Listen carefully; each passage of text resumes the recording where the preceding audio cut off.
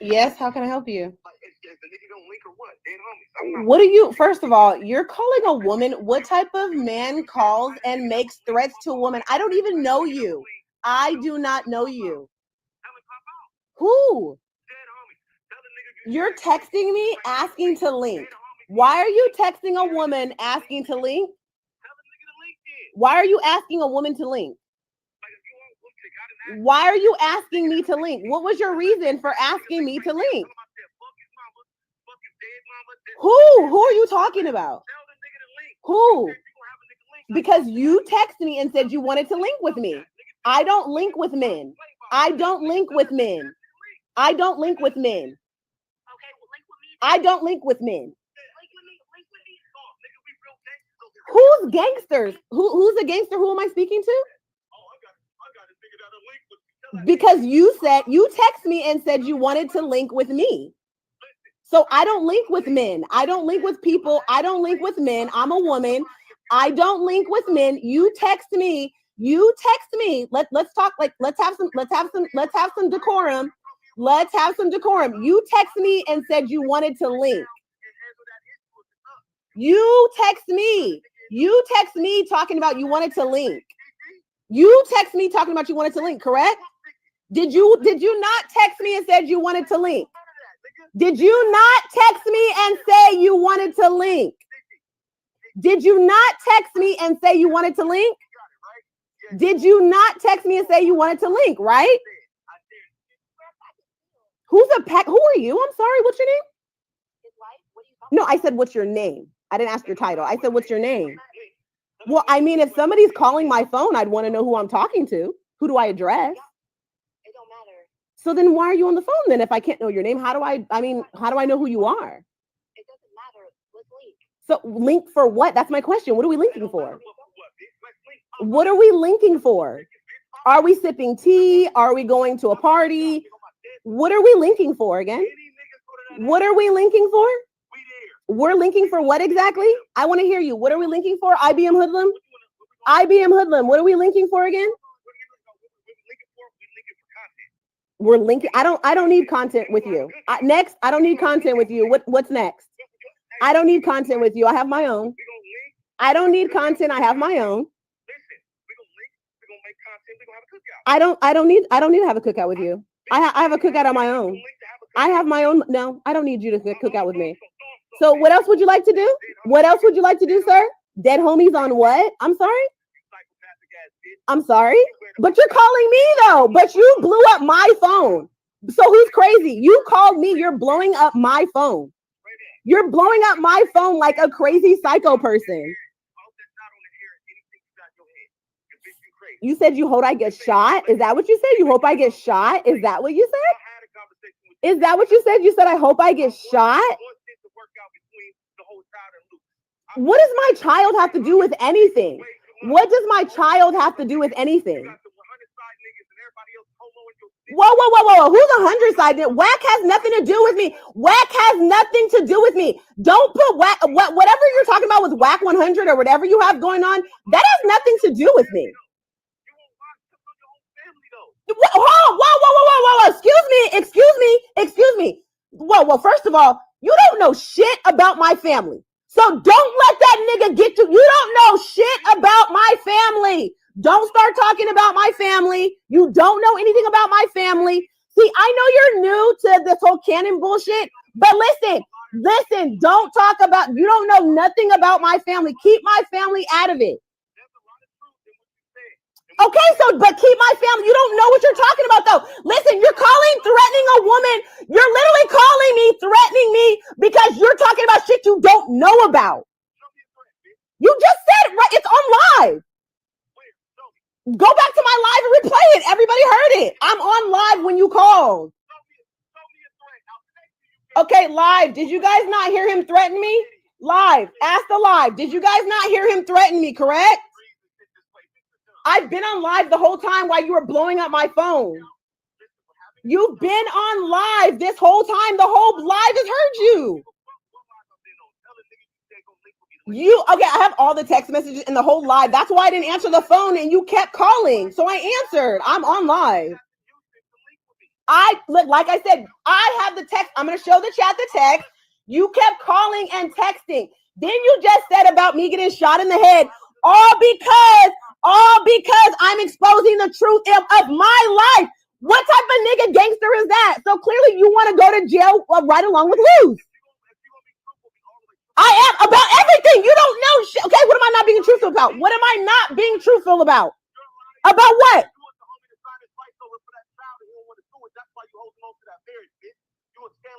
Wait, did you guys hear that? Did you guys hear what he just said? Did I not say, you guys, chat, please tell this IBM hoodlum guy who clearly does not know how to comprehend. Did we not say that we will get the divorce if he signs over his right? Now he hung up.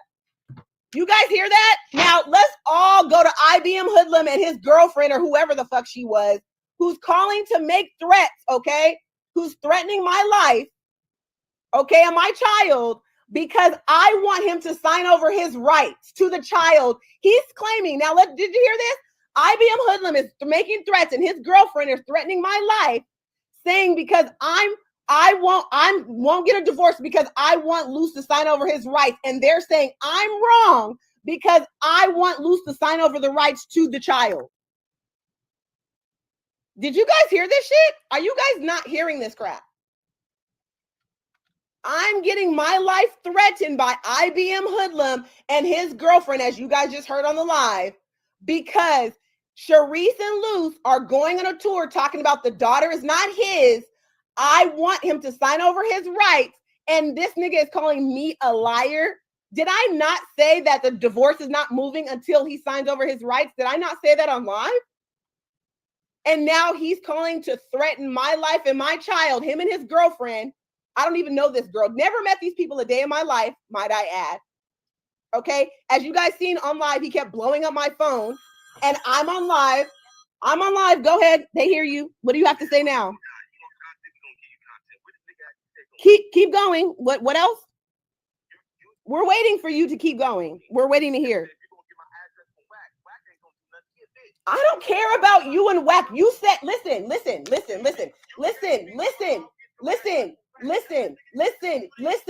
No, I didn't say get it for. I said, no, that's not what I said. I said, no, that's not what I said. Whoa. Please read what I said. Please read what I said. You got to read what I said. So don't misquote me. Don't misquote me because don't misquote me. Don't misquote me. Don't misquote me, please. Don't misquote me. Say what I said. Wack has nothing to do with me. Whatever Wack is posting about you or whatever, what does that have to do with me? Just because whoever's putting in description, your beef is with Wack 100, but you're making threats to my life because you think I'm in cahoots with Wack? Like, huh? It's on IG. What are you talking about? It's on Instagram. It's on Instagram. You're making threats to my life. You're making threats to my life over my kid. Over my kid. I don't got a baby with you, nigga. You can't run me and tell me what the fuck to do with my kid. You cannot tell me what to do with my kid. You give who? Who? Oh, I am. I'm gonna call him right. I am gonna call him. Send me the address and I'm gonna send him right to your door because you made it. Absolutely, I am. I am. Send your home address so I can send him there. You said you live in Houston, and I'm going to send him. I'm gonna send him there. Okay, when he gets there, then you can. I will send him over there. Send me your address, and I will send him over there. Send the address. Why do you keep saying? Listen, it's on Instagram. Okay, I'll go look on Wack's Instagram then. I'll go look it on Wack's Instagram. Yes, I heard it's on Wack's Instagram. I'll go find it. I don't talk to Wack, so I heard it was on his Instagram. Let me go look. Hey, y'all go. Is his address? Is it true that it's on Wack's Instagram? Let me see. So then, if you know, then what are you talking about? How does it have to do with me? You already know that. So how did I have to do with any of it? Like the fuck? Because everybody knows it was on there. But why would you think that I put him up to it or that me and Wack are working together? You just said on live that I have all the Wack 100 niggas. I don't even know them. Who is Wack 100 niggas? Who? Oh, no, I'm not calling them. I'm going to send them to your address. I'm going to send them to your address. I just said, send me your address. I'm going to call him, tell him you're threatening my life, and send him to your address. I'm asking for your address. What's your address? We don't have to do all this talking. Just what's your address? What's your address? What's your address? Wait, we're not. See, now you're changing it up. First you said send them to your house. Now you're changing. You want to talk on the phone. Like, make up your mind. No, okay, so text the address and we can get off the phone. It doesn't make sense. You're calling and threatening me over because I'm making the father. First of all, last time I checked, I didn't have a baby with you. You're literally calling me for another nigga that I'm having sign over his rights to the child. And you're worried about that? Like, why are you so obsessed with what I do with the nigga that I had a baby with? You were talking about me. All I said was one word. Wait, let me screenshot the text chat. Let me screenshot the text chat. Let me screenshot. No, I didn't say you did. What are you talking about? All I said, what did I say to you? What did I say? Did I cuss you out? Was I disrespectful? No, I just said, so you're, I just, you. I never talked about, what are you, whoa, now you're lying. I never talked about you. That's a lie. That, first of all, we were, whoa. Nobody was talking. See, this is how you know. See, content, this is how you know. Listen, now, hey, Rick Rock. No, actually, I'm sorry. No, not Rick Rock. Munchie, were we not just talking about IBM Hoodlum and I was telling you the nigga was cool? Yeah, I take all that shit back. You were the only one that I was actually vouching for or talking about. So now, like I said, you're showing your true colors. I first of all, let's be clear. So just so you can know how ignorant you're about to look. No, because look, you wanted to talk all that shit. So shut the fuck up and listen. Nigga, out of all his dick suckers, all the niggas that follow him, every time somebody brought your name, I said, listen, he's the only one who sounded like he's got some sense. I've never seen him involved. I'm gonna put all this is on live. Rick Rock, everybody who I talked about can vouch for that. So don't lie and try to say I was talking shit about you because that's not true. So don't lie though. Don't lie.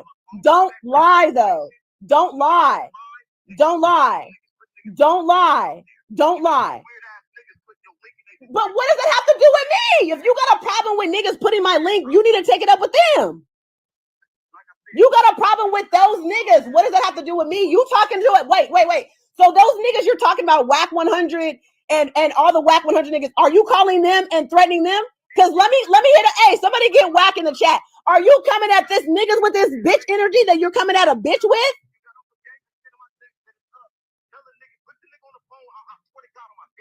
I said it's up with Cannon. What does that got to do with you? What does me going up on Cannon have to do with you?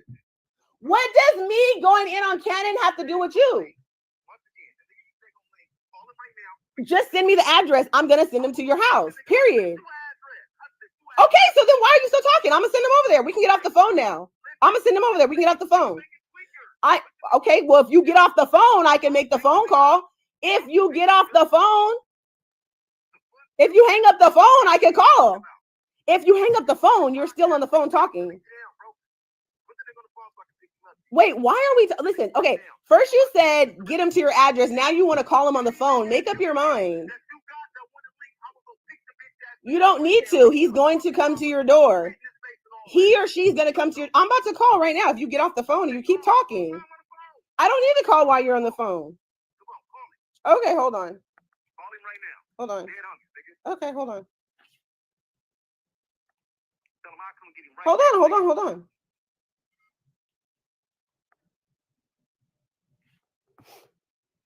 Watch how we handle this.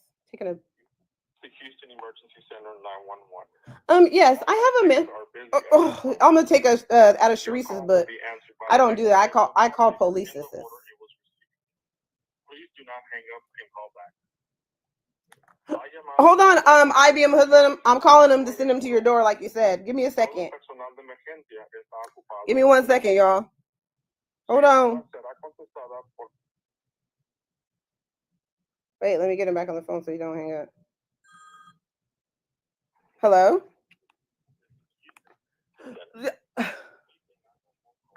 Hold on, let me call him back, y'all.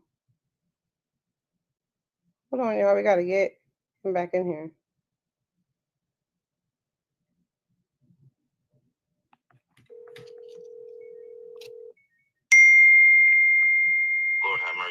Yeah, no, it's not. They're on their way to they're on their way right now. They'll be there in a minute. You sound so goofy. Okay. Like, come on, Aditi. Okay. Let me explain something to you about me. Okay. Right?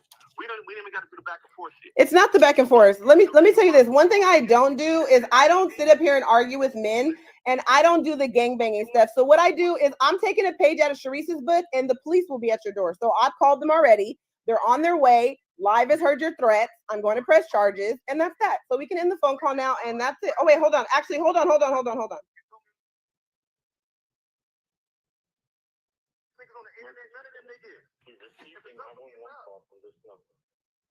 Listen to the following options.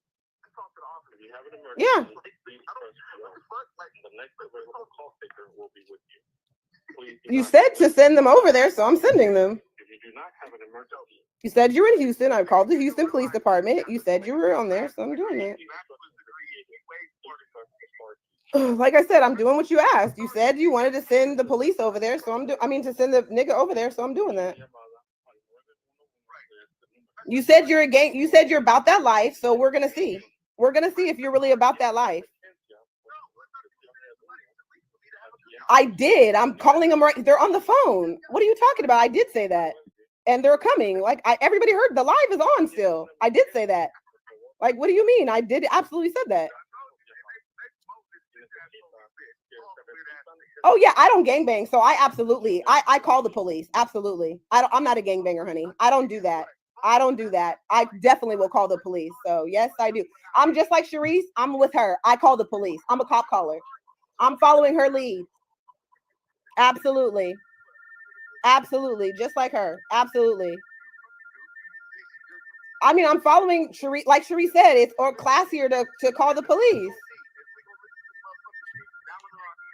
I mean, well then hang up. They'll be to your house. I have your address. So hang up. Hang up. Or you can stay on the phone or you can hang up. It's up to you. I mean, it's up to you. I mean, you're on the phone with the police. I mean, I'm doing what you said. Like Cherie said, I'm just like her. I'm classy. I call the police. Like she said, I'm following her lead. I think that's a great idea. And I'm doing exactly like she does. I'm calling the police. I mean, you should know that's your homegirl, right? So I'm doing the same thing. I'm pressing charges. Absolutely. The whole live heard you're literally in. You over here talking about Wack 100 and I got Wack 100 niggas and all this other shit. You call it making threats to my life over Wack 100 because your beef is with Wack. You're literally called threatening my life because your beef is with Wack 100. Okay, hold on. Okay, let me say this again. You literally called threatening my life because you said that I got the Wack 100 weird niggas put in their description. Like you act like I called Wack and was like, hey, Wack, get your team in here and put my description or whatever. What the fuck does that got to do with me? Say that, my who? Your bot. Your playback on your live should have you threatening your life because you know they want to see that proof. Yeah, no, they did. They heard about the hole in my head. Yeah, they heard you. They did. They heard your girlfriend get on the phone. Yeah, the whole live. It is recorded. Absolutely. You don't need to talk sense to me. Like I said, it was live. You kept calling. I wasn't trying to put you on live, but you kept calling. I was on live. You kept calling. So I didn't listen. I'm going to post all of our messages. My conversation with you prior to this has been amicable. There was no beef. But because you're beef with Wack, you literally call a bitch and you start going ape shit, nigga. I don't do that gangbanging shit. Then you put your bitch on the phone. Let me tell you this. Then you put your bitch on the phone like that's going to pump some fear into my heart, nigga. I don't know why, but you keep talking about Wack and I got Wack doing this and that. Nigga, Wack is his own man. Are you coming at these niggas like this? Are you calling Wack like this? All you bitch ass niggas want to call bitches like you a bitch. Call Wack, nigga. Call that nigga and tell that nigga that. Why are you calling me? Oh, nigga, you called Wack and you told him this shit. You told him to pull up and give him your fucking address. No, I'm asking, did you? Did you call Wack with this same fucking energy that you calling me? Who can't come to Houston? Wack, why? So Wack can't come to Houston to fight you?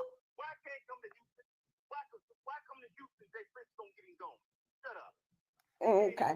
Well, I'm going to definitely have to find out Wack and have this, because I don't understand how you niggas feel so comfortable calling a female behind another nigga. I didn't have a baby with Nam, one of you niggas, but Luce. Nigga, about you speaking on me because you were just in my fucking text messages talking about, oh, I want Luce to be a good father. Oh, I want it. So what are you talking about?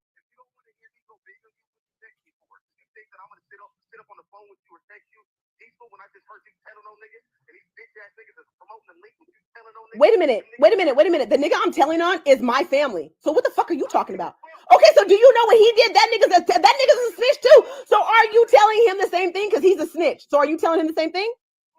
Exactly. You don't know what the fuck you're talking about. That's what's wrong with you niggas. You put your fucking mouth in bitch shit and you don't know what you're talking about. I only have one family member that's associated with anybody that you would know. I only got one family member, and that's Alfred Walker, period. And that's my step cousin. Let's get it straight. Alfred Walker. What's your point? But that's what I'm saying. But that's my family. So what? But that's what I'm saying. Mind your motherfucking business. That ain't got nothing. You don't know nothing about what's going on, though. That's my point. Wait a minute, y'all. Wait a minute. This is the same. Wait a minute, y'all. This nigga. Wait. Let's put this on there. So wait a minute. You just said, right? You literally just said that I'm putting his name out there, right? You guys, this is the nigga that he's talking about, that he put out the video on the no jumper beating. So you're calling me after you put out a video of them beating a man half to death, but yet you're calling me? Like, you a weird ass nigga. But you're calling me the police? Nigga, you just put out a motherfucking video of them niggas beat. Nigga, Wack already outed you. You sent it to them niggas. Yes, you sent it, but you calling me the police. That don't make no sense. You calling me the police, but you sent a whole video for content of a nigga, of your homeboys you're talking about beating. Nigga, you got them in jail. That's the fucked up part. I wasn't there. I'm crazy because you put out a video? Because you put out a video.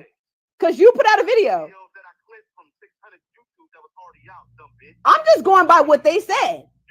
I'm just going by what Wack and them said. He posted that you put out the video.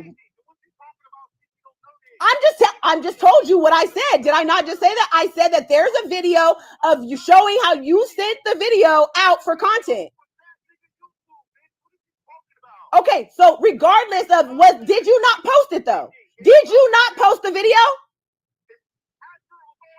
Okay, so you still snitching, nigga.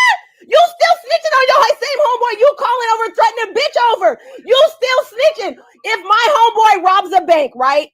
I don't give a fuck if everybody in the fucking world posts a video, nigga. I'm not posting it. What the fuck are you talking about? Like, you sound, look, and this a whole chat is laughing at you. Sound so like you crazy, nigga. IBM hoodlum, like, nigga, that you need to take that name off, because you literally sound crazy. Like, you literally sound crazy. Like, you gotta keep that energy with these niggas and stop calling females. You need to stop calling. You need to stop, nigga. I feel bad for your kids that you're literally over here sucking another man's dick this hard over a daughter that he doesn't even claim. But you over here literally writing. Are you fucking Cannon? Are you in Cannon fucking or something? No, I want to know. Are you in Cannon fucking or something? Like, are you guys fucking each other? Are you guys having like threesomes, or are you guys like in a swingers club? I have to understand this. No, I'm just curious because I've never seen another grown man argue with another man's woman. I don't understand. Like, I'm just curious because you're literally arguing with, I've seen you argue with a bunch of females, but you don't have the same energy. You ain't pulled up to no nigga's house. Listen, you can fly. You can go to LA. Have you pulled up on Wack? Have you pulled up on Wack? Have you pulled up on Wack 100? Have you pulled up on any 100 niggas that you're talking about? Have you pulled up, nigga? You can fly. You don't got an ID? You can't fly? So go over there. Your bitch was just on here popping her shit. Go pull up on R&B. You talking about her. Go pull up on him. Who? Who's calling Sharice crying? R&B? So you need to go. Sharice, nigga, Sharice's kid don't even want to be around Sharice. What are you talking about? Like, what are you talking about? Like, don't make me post the things Cannon said. Like, you really, like I said, I'm gonna hurt your feelings, and you gonna get your homegirl feelings hurt. So, like I said, leave kids out of it, because we don't want to go there. Because, like, especially talking about my kid, nigga, because I take shit to hell. So let's refrain from bringing kids in it. Leave kids out of it. Leave kids out of it, gangbanger. Leave kids out of it. Let's not go there. Leave kids out of it. Leave kids out of it. And let's just talk about the real. The real is that you can go to LA. You have not went to LA to stick it to these niggas like you're doing with a female. What grown-ass man sits here and argues with a woman? I'm a woman. Like, if you got a problem with Wack, pull up on that nigga. Pull up on R&B. Pull up on R&B.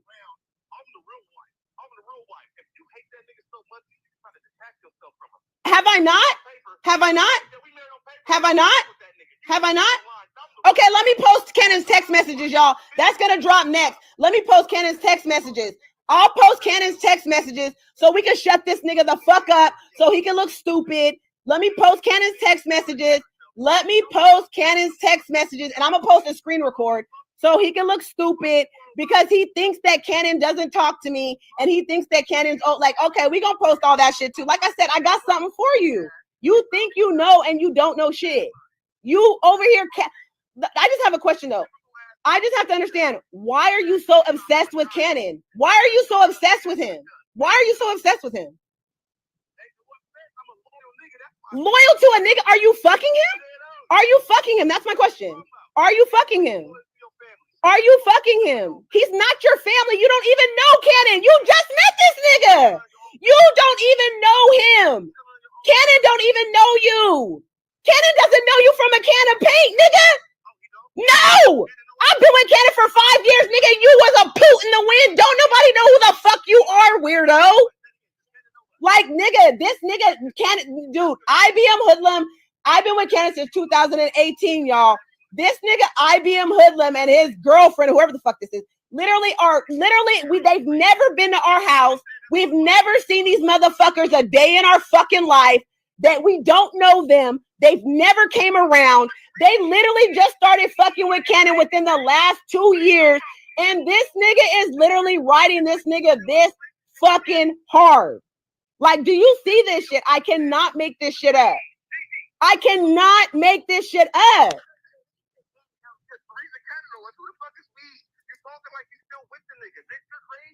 What are you talking about? Are you retarded? Wait, what part of 2 years did you not hear? You guys don't comprehend very well. Did I not just say that within the last 2 years? Exactly. They've never even met him. Exactly. I know, y'all. But this is the shit that they do. This is the shit that they do. Like I said, as you guys can see, you see the manipulation Cannon has over niggas who don't got their own mind. Like, they don't have their own mind. Like, hear him go, him and his girl over here making threats over another nigga that they're not fucking. So they say, I'm not sure if they do or no. They're talking about, oh, we're going to do this and do that. Literally over some nigga that they literally met within the last year or two. I can't make this shit up, y'all. I have never seen this in my fucking life. Like, I don't understand how niggas can sit up here and talk about females that they don't know nothing about. They literally going hard over a nigga that they've known don't know nothing about this nigga. Don't know nothing about. What's this nigga's mama's middle name? What's his mother's middle name? What's his middle name? What's his mother's middle name? What's his mother's middle name? I'm asking, what's his mother's middle name? What's his mother's middle name? Exactly. You don't know. You don't know. You don't, because you don't know him. If you can't, what's his mother's middle name? What's his mother's last name? What's his mother's last name? What's his mother's last name? You just said you going so hard, are you loyal? What's his mother's last name? What's his mother's last name? What's his mother's last name? What's his mother's last name? Okay, you guys, as we can see, we proved a point. They don't know him. They're doing all this, trying to be on the front line, and all they're doing is making this. Listen, this is the reason why Cannon is never getting out, because he fucks with people like this. Do you guys see this? This is why Cannon's never getting out. Cannon, if you're listening, let's hang up on this nigga because they're losers. So let's hang up. But anyway, Okay, listen, this is why Cannon's never getting out because of niggas like this. Niggas like this will be your biggest downfall, and females like Sharice. Like, this is why you don't mess with people like this. Like, all that fake gangster and all that stuff, he want to call me and go up on me, but want to talk about Wack 100 and I got Wack doing this, like, and then talk about his Wack's wife and all that. But your wife got on the phone like, nigga, you have a car, you got flight miles, you can't go see them. Like, niggas just have every excuse of why they can't back up what they really, all this gangbanger shit is all fake. All fake. All this, oh, I'm about that life and blah, blah, blah. But you're calling a female. Like, huh? You're calling a female about another nigga who has a girl. Wack has a girlfriend. Why you ain't calling Wack's girl? Like, you're calling me, threatening my life because you said I have Wack 100 and his people put, like, what? Like, these people are weird. IBM Hoodlum and his girlfriend are fucking out there. Like, beyond gone. I don't know where Cannon finds these people. I really don't. But something is, like, really wrong here. Like, it is insane. Literally. You niggas need to do better. Y'all niggas need to get some, like, for real. Like, for real. This nigga's still calling, texting. Like, are you okay, bro? Like, you literally got you and whoever that girl is. I don't know who she is, but claiming she's your wife, girlfriend. I don't really know.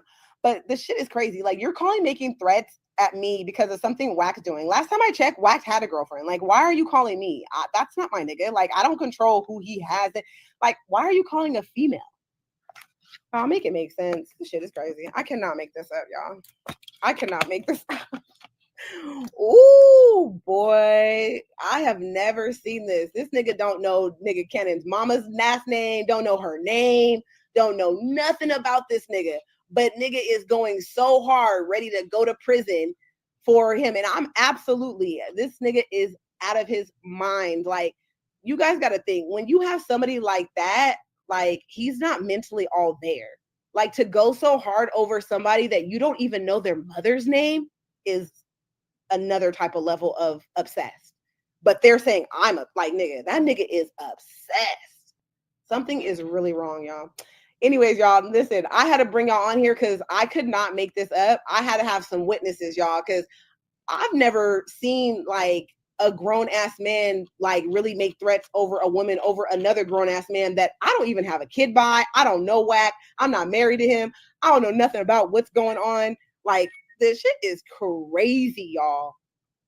Like, somebody get Wack on the phone. I need to talk to this nigga because Wack, you need to get your enemies or whatever. You got these niggas calling me, making threats, nigga, and I ain't even your girlfriend, nigga. This shit is crazy. Like, Sharice and Cannon and their two little guard dogs, Wack, are gunning for you, nigga, because they are literally threatening my life behind you. Like, this shit is crazy. I cannot make this shit up. I literally had to call y'all because this stuff was crazy. I'm sure Sharice sent them over here, but why are you talking about Wack so much? Like, huh? Like, what is your obsession, IBM Hoodlum, with Wack? Like, go press Wack. Like, why are you calling, making threats to me? Like, what? I can't make this up, you guys. It's so weird. I cannot. But I definitely will be. IBM Hoodlum definitely will be hearing from me for sure. And like I said, I'm gonna take a page out of Sharice's book, and I definitely will be calling the law on his ass because I don't take kindly to threats, especially when them threats ain't got nothing to do with me. Yeah, I don't think so. Especially when you were just in my DMs and my text messages talking about please don't expose Cannon, and I want you to forgive him, and hopefully he can make things right with his daughter and all this shit. Like, I'm about to show y'all all the messages. Like, this nigga was just texting me all cool and all this stuff when I first asked, because I reached out to him, Wack, anybody, the two people who are closest to Cannon that be talking to him all the time, and asked them to please, and Wack can verify this, can you please let Sharice and Cannon know to stop speaking on me and my daughter with lies? I don't care if they talk about me because it's freedom of speech, right? But don't lie on me and don't lie on my child. That was all I asked. She continued to do it, as you guys saw. She did a whole live talking about my daughter again. That's when I decided to go ham. You can't be mad at me because your niggas getting exposed. Like, you can't be mad. Like, wait a minute. And then he said he's mad at me because I'm giving out government. Nigga, you put their fucking faces out there, stupid.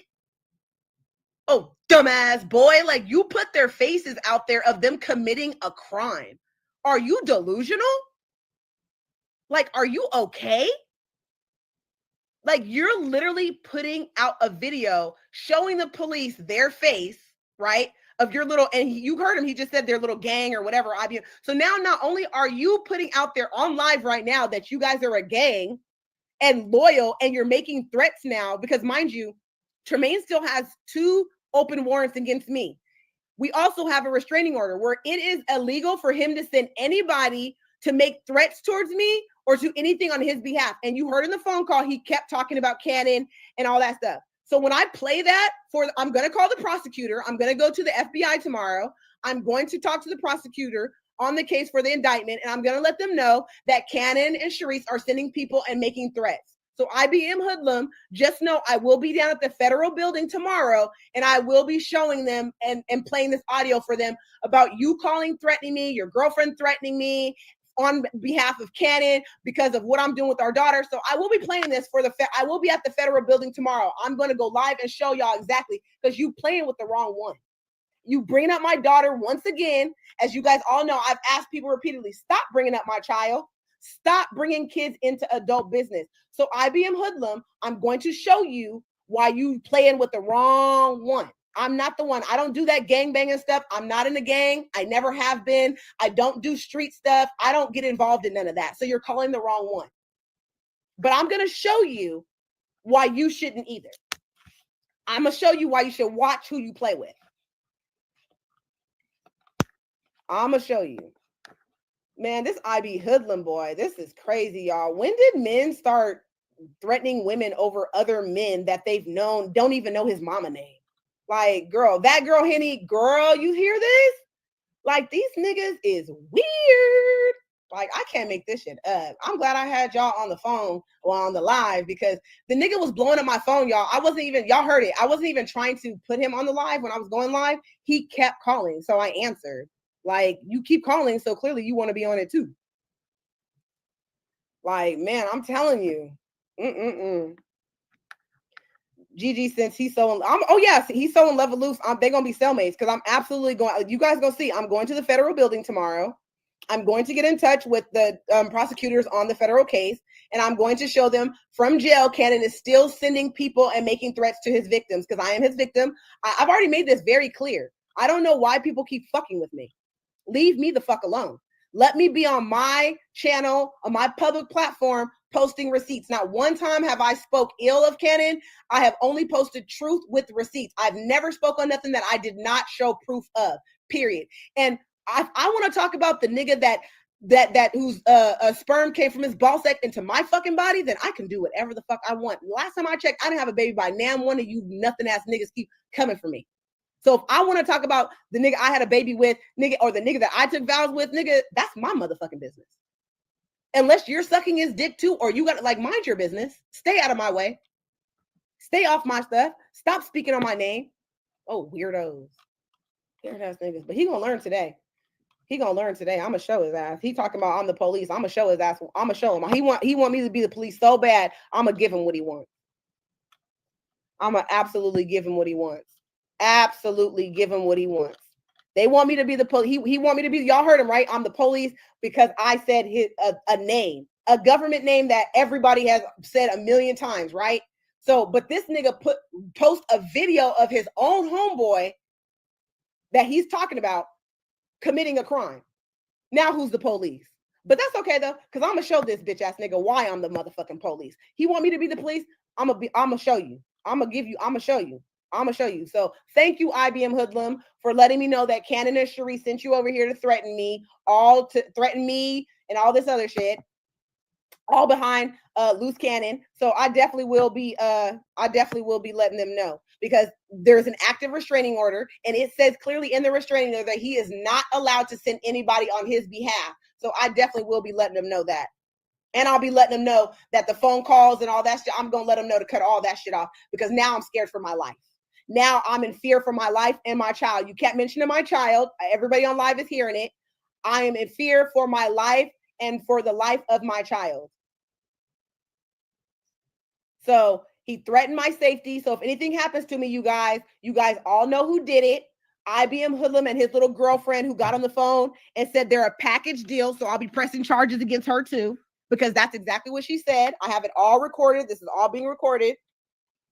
And as y'all heard, he kept blowing up my phone. I wasn't even trying to put old boy on live, but he kept blowing up my goddamn phone. So clearly he wanted to be famous. He wanted to be on live so damn bad. So nigga just put his own self and his woman who he claimed, I guess that's his wife, whoever, well, he both gonna trip back. Because now that they've mentioned Luce Cannon's name, and this is why they're calling making threats, that is on his behalf, and I'm pressing charges. So that's okay. I'm about to show y'all. I will be there bright and early tomorrow morning. I will be going there, taking this audio. Like I said, I am in fear for my life and the safety of my child. IBM Hoodlum said he's a gangbanger. He says that he doesn't play that. He said that he's loyal to Cannon, and that's how you do, and he'll take care. So I'm going to play all of this, and I'm going to press charges against IBM Hoodlum and his little girlfriend, as you guys hear, right? I'm here. Yeah, I'm about to call you, Wack. Cause nigga, this shit right here, like making threats against me and all that stuff, all because this nigga has some beef with you and he's too scared to talk to you for some odd reason. I don't know what it is why niggas want to talk to a female. Like, I'm a female. Like, you're literally on the phone with me when you got a whole female to call if you got a problem with me over Cannon. Like, huh? Like, it's weird, but nigga, yeah, this is a problem. Because when you start threatening me and my child's life and you talking about a bullet in my head, oh yeah, we got problems now. Because see, I don't play when it comes to my kid. And like I said, I don't gangbang. Y'all ain't never heard, I don't gangbang. I don't know nothing about the streets. I'm not even originally from Los Angeles, which you guys all know. So I don't do none of that gangbang. Like, I don't play them games. So I'm going to show you, like I said, there is a current active restraining order. Luce Cannon is prohibited from sending anybody to make threats towards me or contact me in any way on his behalf. So since IBM Hoodlum has said it publicly, that he is doing it on behalf of Cannon because of what I am doing to Cannon. So I'm absolutely I'm going to the FBI tomorrow and I'll be letting them know. Absolutely. Because this is nasty. Like, you niggas don't come for me behind Cannon because I'm going to cook you real quick. Please don't come to me. Please don't. Don't come for me. Especially doing all that when I try to, like, nigga, don't keep calling me back to back. Like, you want to show nigga lights, camera, action, let's go. Like, I'm going to give you a show.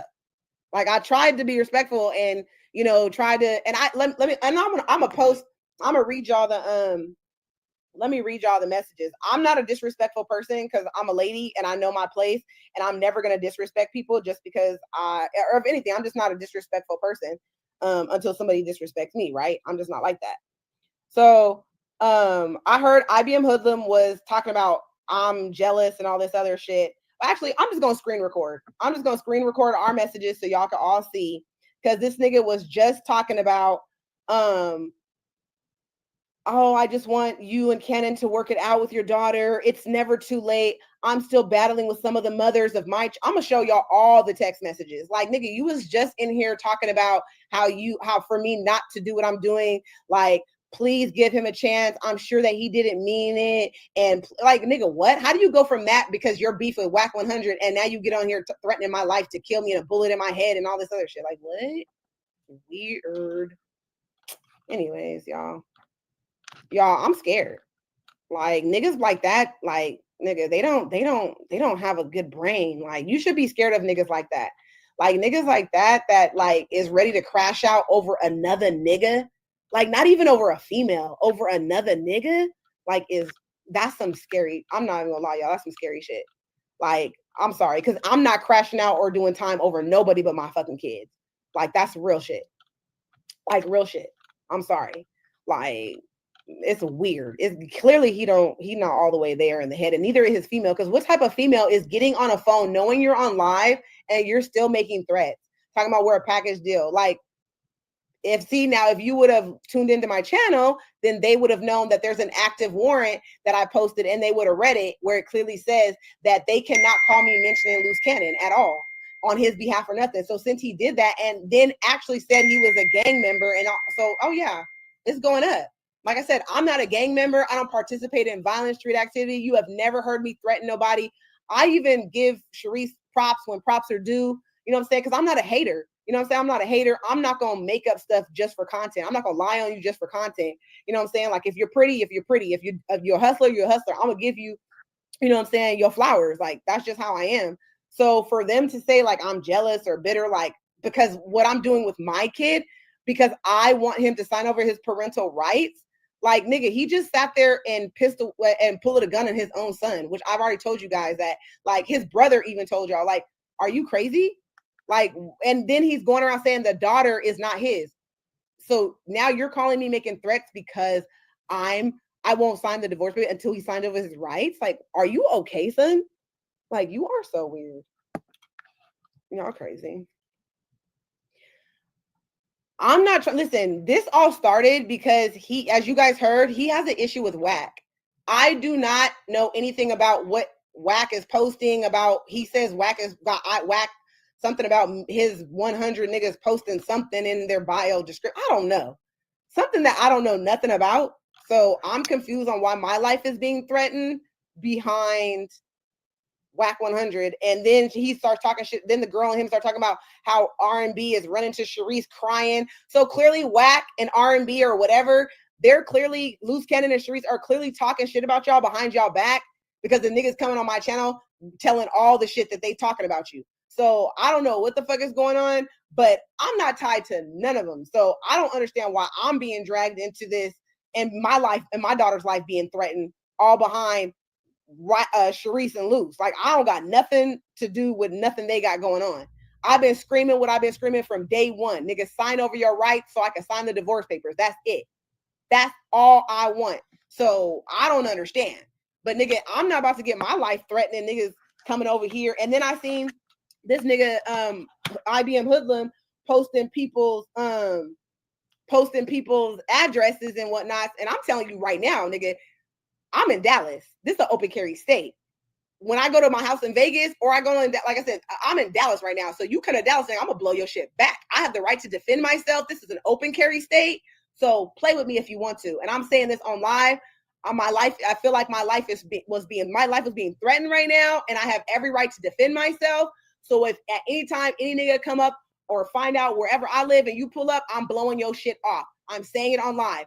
I am in fear for my life after IBM hoodlum and his little girlfriend, wife, whoever she is, have threatened myself and my child at the behest of Luce Cannon. So I will defend myself. So if anything happens to me, y'all are my witnesses of why I blew somebody's shit off. Okay? Just so you know. But yeah, y'all, this is just too much. This is crazy. Sharice was pressed about you coming on live. That's why he came over here messing with you. Pressed about me. Okay. How can you be pressed about me going on live? Like, I don't understand. This is my channel. Like this is what I don't understand, y'all. Why is somebody so pressed about me talking about my own life? This is my life, right? Have you guys heard me talk about anybody else's life but what I've went through and what I've got going on in my life? This is Gigi's life. Why are you so obsessed and pressed about me talking about my own life? What I went through, what I'm going through, what's happening to me? Why is that? Why are you so pressed about that? Why is that bothering you? That doesn't make sense how somebody else's life is bothering you that much. Like, that's crazy. I don't know this clown either, but nigga, you need to, I don't know what is going on, but the nigga literally just called and threatened my life and my child behind you. I'm not sure why or what happened, but he seems to think that I have something to go on with whatever I don't know. What something about I have your Wack 100s or something like that, putting in descriptions. I don't know what the fuck. You got to replay this thing because the nigga is nuts. I don't know nothing about posting Wack 100 or Wack you posting something in some descriptions or something. I don't know. But the nigga didn't make any sense. The nigga said that R&B called Sharice crying about something about you. And I don't know, but nigga, let me just tell you this, Wack. Nigga, Sharice is clearly talking shit about you behind your back in R&B. So I don't know if you are friends with her or not, but nigga, you need to, if I were you, I would keep off of it. Hello? Yeah.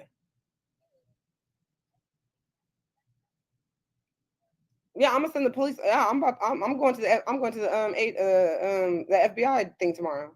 I'm not playing about that. Like, you threaten my daughter's life and my life on lifetime about a bullet in my head. Like, oh, I don't play those games. I don't do that gangbanging stuff. I don't do that. Yeah, I don't do that gangbanging stuff. So I'm there. Oh yeah, y'all. Hey, y'all give me his address because I need to send the. I need to let the police know. Oh, you did? Okay. All right. I got it. All right. All right. All right. Oh, okay. For sure. All right. Bye. Yeah. Huh? Oh yeah. Yeah. For sure. All right. Mm. But y'all, this is crazy, man. This is crazy, man. Y'all, I can't make this shit up, man.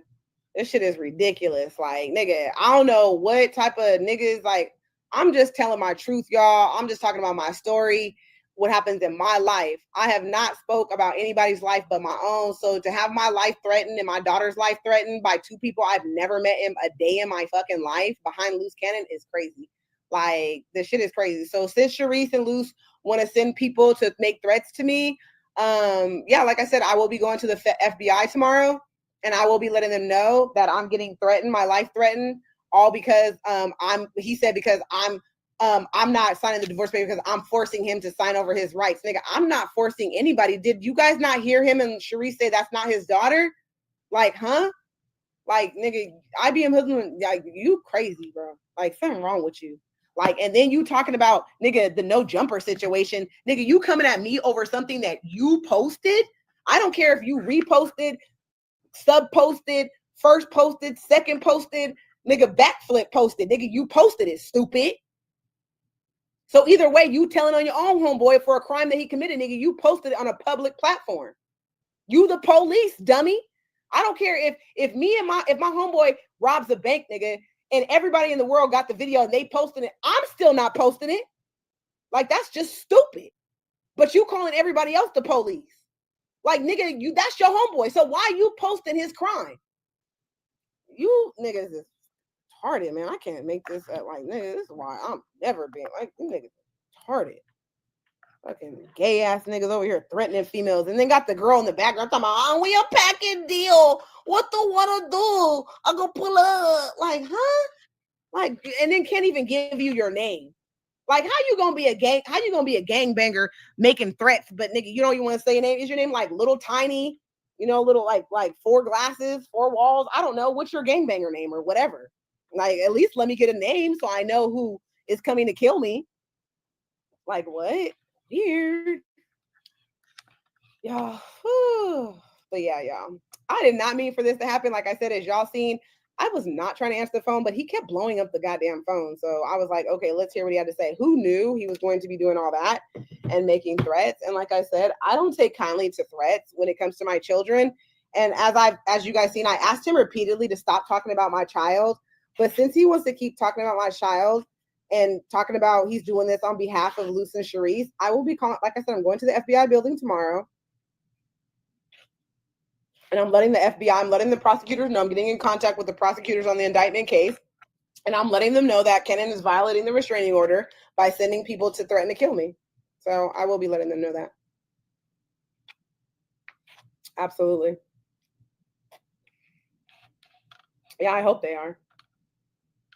Like, this is crazy.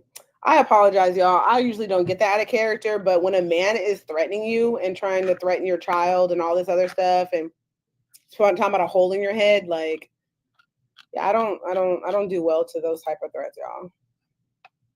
So I definitely did not mean to get out of character, because y'all know I really don't do all that, but all this craziness is just very scary, y'all. But anywho, man, this stuff is crazy. Man, I cannot, like, this is too much. I don't understand, like, how little old me is literally getting my life threatened by IBM Hoodlum, Cannon's gang member. As he said, he's a gang and he's loyal to Cannon, blah, blah, blah. Like, okay, well, hopefully Cannon has room in his cell, because you're definitely going to go to jail. I'm definitely pressing charges. Like, what? Y'all, okay, y'all, please like. Well, now I didn't even look. Nigga got me all discombobulated. I didn't even come on here to even. Now I done forgot what I even came on here originally for to share with y'all because my mind is all twisted up like a pretzel. I got to take a breather because now I can't even think. I can't even remember what the hell I even originally came on here to tell y'all. Shit, because this nigga IBM hoodlum gangbanger whatever and his Beard or whatever that girl, I don't know her name, so I can't even give her the respect because she wouldn't tell me her gangbanger name because she says they're a packaged gangbanging deal. So I mean, I guess 2 people are coming to kill me, I'm assuming, or put a hole in my head, as he said. So you know what I'm saying? But please like, share, subscribe. My video dropped. Like I can't even remember what I was originally coming on here for, y'all, to tell y'all to talk about because I'm just all discombobulated now. So I don't even know. Man, don't even know what I was about to say, but when I came on here for originally, it like literally slipped my mind. But anyways, I just want to say I appreciate everybody. I appreciate all y'all, you know what I'm saying, for supporting me, for my truth, sharing my journey about my life, my story, you know what I'm saying, debunking all the lies that's been told about me and my kid. Shoot, I can't even think, man. Share, like, subscribe. Please run these likes up, run my videos up. Man, this is crazy, y'all. I'm still shocked. I'm shocked at it. I'm shooketh, man. I am shooketh.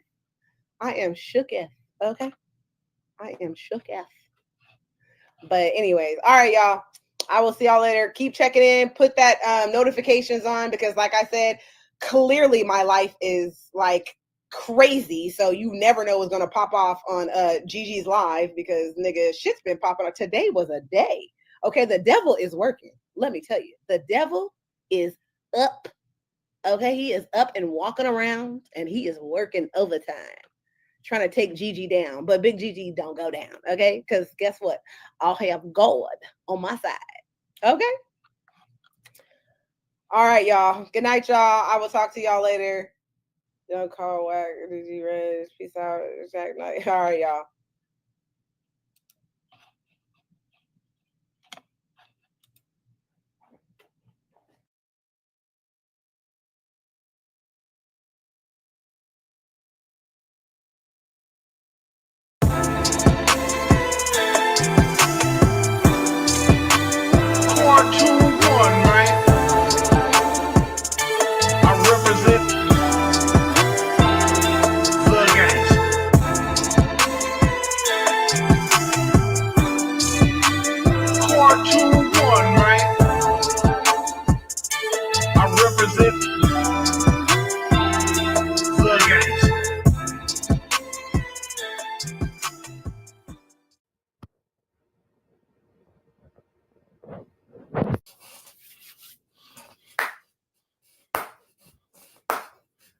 What's up, Foundation? What's up, YouTube? Man, it's me, your big partner, Cartoon 53. Back again. Story time. Yeah. Do me a favor, man. Hit that like, hit that subscribe, and hit that comment for me, man. Do me that favor, man. We on our way on the road to 100K. We ain't got number about 800 and some change to go. I couldn't do it without y'all, man. Thank you. Anyway, before we get to the story, because it is story time, listen, I know for a lot of y'all who've been rocking with me for a long time, y'all know I always speak on, sometimes, stuff that's going on around the world. And I've been telling y'all that we living in the last days, and I've been telling y'all about war. Now, listen, man, if any of y'all sitting out there, man, and you cannot see that war with China is on the rise, then something's wrong. Something's wrong, man.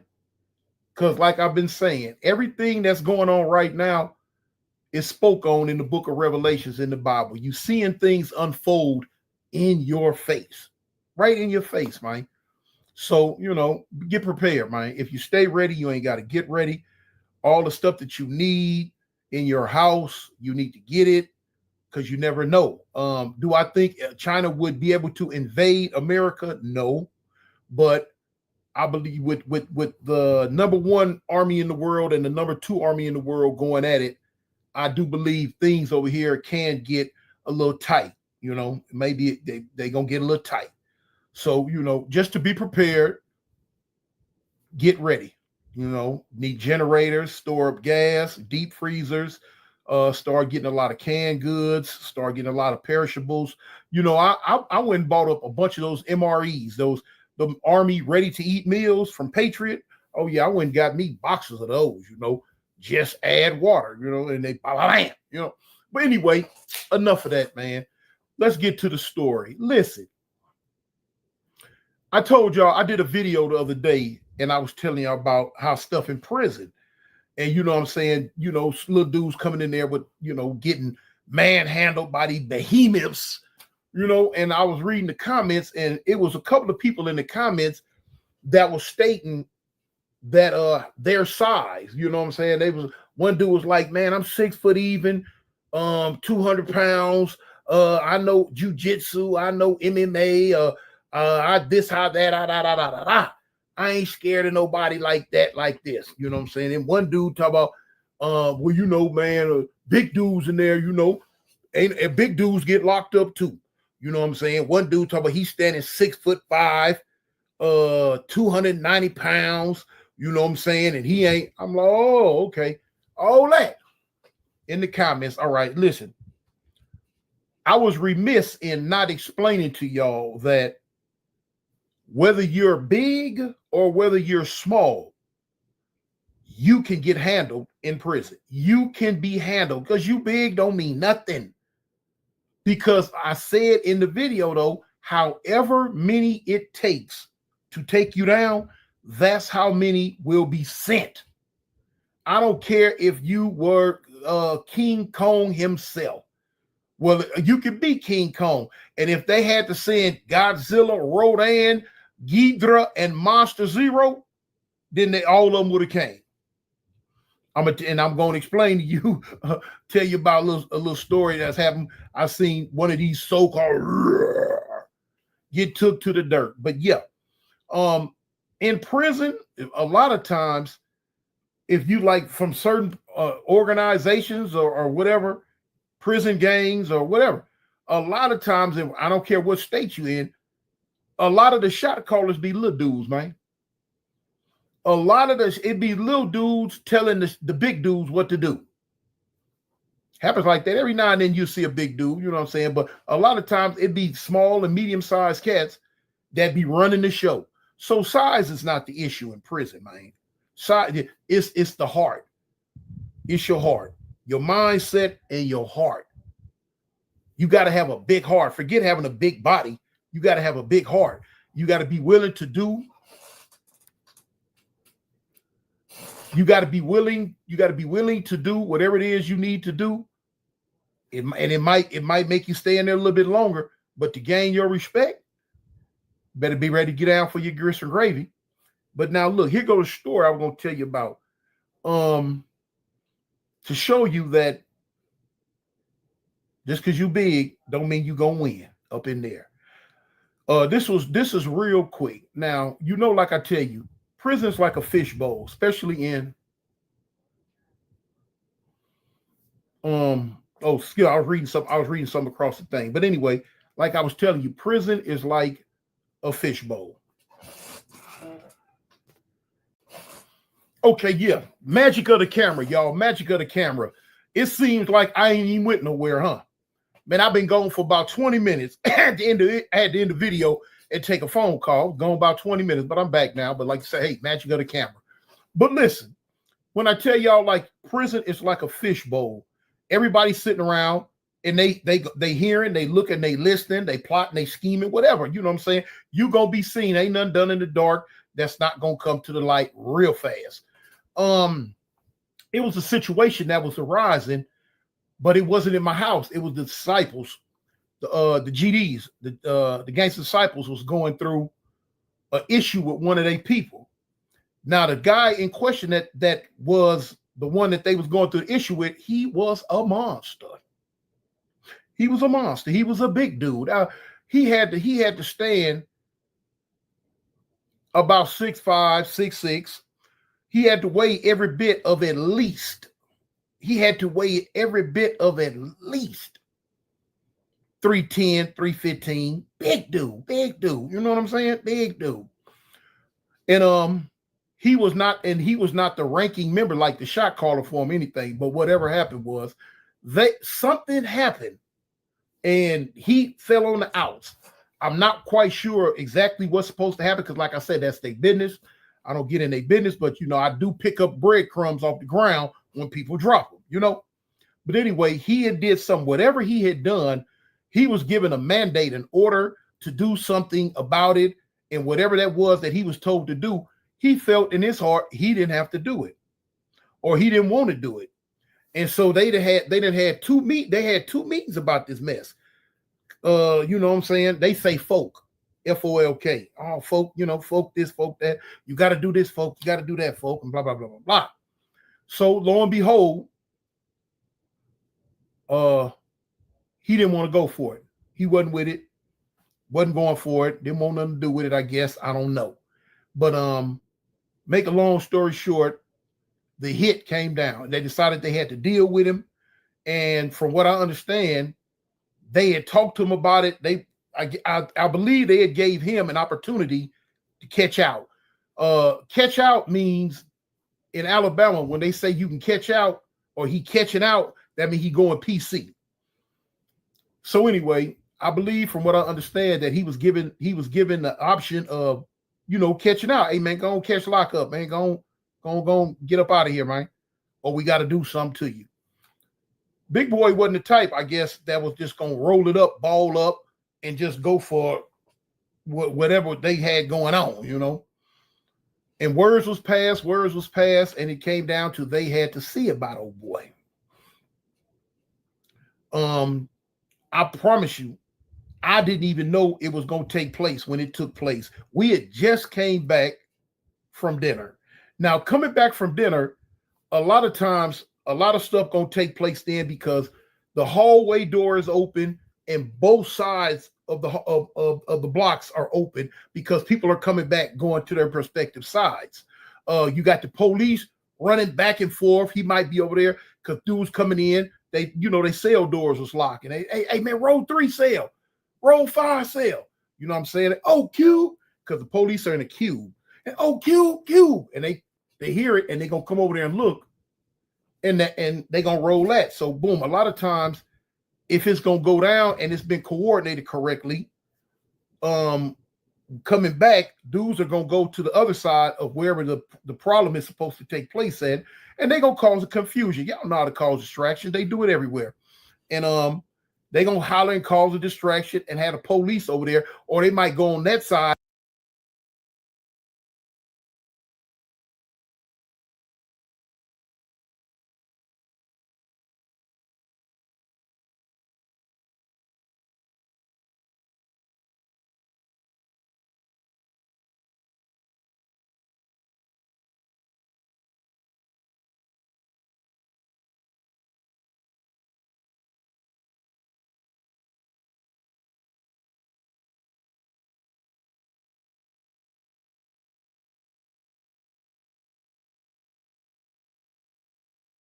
TNN Trappers Network, back in the same, like, cracking the same, man. Make sure y'all like, comment, subscribe for more of this good content we got going on here at TNN Trappers Network.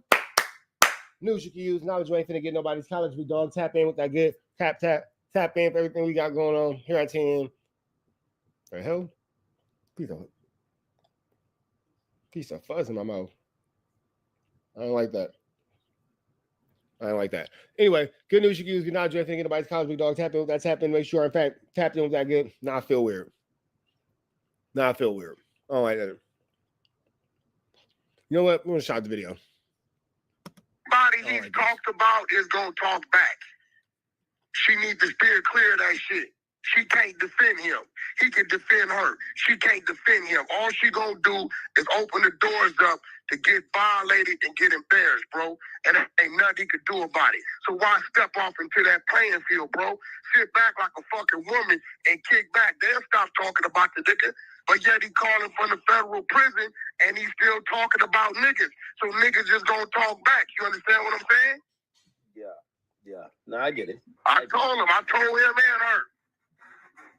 I get it. Get what I'm saying? All he gonna do is fuck around and put her in a bad situation, bro. Yeah, I guess, like, it, They're prideful, but people need help. Bro, that ain't got nothing to do. Hey, listen, bro. Hey, listen, what that pride got to do with me? No. I'm not saying necessarily you, but like you could tell Brick probably feel a way about the Adam thing because he needs some help right now. Like I'm kind of like, hey, bro, Adam, hey, listen, bro. Adam did help him after he did manipulated him and still helped him. You beat him out of 10,000 on the first run. He knew about it. You came and got another loan. He still gave it to you. That's a brother, homie. While you out doing whatever you doing, and bro, Brick knew he was up against it. You understand what I'm saying? He knew. He been having cases lingering since 2022, bro. It's in the work. So he should have been doing the necessary things he had to do to make sure he was straight. Come on, bro. This shit that just happened to Brick, it ain't motherfucking unexpected, bro. He knew it was coming. yeah. But Now that is true. Somebody knew something. trust me, niggas don't want to play with my name as no clout, bro. You know me, bro. I'm a great friend. I'm an even worse enemy, bro. Not that bad of an enemy. I had real enemigos before. You're probably one of like, you're like a D level enemy. I got some A level enemies. You're like a F plus D minus level enemy. Very low on the totem pole. Leave me the fuck alone, bro. I tear some shit down. Yeah, not true. Leave me the fuck alone, bro. And I told Luce, he need to learn how to control this girl in her mouth, homie. Yeah, I think she was. I don't think she was disrespectful. She just mentioned. Bro, don't even mention my name. Hey, act respectfully. I don't even want him back on your channel as a brother. Straight up, homie. I sent him to you. Now I'm unplugging it, homie. Because I already see where this shit finna go, homie. Fuck is my name being mentioned on a motherfucking channel I gave you the resource to, bro. Come on, homie. How disrespectful is that, act? Let's keep it real, bro. I think you should hear the full clip, Wack. I don't think. She probably could have curved that situation or just not even talk about it. But my name shouldn't have been mentioned about nothing. Straight up. Yeah, I think mentioned in my name. I'm not playing in that world. Have you talked to her? Like, which is all you do is play in the world. Arguably you created the world out of your own mouth of loose cannon, bro. You said that. It seemed like if you talk, it don't seem like you want to talk to her. Would you talk to Luce to try to handle that situation?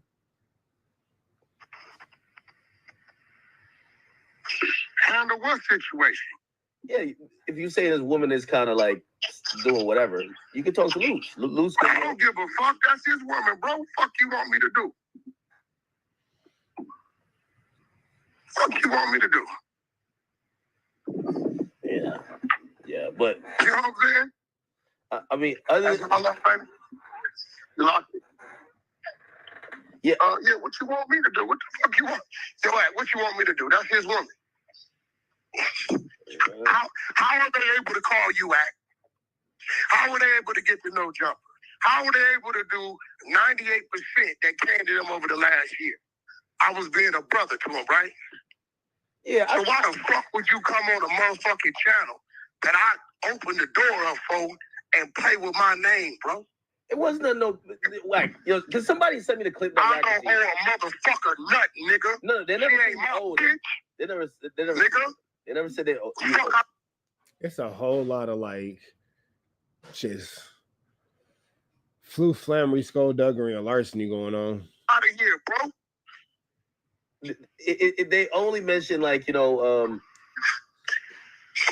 they were probably expecting like expecting what? She ain't mentioned none of that. All right, let me ask you something, Matt. Let me ask you something. Let me ask you something, Matt. If I come to you to do some work, right? Yeah. You do the work. Everything done. And you never get paid for your work. And we talking about a couple million. And I go to jail. Do I owe you something? No. Okay. They better leave me alone, And if they don't, what you gonna do about it? Nothing. You ain't gonna do shit. They better leave me alone, bro. Because I've been quiet. I ain't said shit. Right? Yeah. Everybody that fuck with me, this is what I'm going to tell you. When it comes to me and you, against a nigga that you put me with and a nigga I put you with, we're going to choose us. This how this works. A nigga that put me with and tell me nigga violating, nigga, I'm going to cut his ass off. I think people starting to think they're bigger than the program, bro. I don't know what niggas starting to think, but I ain't flexed, I ain't pushed no buttons, I ain't did none of that. But you know, my circle that rock with me, they rock with me, Yeah. and you part of that circle. Because we did things. We got business and did business. All these extra additions get to thinking they more than what they is, they get a rude awakening real quick, bro. Because then it just goes away with a phone call. Yeah, Wack, you should try to have some conversation. I don't want to. I'm not gonna have a conversation, nigga. You know what, man? Hey, bro, have a conversation with who about what? With Luce. You should probably have it with Luce. I talk to Luce 100 times a week. Okay. Well. So the last conversation was about What? money they owe me.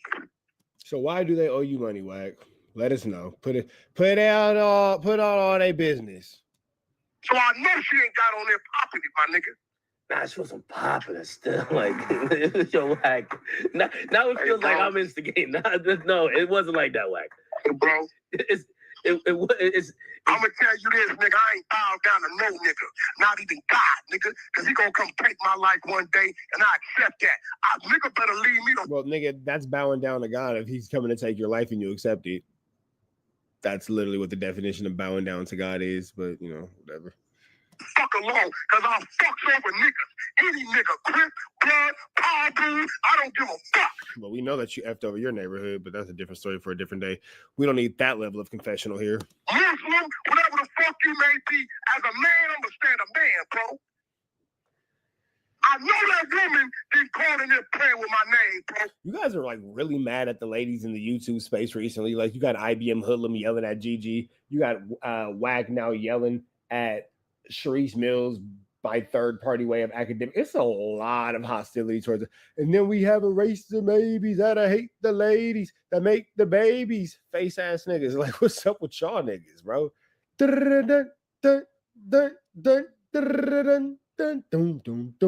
Face asses. Wack.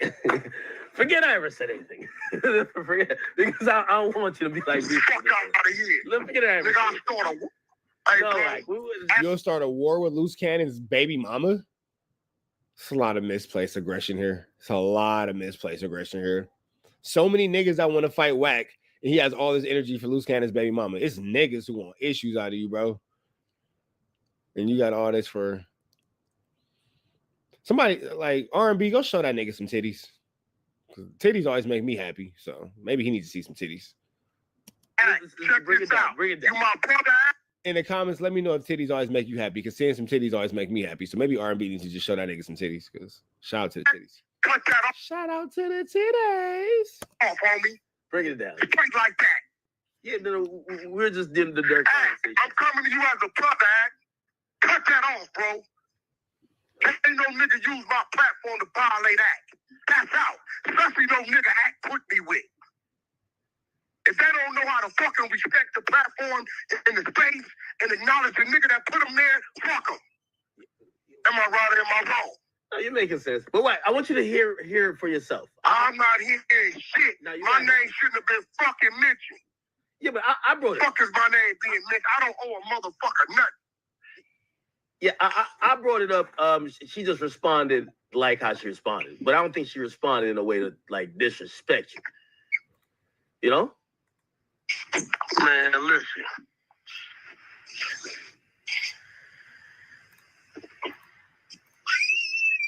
Wack, stay positive, man. You just went to the movies. This is a good. This is a good bro. vibe. Fuck all that. Fuck all that, bro. Can you imagine like what his wife is thinking as he's like running through the house screaming like this? Crazy. I'm catching her now. You disrespectful. Well, I shouldn't even brought this up, Wack. I shouldn't even brought this up, Wack. Yo, chat, I should have never brought this up. I should have never brought this up. Nah, it ain't cool, bro. As a brother, kill that, bro. Straight up, bro. And I'm gonna tell you what it is when you call me one-on-one, because this shit is crazy, nigga. All right. Just put 300 in their pocket, Act. You understand what I'm telling you? Let me hit you after the stream because I don't want $300? 300 whole dollars, huh? All right. like us to keep going up. Man, fuck all that. I'm letting everybody know. Any nigga out there, I don't give a fuck who you is. Nigga, you want to play with me half away, I'm clicking it on. Straight up, man, bitch. I don't give a fuck. I don't turn nothing down. My team is strong. My politics strong. My platform strong. However, nigga was. Lies, lies, and lies. Team week, politics week, team platform week. No, you can have some water, or you can have an apple, or you can have an orange, or I think I got some bananas. Okay. Want to do it, but you better watch your fucking mouth. And here goes the crazy thing too. You know, the only juice that is in my house is my carrot juice that are $8.99 a piece. We don't even got no juice. It's water. So can I get a juice, nigga? Not none of my $8.99 a bottle juices that I gotta buy 10 at a time. Nigga, that's $90 for 10 juices. 95 something with tax. Like, nigga, I got a real expensive juice habit, my nigga. You can't have that, bro. That's where we draw boundaries. Like, I don't tell my kids no to nothing but that juice. That's out. I bought bananas today. Where is it?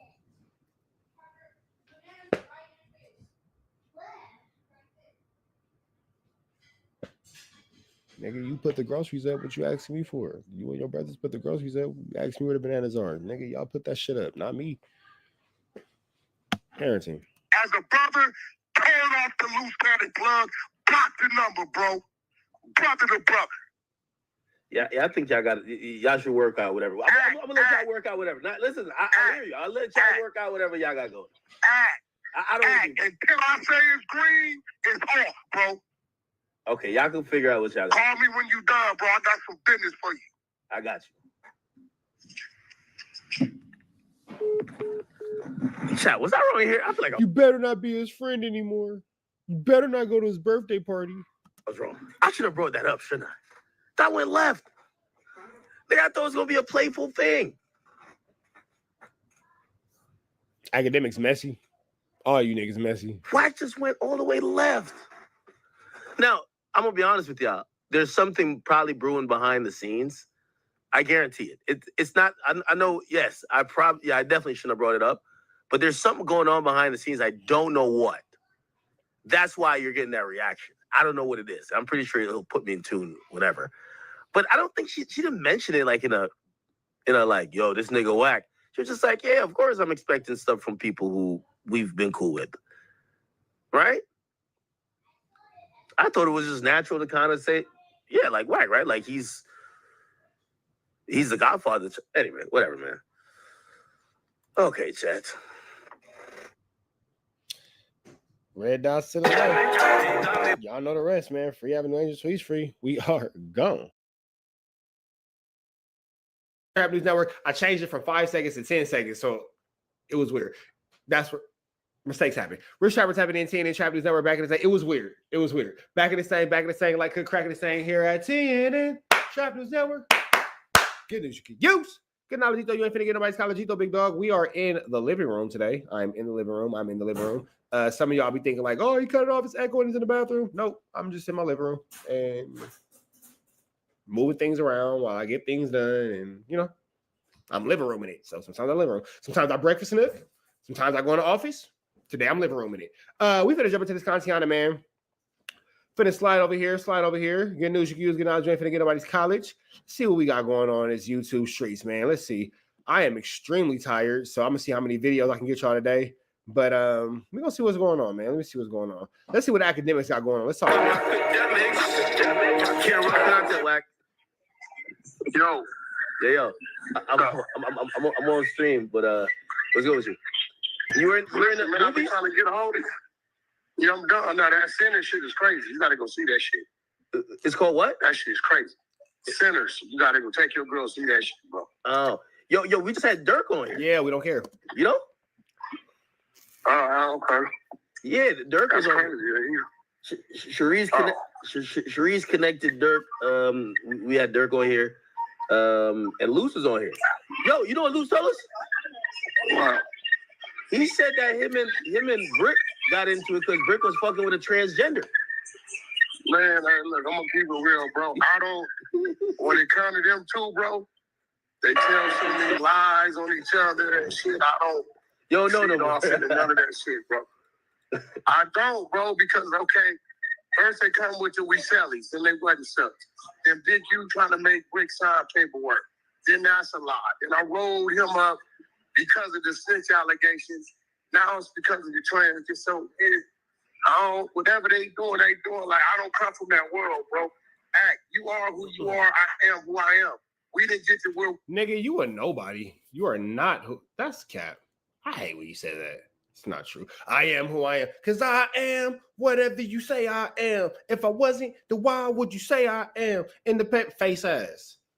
Ha, ha, ha, get out of here, nigga. Radio won't even play my jam ass, nigga. we are bullshitting and lying and shit. If I call and tell you some shit, bro, I call and tell you something, that's what it is. So Why would he lie? bro, because motherfuckers lie. Shit, I'm not gonna understand that. You're not Why are you so mad? Stan, try to understand that I do want you as a fan. gonna understand it. But what I do know, your brand, your word, your fans, your following, fuck with you not because you lie. Why do they fuck with you? He told you because you're entertaining and you telling the truth. There you go. So Hey, Sharice did say she waiting on you to contribute, though. she waiting on what? She waiting on you to contribute. She waiting on me to contribute to what? She waiting on me to contribute to what is sick. She waiting on me to contribute to what? Come in. Huh? Terry. Come in. Say it in my good eye so I can hear you. Okay. No, she ain't spoke out of turn like that about me, homie. And she said that with Luce on the phone? Nah, Luce wasn't on the phone, but she said, Yeah. If she said that, she out of motherfucking line as a woman. And that's her fucking problem now. She keep getting out of line, and now they violating her. And I told him, she overstepped on her boundaries. She a square chick that come from another life that's been being exposed. She got to watch her fucking mouth, bro. Fuck she means she waiting for me to contribute to who? Contribute to what? I taught him. Hey, listen, ask me for real. What's Tony? she What's also the said only way you she owe her able some to call you? diapers. She said you never sent the diapers. I don't owe her a motherfucking thing, bro. She said you never They sent better any. stop fucking with me. Hey, check this out. You know me. Niggas better leave me the fuck alone before I start tripping. You ain't gonna do shit. Shut up, nigga. You ain't turned up. You not gonna do shit, nigga. Nobody's scared of your market. That's the mother of your godchild. Man, fuck all that, bro. Yeah, I don't know why she said that. It feels like maybe she just wants a conversation. Maybe you guys haven't. Look, she said, What the kid do? What the kid do? Hey, I thought he was gonna say F that baby. Oh shit. I thought that nigga was gonna say F the kid. Whoa, we are on a podcast. Whoa. You gotta get all the stuffs together for that one. wait, she said what? She had said that. She said, "Listen, she's still waiting on you to contribute, right?" Because I brought up, I said, "Hey, are you guys looking for Check people to this out. contribute?" Act. Let me ask you a question. What's the only reason why they got to reach to you? You. Yeah, I think what they need to realize is I made them in this little world that's so big Nigga said it may hove. Okay, so make another hove. to them that we just use as a hustle. Serene calling the act talking about she waiting for me to contribute. Hey, listen, man, they better leave me the fuck alone. I know she ain't said you gotta be gaslighted, bro. No, Contribute. It's on audio. It's on audio. You can go watch it. Wait, contribute what? She waiting for me to contribute what? Who the fuck she think I am? I mean, throw a little bit in the Her pot. nigga was following me, right? Her nigga was following me, right? Yeah, Her nigga was reaching to me to help, right? yeah. So what that tell you? Nigga, you the goddamn. That nigga's in the feds. That's your job. Is it not his job?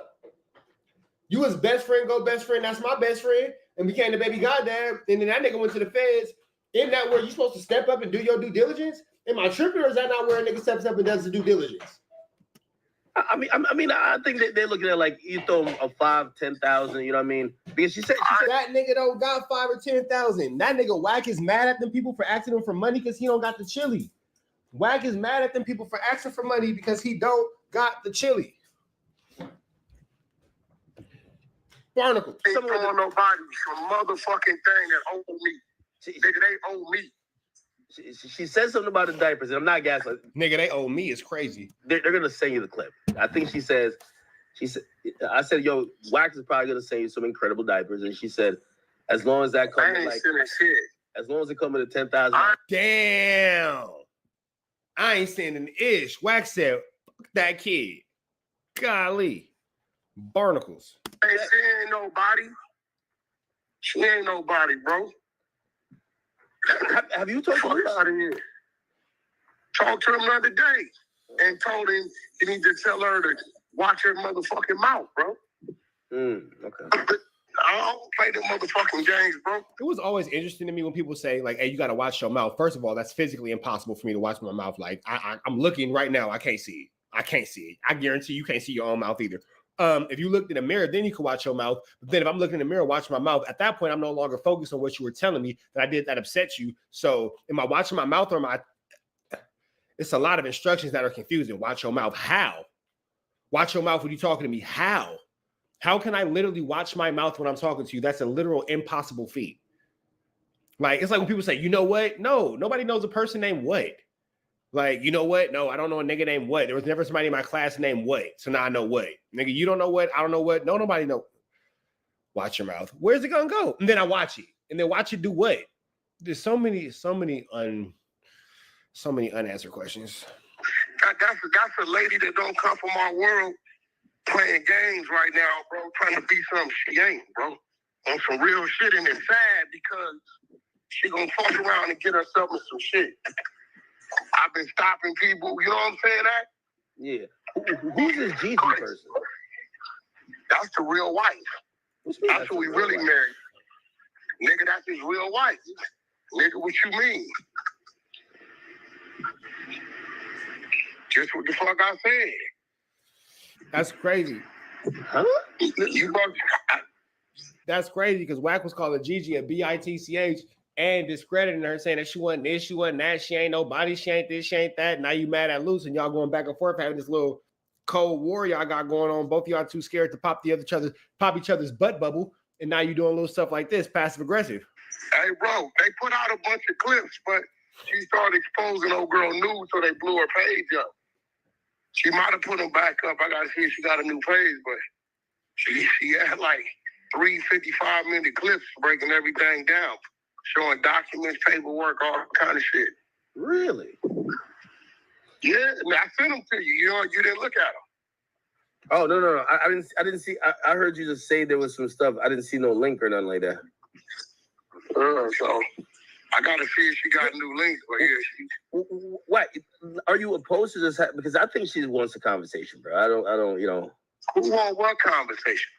Sharice, like, you know what I mean? It looked like. Sharice ain't gonna get on no line and say no shit like that to me. No. I'm not saying she gonna say that, but it seems like there's a lack of communication, and that lack of communication. A lack of what communication? Hey, bro, who the fuck is she that I gotta communicate with, bro? Well, I mean, you gotta communicate with her for Luce, like, right? Because she's like Luce right hand, you know? What's your voice on this shit? What?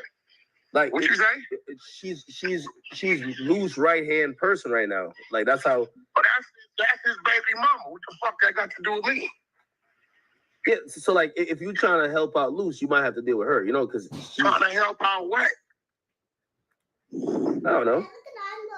I don't know what you mean. Trying to help what out? What you talking about? No, so this is how I asked her. I said, listen, I know they got money. It seems they got some money compared to Brick, right?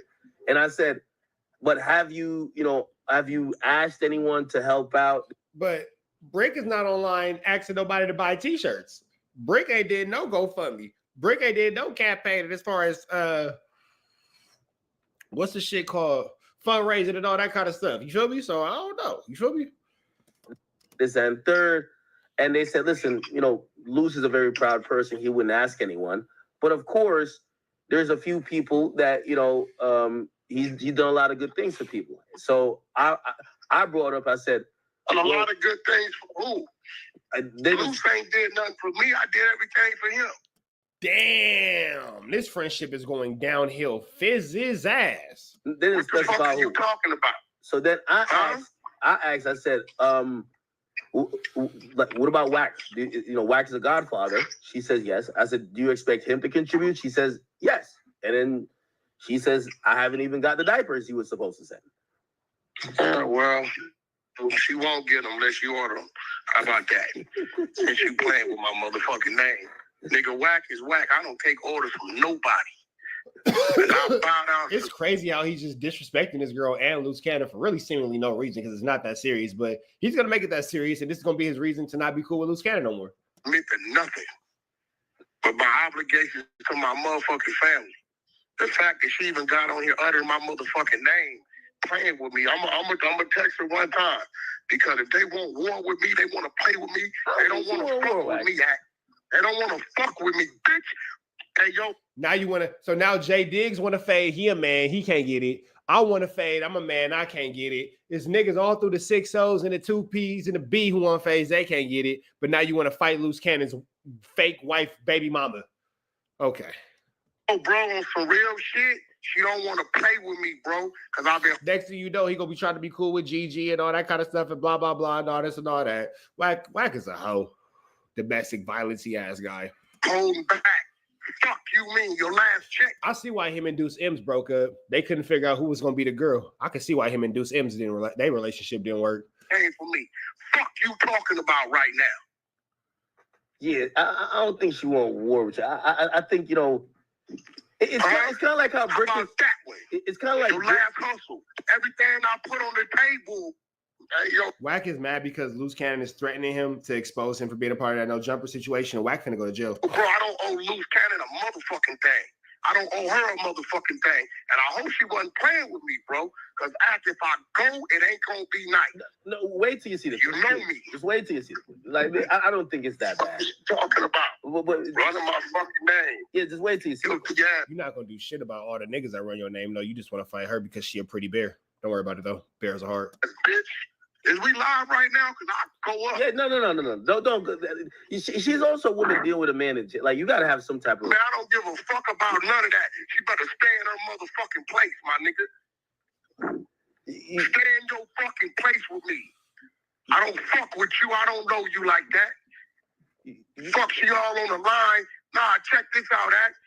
I gave them access to you. You understand what I'm saying? That's true. I don't fuck with your... Go. What you doing? What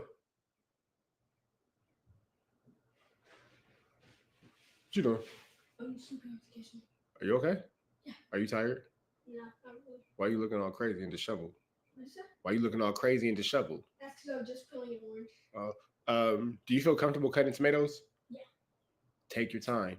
Do not cut your finger. If you cut your finger, there's nothing I can do to help you.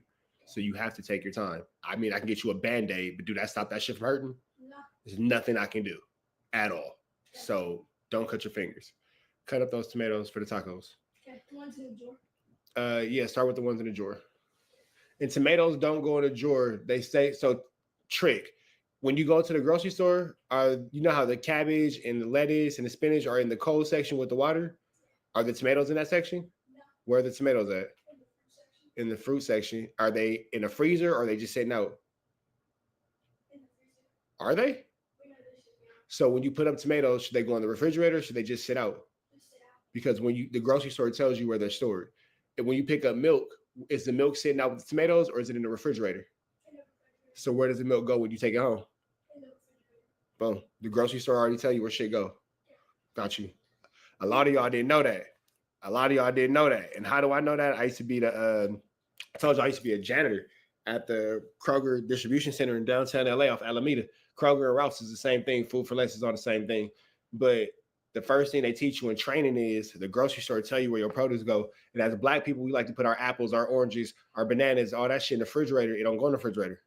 It don't, and that actually make your fruit turn bad faster. Where it's at in the grocery store is actually where it goes. You don't put your garlic in the refrigerator. You don't put your onions in the refrigerator. They're those are dry vegetables. Those are dry vegetables. You don't. The grocery store tell you where your shit go. If you don't get it, just watch where it's at in the grocery store, and that's where it should go in your house. Disloyal ass get on the line that you got access. You think you something more than what you ain't. You not that, and play with my name, bro. Yeah, I think they're generally just trying to ask for help, you know? Ain't no generally shit. Don't play with my name, man. That ain't cool.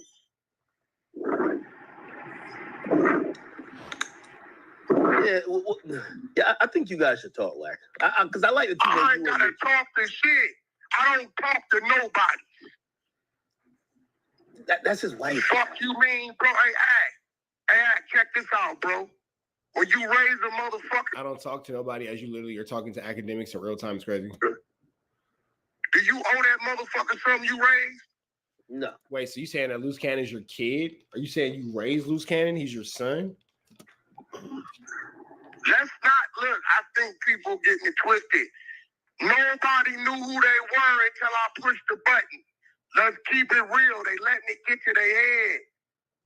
You don't bite the fucking hand that guided you, bro. Wasn't no reach to act. Adam 22. None of this shit. Nobody fucked with you. And she really came on in talking about I owe her something? No, she ain't say you owe. She ain't say, you're right, you got to hear the clip.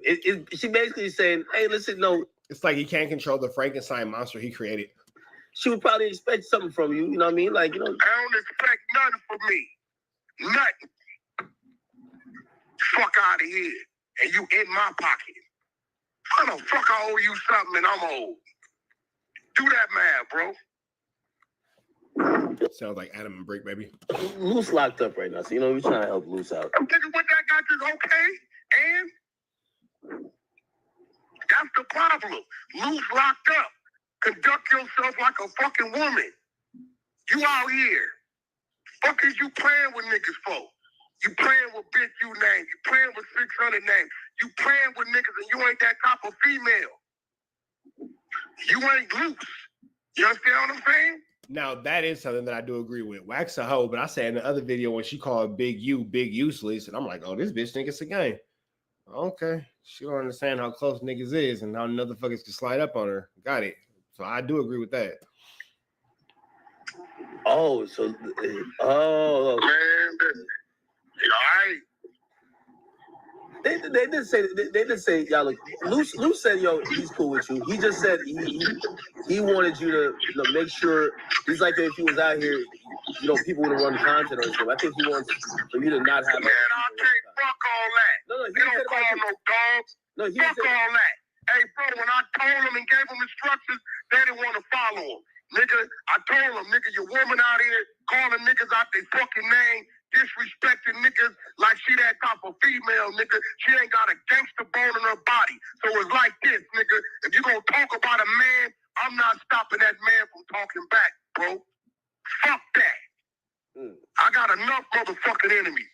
Fuck I look like, cause your woman wanna play a fucking role she shouldn't be playing fucking with men. I done went and told niggas they didn't. It's kind of true. Pipe down, and then you know what happened? She get at him again. Man, fuck all that, bro. Fuck they think is going on, nigga. I don't work for her, nigga. I ain't here to pacify her. I tell a motherfucker how it need to be. If they don't acknowledge that shit, then cool. You'll never hear my woman out here violate niggas, fucking with street niggas. Do you get the point he was saying about content? I think he feels like if other people are talking about him, it's maybe not even her, like other people talking got about nothing to do with her. Okay. Hey, listen, everybody. All right, man. We're gonna round two this one because we're gonna make this to this goodness gracious. We finna get up out of here to the next one. Y'all know the deal is red dots to the left. Y'all know the rest. Be better today than what you were yesterday. Be even better tomorrow. But today, be at your best. Free Avenue Agent Tweets free. Y'all know the deal. We go out of here.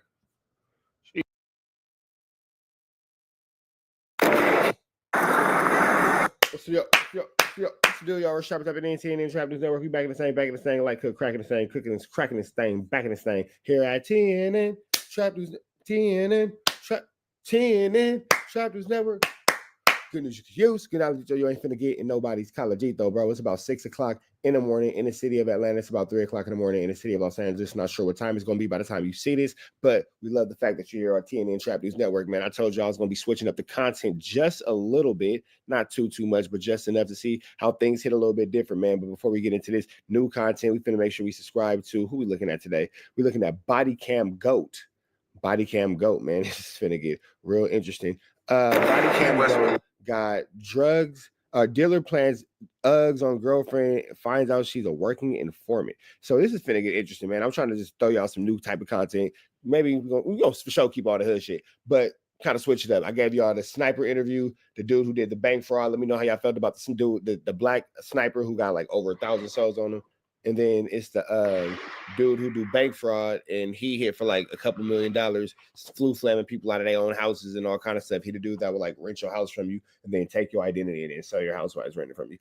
We finna jump into this content. I know. Let's get into the scope. Police were on patrol during late hours on New Year's Eve. Watch how the couple turn against each other as cops completely wreck their start to 2025.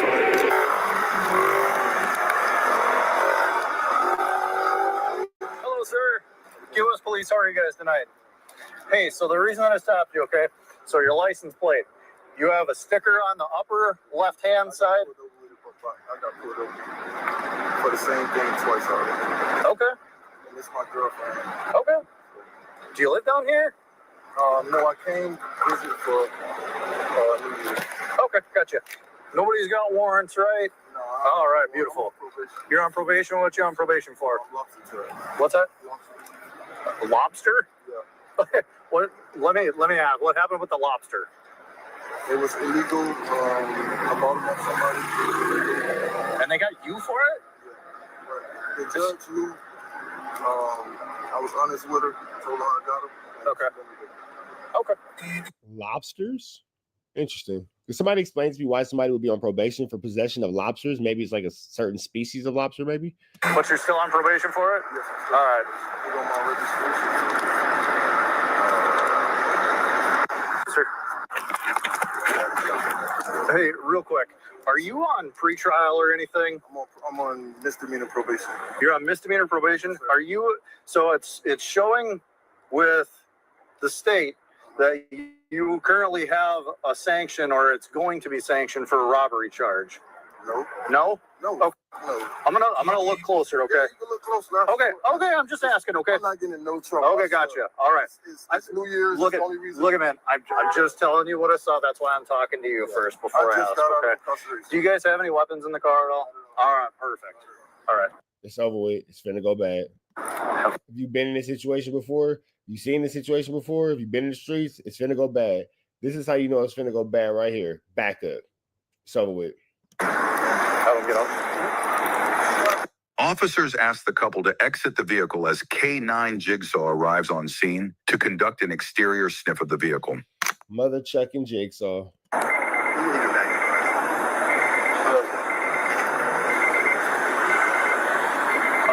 Just take her bag with her?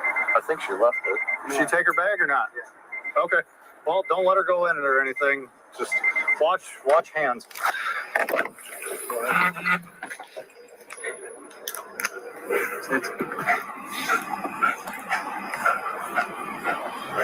Goddamn Jigsaw.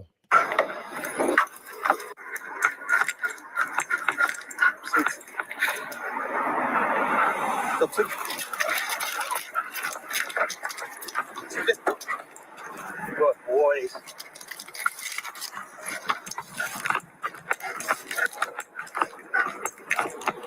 Too late, lock me down. Can't I use it?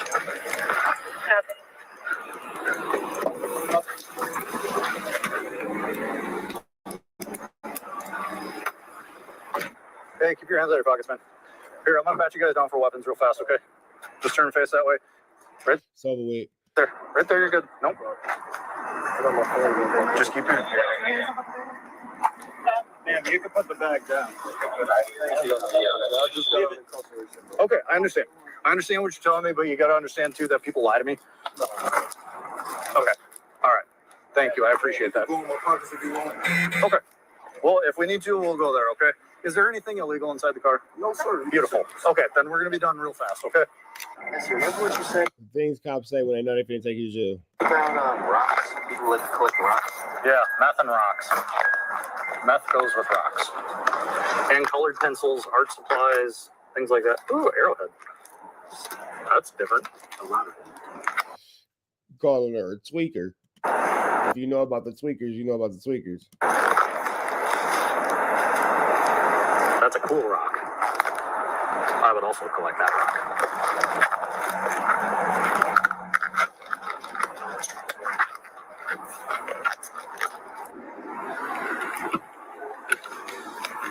That's weird.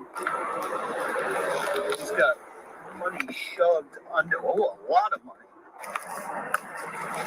Look at that shit. Pulling lots. Oh, Jesus. We're going to put those guys in handcuffs real fast. Can you come over here and help? You're not under arrest, but you're being detained, okay? Here, drop this for a second. There you go.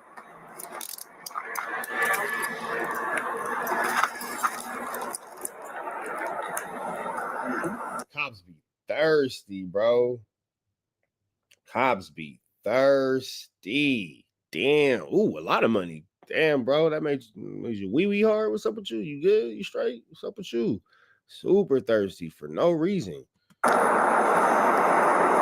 Good, just relax out there. There it is. Reach. Interesting. Very strange. That's super strange. Okay, this turned blue. Oh, yeah? There was cocaine on that. That's a cocaine straw.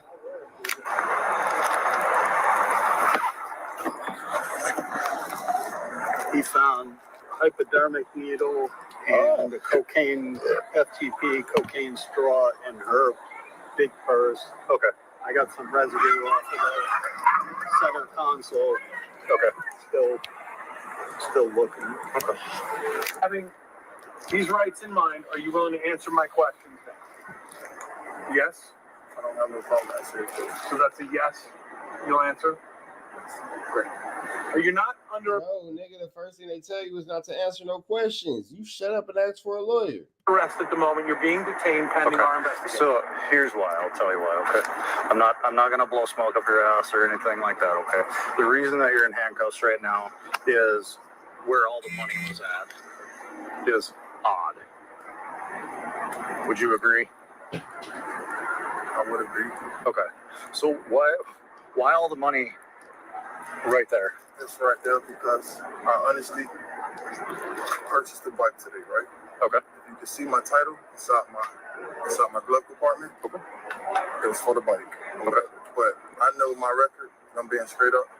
I know you guys probably think something else. So it's like I got money on me. So it's not that you have money on you, okay? It's that it's shoved up underneath the center console.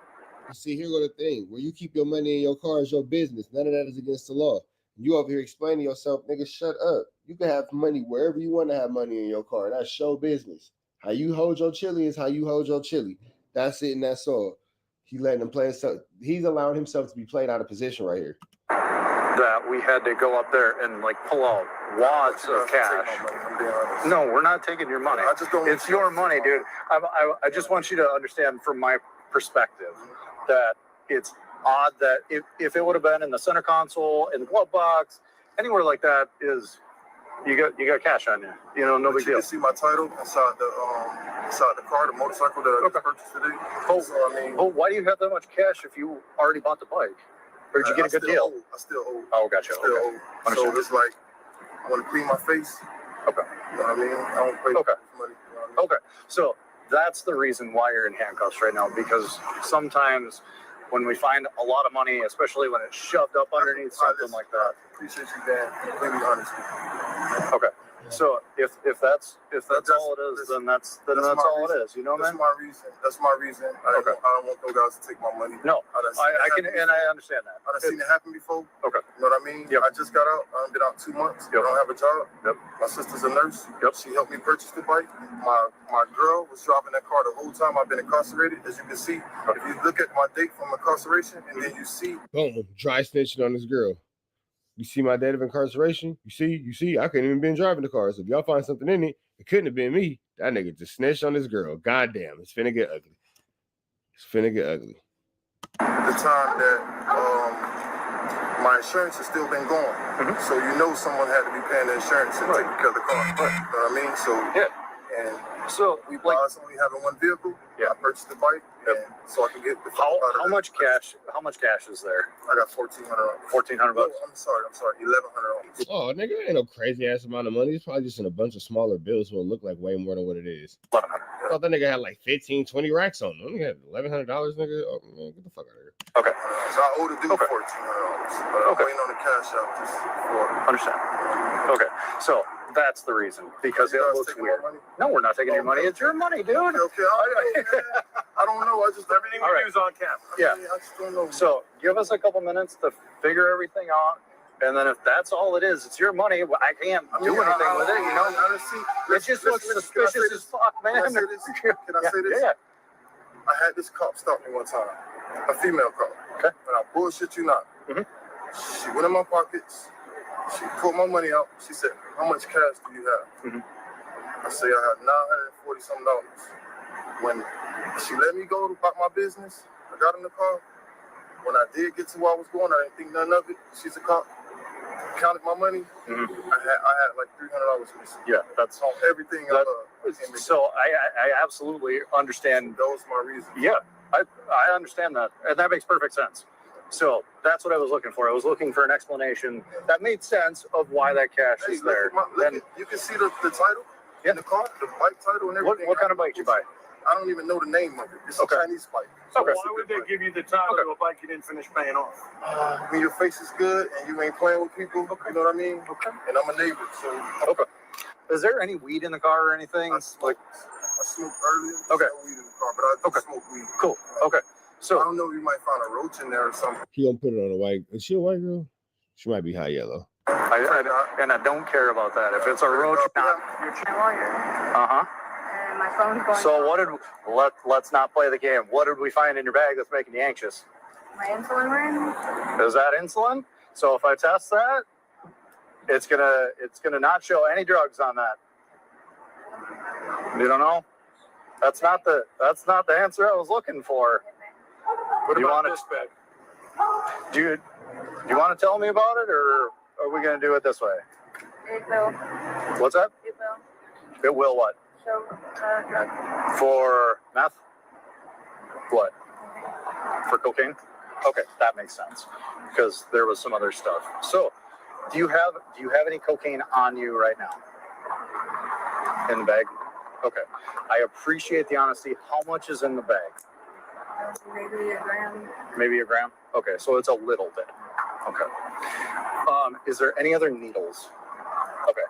Because that will piss me off. If one of my guys gets stuck by a needle, that's a whole different thing. Okay. When was the last time you used?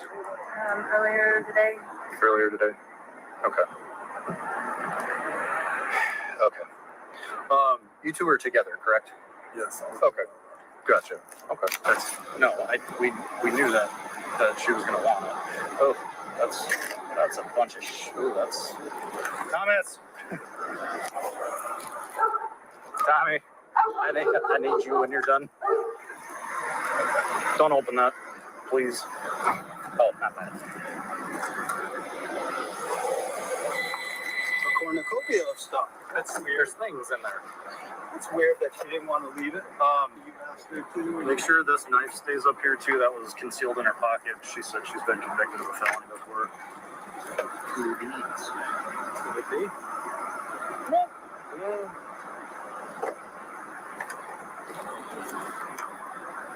She has a lot of condoms.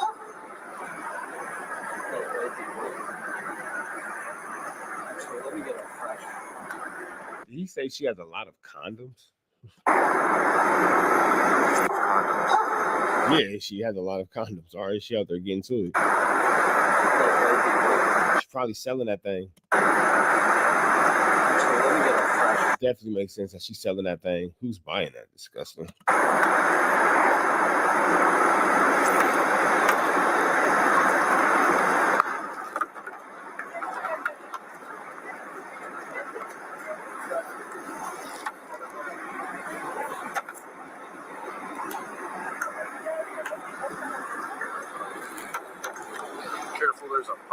up here.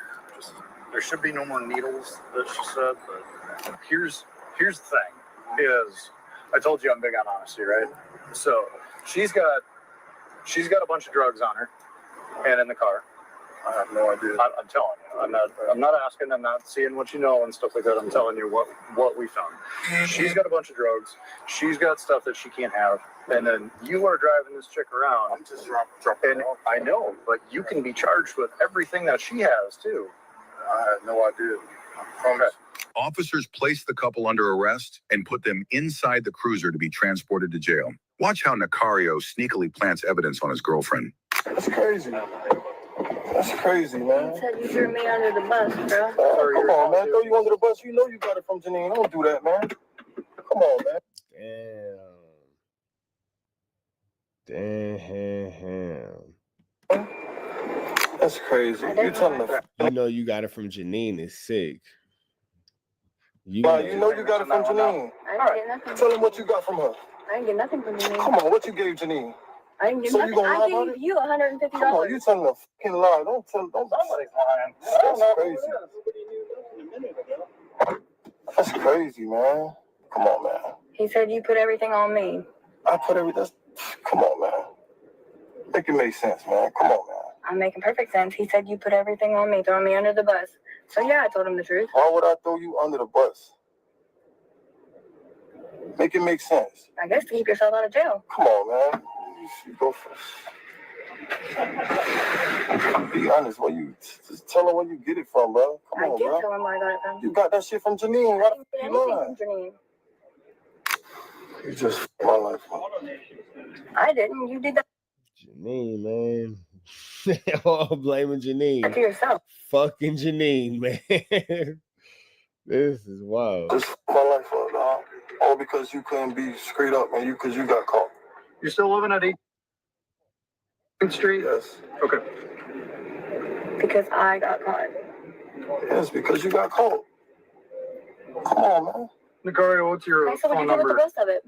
I don't even know my phone number. Okay. Mittens to your own faults then. What you mean? I ain't say you did anything. They found the shit in your bag and they just said that it was yours. Right. But you throw me under the bus, tell them I gave it to you. That's all right. Come on, don't do that, no, man. it's not. Come on, man, don't do that, man. Okay, well, it's so much of a lie that I handed you $150 at Janine's, right? You telling the fucking leave No, it I'm to not. Janine. No, I You gave it didn't. to Janine. I handed it straight to you. Come on, man. I had no money to hand Janine because she didn't have anything. Come on. You ain't fixing to f my life up because you can't admit your wrongs. How I'm trying to fuck your life up? The look you just gave me, you're trying to make me take blame. I'm not trying to make you Yes, take blame. it is. She finna tell. She for sure gonna tell. Yes, you just looked at me as if you wanted me to take admittance to everything, and I'm not doing it. F that and fuck you. Come on. No, don't come on me. Do not come on me. Come on, now you really putting on. That sounds so crazy out of context. Listen to You this. take admittance to everything, and I'm not doing it. Right. F that and fuck you.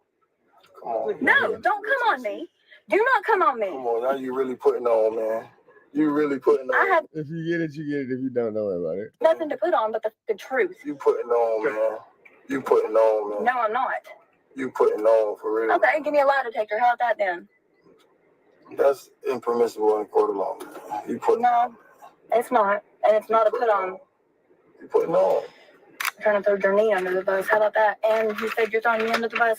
No. What you mean? Come on, man. Make No. it make sense, man. You're telling me I got it from Jernine? No, I didn't. Where'd you get it from? You.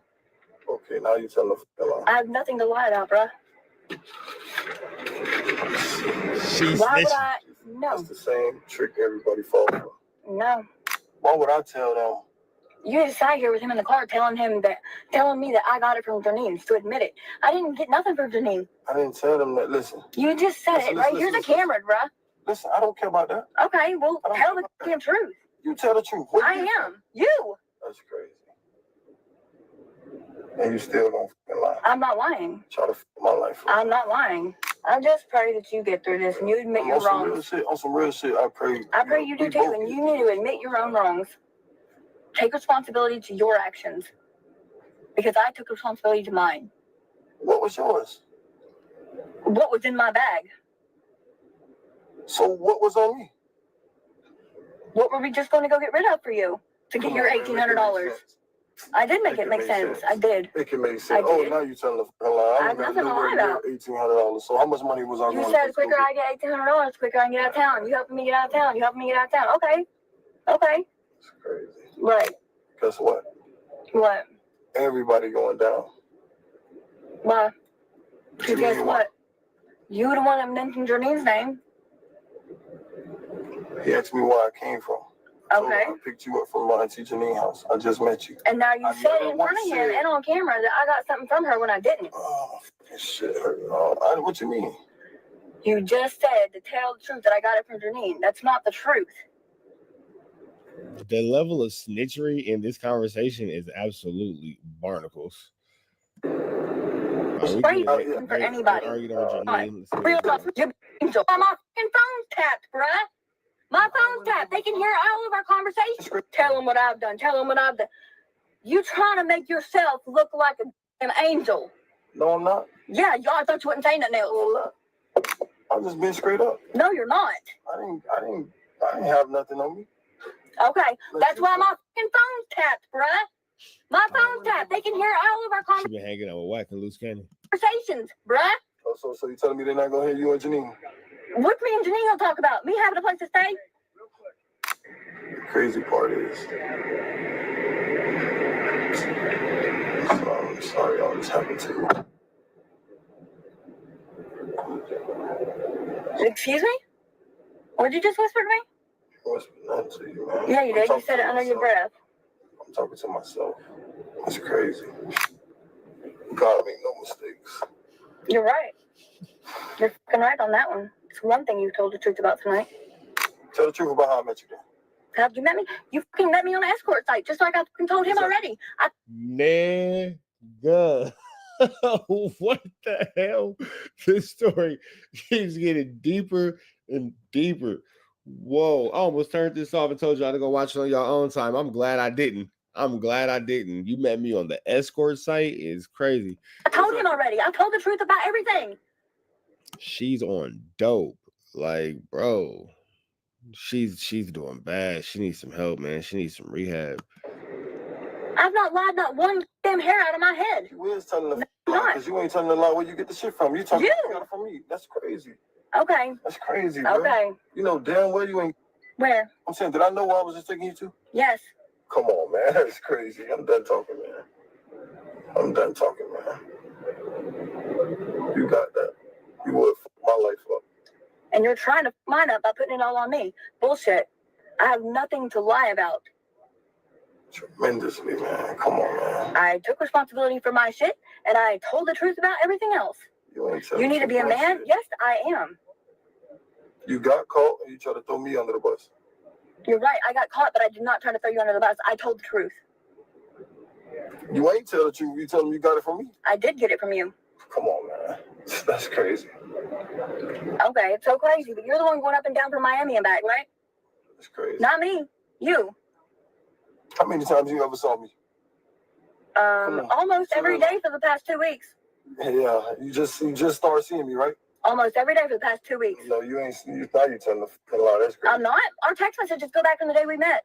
Exactly. Okay, and almost every day I've seen you. You don't see me every day. Almost every day. Don't do that. Girl, they can pull it up on my phone. I've already.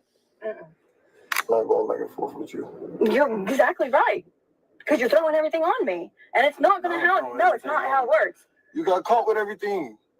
Because I got it from you. Now you got it from me. So why the? It's not been now I got it from you. It's been the whole thing, the whole truth, the whole time. Nothing but the Now truth. you got it from me. I'm not.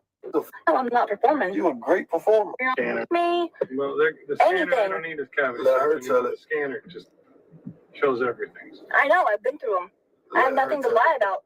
Like I said, there's plenty of messages in my phone. So what you did with the meth?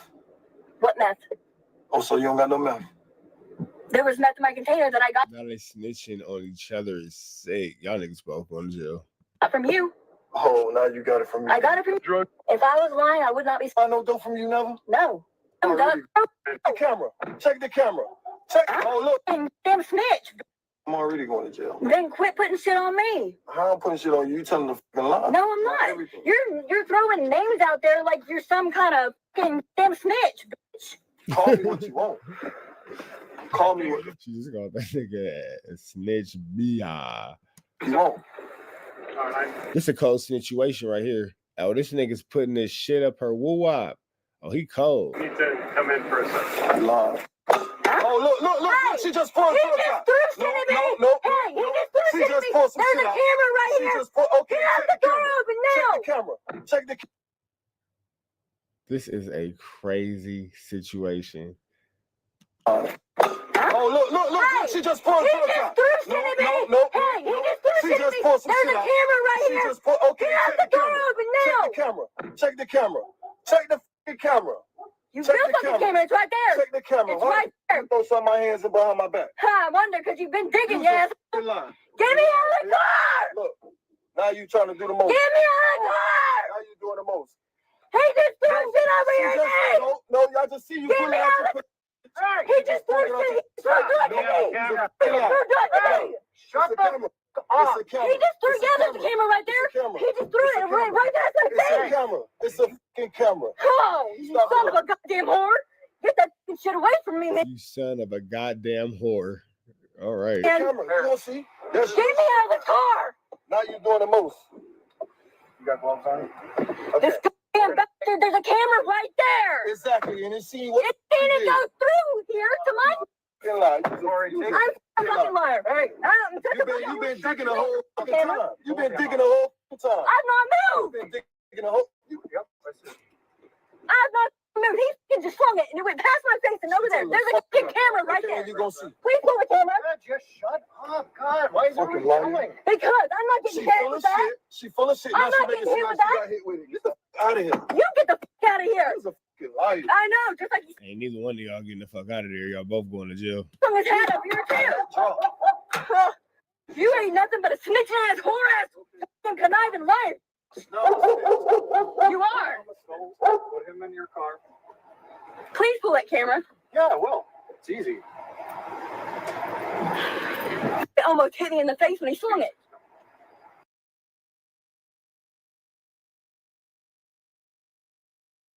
Breaking news. We will get back to this man throwing dope at his girl. I laughed when I seen it because that nigga for sure threw dope at that bitch.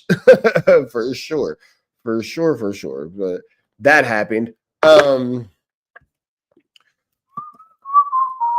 Me and my girl was just talking about that how teenagers shouldn't have been listening to Pretty Ricky, bro. We ain't had no business listening to that.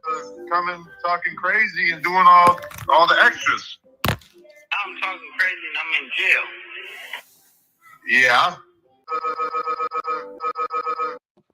Got it? I mean, I'm not able to hit that link because it said there's a privacy block. So I'm assuming that there's something on there that is meant to be private, I would assume, because there's a privacy block. Privacy block. I wonder if this works. I'm gonna have to get up with the charger. Ooh, look at that. Sound of a laptop charger. You little know it ass, Mark. Oh. Got me a damn girl on my team. Yeah. The Bonnie and Clyde thing. Yeah. Y'all remember that song? I think I was like Lady of Rage and Ice Cube.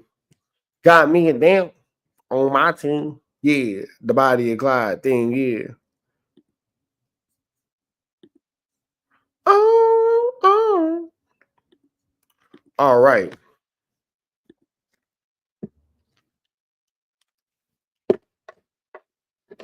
Got me a damn girl on my team. Yeah.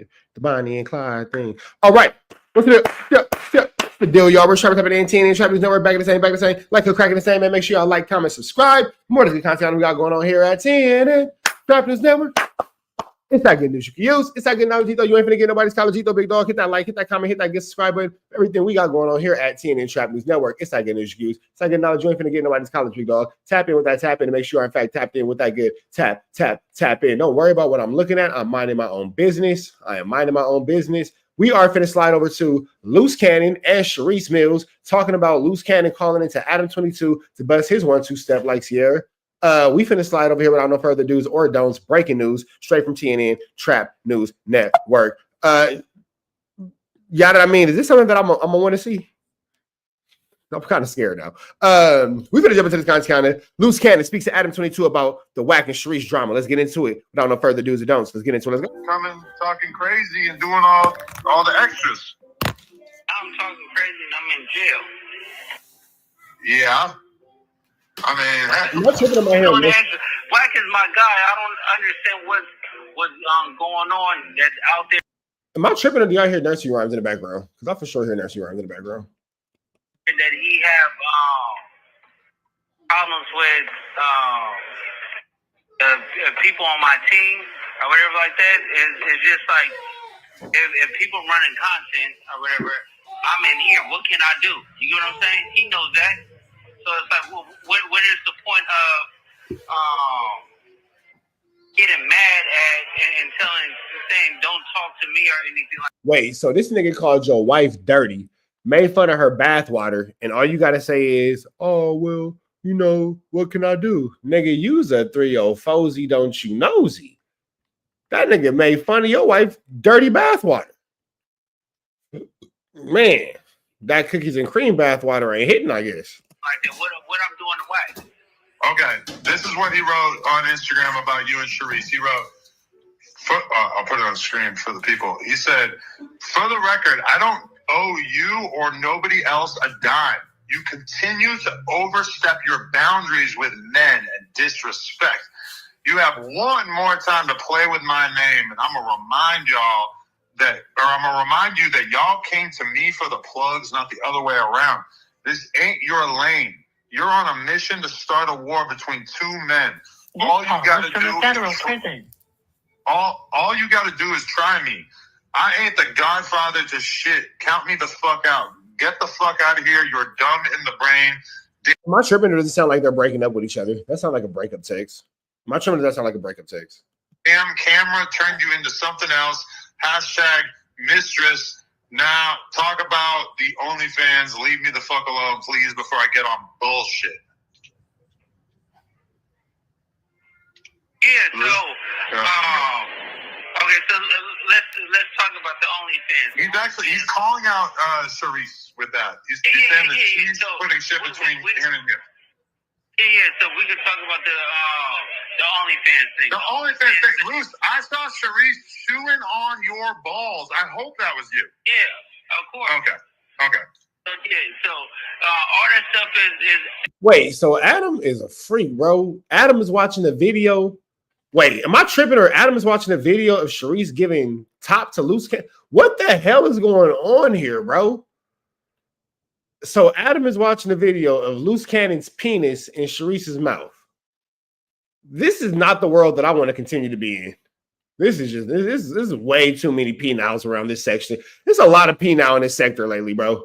It's a lot of penal. You niggas are like real penal pleasurable lately, bro. Like we gotta get a week of pee free. Like we gotta go a week in our universe without anybody mentioning penal, especially considering the fact that it's 98% men in this universe. The hell do you niggas got going on? Like, and Adam, you just a freak, bro. You just a fucking freak. And you know what? We don't expect nothing different out of Adam. Nothing different out of Adam at all. We don't expect nothing different out of Adam at all.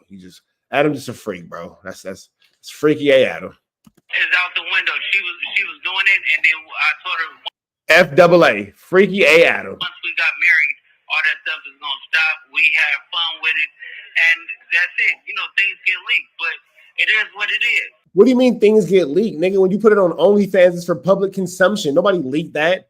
All you have to do is subscribe. All somebody has to do is have 99 cents. And that's all it costs to see your wife. All the nigga had to have was 99 cents, $5, however much OnlyFans costs. You feel me? Nigga, Apple Music costs more than to see your girl naked. This is crazy. It ain't nobody leaked that, nigga. You put the video on OnlyFans. Like, what do you mean somebody leaked it? I think it's crazy. And then after that, I mean, it ain't no shame getting head from your wife. You get what I'm saying? If you put it on camera, we put. But no, nobody. If that's your wife, bro, it's your girl. It's your baby mama, bro. We shouldn't be seeing that, bro. Like, I'm sorry, bro. Like, I'm sorry. We shouldn't have saw that. You know what I'm saying? That shouldn't be out for public as a brother. My nigga, that's the mother of your fucking kid.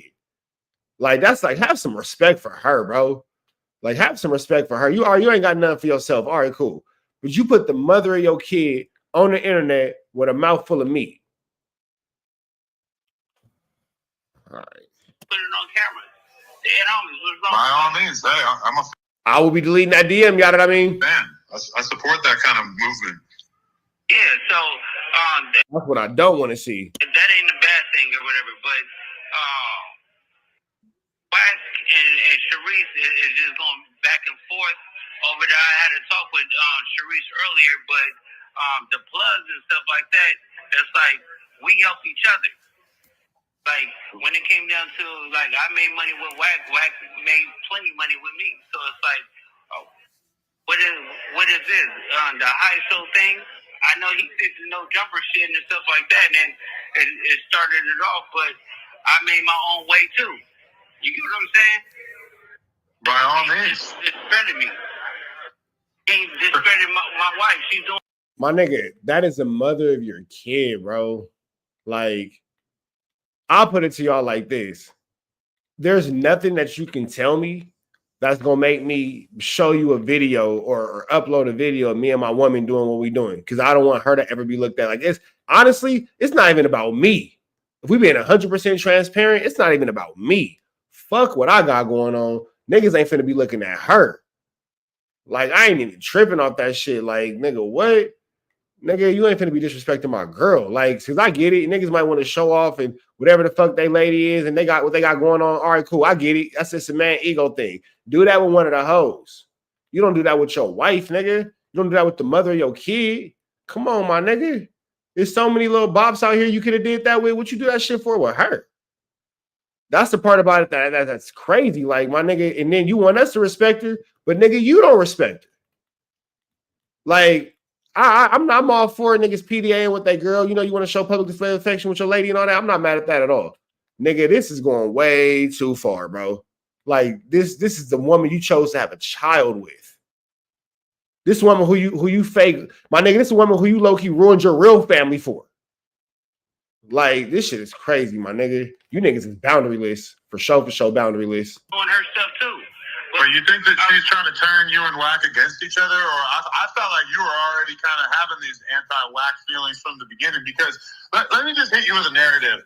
Is that a lot of people think that, in particular Traplo Ross, they think that you saying that you were falling out with Wack over the fact that he reported on the cops raiding your house when you allegedly got swatted or whatever, they think that that was all a cover because you actually were mad at Wack for basically getting Big U caught up because you knew that you were going to get caught up as a result of some of the shit that Wack or that Big U and you did together. No, me and Big Useless didn't do anything. Me and Big Unisex never did not one thing together. So you robbed the weed shop or you extorted him, right? No, never robbed no weed shop, Adam. You know. Wait, who's laughing? Did y'all just hear somebody laugh? Somebody's laughing. Somebody set up Luce Cannon. Listen to the laugh. Never did not one thing together. So you robbed the weed shop or you extorted him, right? No, never robbed no weed shop. Did y'all hear that little laugh? Did y'all hear that little chuckle? Adam, you know that. I guess crap like that. Oh, I guess Wack is primarily mad because you guys are kind of trying to like finesse money out of him, I guess, or like trying to paint the narrative that money out of who? Out of Wack? I guess. That's crazy. Well, how are we gonna get money out of Wack? We got our own money. I don't know. We got our own businesses. We got our own houses. We got our own property. I'm being told that last night, Wack, people were Don't forget, Luce Cannon owned 18 subways, 37 Airbnbs, 15 Rolls Royces, 18 Lamborghinis. Nigga, my house got 17 swimming pools, 15 bedrooms, and I got a motherfucking Cadillac. Let them know, Luce Cannon. Chillied up out here. Chillied up out here. That's Chili Man from Chilistan. You feel me?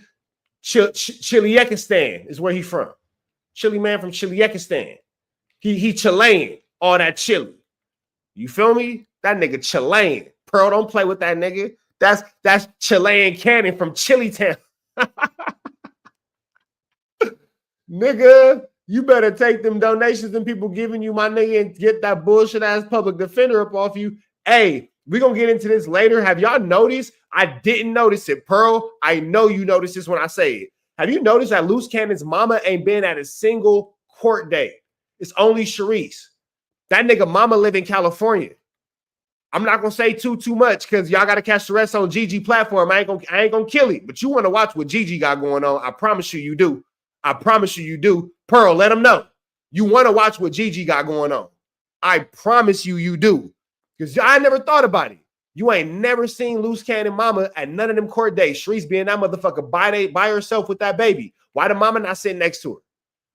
Hey, black men, we know our mama's gonna sit next to us in that courtroom. She might not put money on the books. She might not answer that phone, but she gonna come to the court date. She gonna sit in that courtroom for us. We know that. We know that. So, you know, let's never forget, we ain't never seen the mama, Luce Cannon's mama, at any of his court dates supporting her son. And the reason for I ain't gonna tell y'all the reason. Y'all can watch it on Gigi channel. Gigi gonna let y'all know. Gigi gonna let y'all know. Sharice was saying that Wack needs to start supporting more. No, well, she don't. Wack don't have to do anything. That's false. You need to go listen to the interview. I never said that. I do. I'm on stream, but I do need to check that out. Yeah, when you check that out, you'll see I never did. Academics asked a question and I answered it. And I never said he needs to. I never said I'm looking for it. I never asked for nothing. I actually said we are not ones to ask for a handout. If you want to support Cannon, go to itslucecannon.com and purchase a t-shirt, stream his music. She sound like she want to cry. She frustrated. Come to Rick Rock. Go check on her. Come to Rick Rock. Go check on Sharice. She needs somebody to check on her. I'm not going to check on her. My bitch not going for that. But come to Rick Rock. Go check on her. I know you're not going for that, but come to Rick Rock. Go check on it. My bitch said I can't, but come to Rick Rock. You need some gas money? I got you.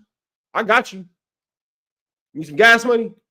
Y'all go have some drinks on me. I got you, Rick Rock. Rick Rock, it's me. I got you, my nigga. I got you. Let me know something, my nigga. I'll throw you the cash. I'll throw you the Apple Pay, little hundo. Did I get it right? You feel me? The rest on you, though, my nigga. The rest on you. I ain't paying for your pussy, my nigga. I ain't paying for your pussy. Come on now. You can pay for your own pussy. Those are the things I said. Ack is the one that instigated and asked certain questions. And truth be told, it wasn't even what it was when he had talked to Wack. And Wack just went big on big for no reason. And I just feel like he's a big bully. And at this point, I don't want anything to do with him. He can go ahead and suck my motherfucking invisible dildo at this point. Whoa.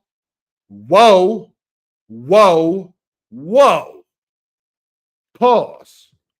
Keep going. Invisible dildo. That's the only part of that Adam caught. That's the only part Adam caught. Invisible Winky Walker. That's a lot.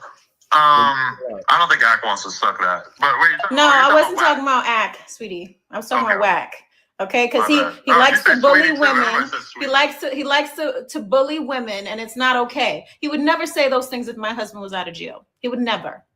Okay. You think Wack is scared of Luce? I don't know what he is. I'm not saying that. Don't put words in my mouth, just like how Ack was. I never said that, but I know for a fact he wouldn't have done that if Cannon was out of jail. Okay? Well, because he's scared of him, right? No, I didn't say that either. Hey, you know what? Pearl, you in here?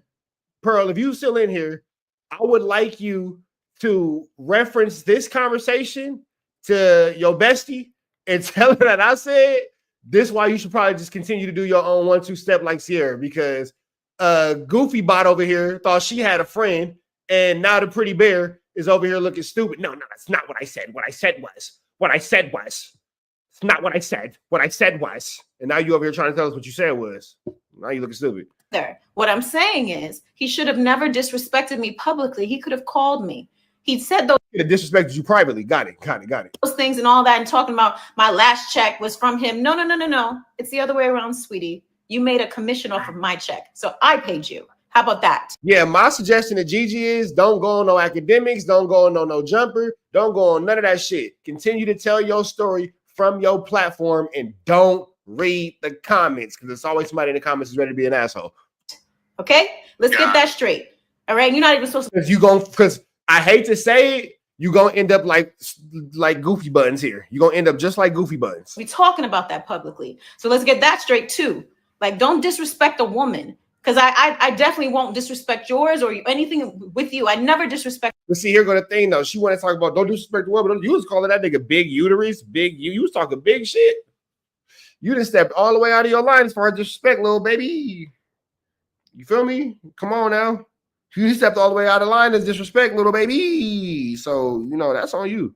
You. We actually showed mad love to him on that interview. When Cannon got on the live, he actually said, Wack's my guy. I love him. So if he really wanted to, he could have listened to it. I actually even joked and was like, yeah, you know, he's like his mistress. They're hot. They're cold. They argue like they're together. That wasn't a diss. That wasn't me being disrespectful. That was me saying how close they are. Like I'm like, damn, you always on the phone with Wack. Like I'm, you know, like he's your side woman. Man, she the dumbest, prettiest bear you will ever see. I swear she is. That's a dumb, pretty bear. Swear to God. It wasn't like I was disrespecting him or making it seem like saying he's a fucking bitch. No, I didn't say that. What I was saying was they're so close. And here's the thing too. Wack done went off on this girl, disrespected her. Now she wanted, like, why did I stand on business? Why did I? I don't get it. I don't understand. Why y'all not standing on business with Wack? Why everybody be so turned up on everybody, but when it comes to Wack, niggas be, I don't get it. I don't get it. And they bicker like they're together. That's what I said. But people get in their feelings and got their panties in a fucking up their ass like a thong. Want to act like a little bitch. You want to call me a bitch? Then you're a bitch too. And nobody's trying to start a war. Right. Okay, that's right. Say it with your chest in. Say it with your chest in.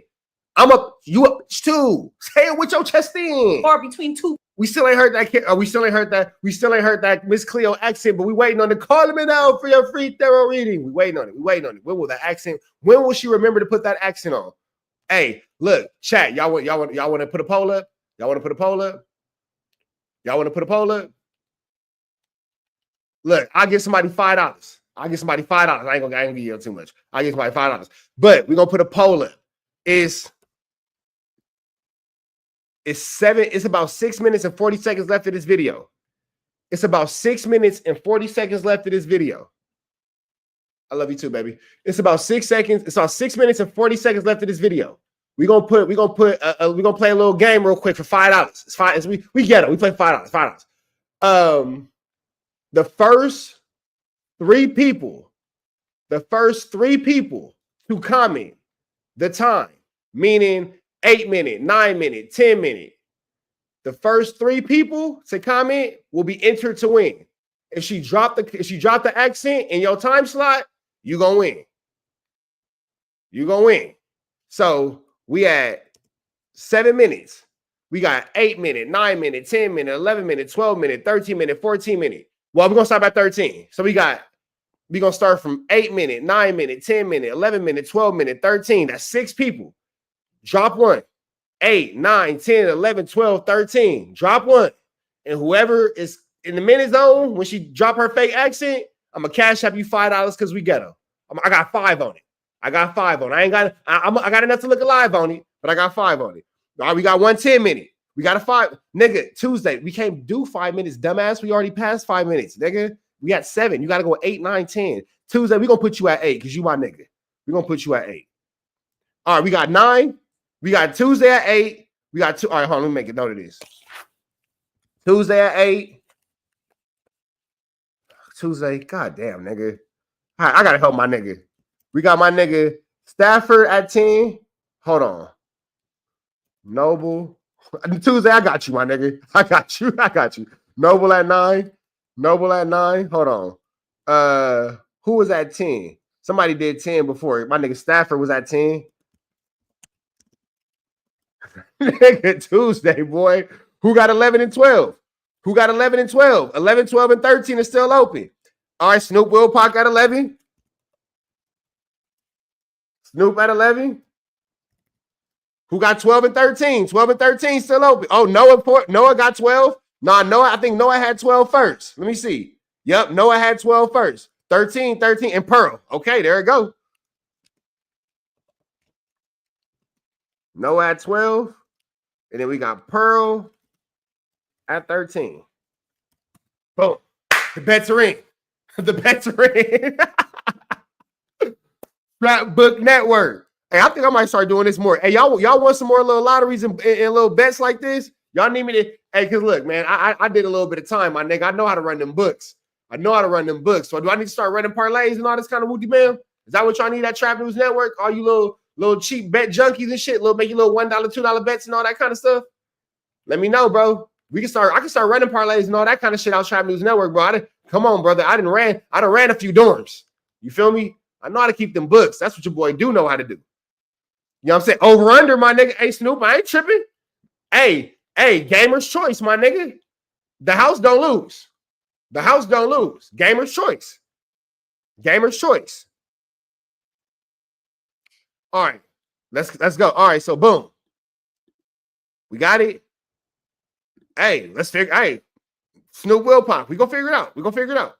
People. I'm not trying to do that, and you know that. All right. And best believe if you don't want to be his godfather, trust me, I didn't ask you to. That was canon, sweetie. Okay. I didn't ask you to be my son's godfather. He's well taken care of and probably got more money than you right now. So I don't want to hear that shit. I didn't realize that he was that was that serious. That he's the godfather. I didn't give him that title. Cannon did. And even truth be told, I answered it truthfully. He never not once gave my son a diaper, and you got a diaper company, and I'm not asking. He don't got a diaper company. That shit don't exist. There ain't no such thing as incredible diapers. For it either. I never asked for anything from this man. Never. Okay? Never asked a thing from this man. And I don't expect it either. Okay? They offered before Callie was born. They even said, "Oh, Callie could, be the face of incredible diapers." I was like, "Okay, cool." When how has nobody has 7. Nobody has 7. It started at 8. Nobody has 7. How can Callie be the face of Incredible Diapers when Incredible Diapers was around long before Callie was born? How can Callie be the face of Incredible Diapers when Incredible Diapers been around before he was born?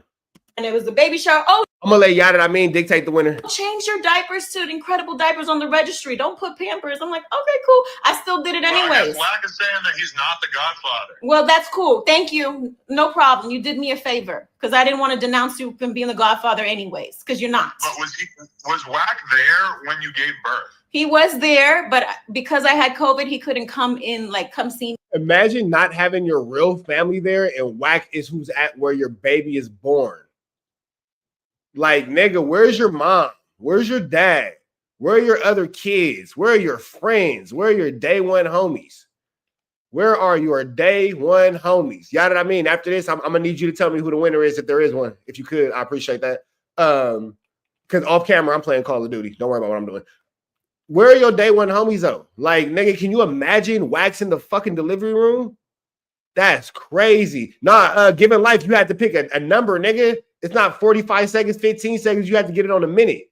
Everybody had a minute mark that they was able to get. Nigga, you try to choose seconds. Or nothing. So he was in the waiting room. Oh shit. Okay. Mm-hmm. All right, Sharice, let me ask you this.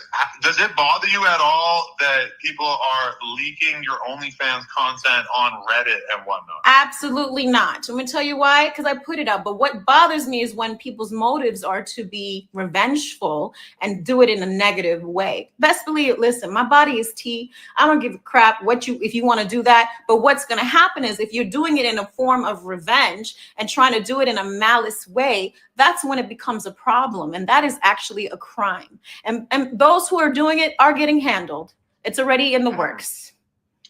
She worried about the wrong shit, baby. It costs money to fight them cases. You better get that nigga a fucking lawyer. You over here trying to fight civil suits and revenge porn and shit. This nigga's in the fucking feds. Like, let's focus on what's important here. You feel me? Like, man, a lawyer for a revenge porn case, probably not the best thing to be spending your chili on in this exact juncture in time. And I ain't nobody's financial concern. I can't tell you what you can and what you can't do with your money, what you should and what you shouldn't do with your money. But what I do know is, with a little bit of common sense, a lawyer for this federal case your husband is fighting, your fake husband is fighting, goes a lot further than trying to bust down this little bullshit ass revenge porn shit. Yeah, priorities, baby. Priorities, because you're worried about the wrong case. That revenge porn thing ain't going nowhere if you that hung up on it. But that nigga's federal case, yeah, he got that plus 2 other warrants. So that nigga's looking like in a total of having to do at least 10 to a dub in the feds. And then immediately when he's done with the feds, having to go to do Riverside County or San Bernardino County. I think it's San Bernardino County is where Loma Linda is. And go do at least 5 for that. Like, nigga, you worried about the wrong shit. You need to be worried about getting a lawyer to have your Riverside case or your Loma Linda case running concurrent with what you got going on in the feds, so you ain't got to do time after time, nigga. Focus on what needs to be focused on. The right things, big dog. The right things. Because these two are Tweedledee and Tweedle fucking dumb. Wow. Okay. Yeah. Because I'm not gonna lie, I saw the clip of you chewing on Loose Cannon's ball sack, And I had a good old time. My blood pressure went through the roof. That's great because I know I do a good job. That's how I got the ring, sweetie. Listen. You know what's crazy? She's not really married. So based off that synopsis, she probably didn't do that great of a job because they're actually not married. They're fake married. They're ghetto. That's wifey married. But like actually on paper married, they are not. So that's an interesting synopsis to make. And then like, yeah, never mind. My husband married me because I'm a freak. Okay, I do freaky things. I love what I do. I love pleasing him in all ways, all shapes and forms. And best believe he does the same. Clearly, he got some good dick game because you see the women he slangs. Okay, so trust me, it ain't just all talk. He actually walks the walk too. So we were a match made in heaven. Wow. Did you see the Trapler Ross documentary where he paints Luce as being some sort of like pathological liar? How do you feel about that? No, I haven't even watched it. Honestly, I don't really watch these things. So I only watch things that Cat. people send me, and nobody sent me that. And whether or not he's a pathological liar or not, if that's true or not, clearly, you know, there's some truth to some things. I know everybody was doubting that even Lil Durk was going to be on our podcast interview this past Sunday, and look what happened. We made history. Okay, we made history. Durk never. Well, shit, you didn't make nothing. Academics finesse the fuck out of all y'all. Because there's somebody right now who will swear to God that was an academics interview. There's somebody right now who will swear the fuck to God on a stack of Bibles that is an academics interview. You didn't make shit but a mistake. You didn't make shit but a mistake, baby. That's all you made was a mistake. That's all you made was a mistake. Was a mistake, was a mistake, was a mistake. Never did an interview since his arrest. And look, the first one to do it. So y'all go eat that. Eat that. Yo, okay. Maybe eat my ass too, because if you're gonna watch that video, I'm sure a lot of y'all over there jerking off to my videos. Yeah. That's kind of disgusting. Somebody just made a gag sound. Somebody's went, I don't know if you guys heard that, but somebody got blatantly disgusted at that. Not in that bathwater, I won't. Not in that bathwater, I won't. Won't be eating, won't be drinking that soup. Won't, right, didn't make shit but a mistake, on God. Won't be drinking that bathwater. Me in line. But okay, so I would, no disrespect to Luce, but thank you.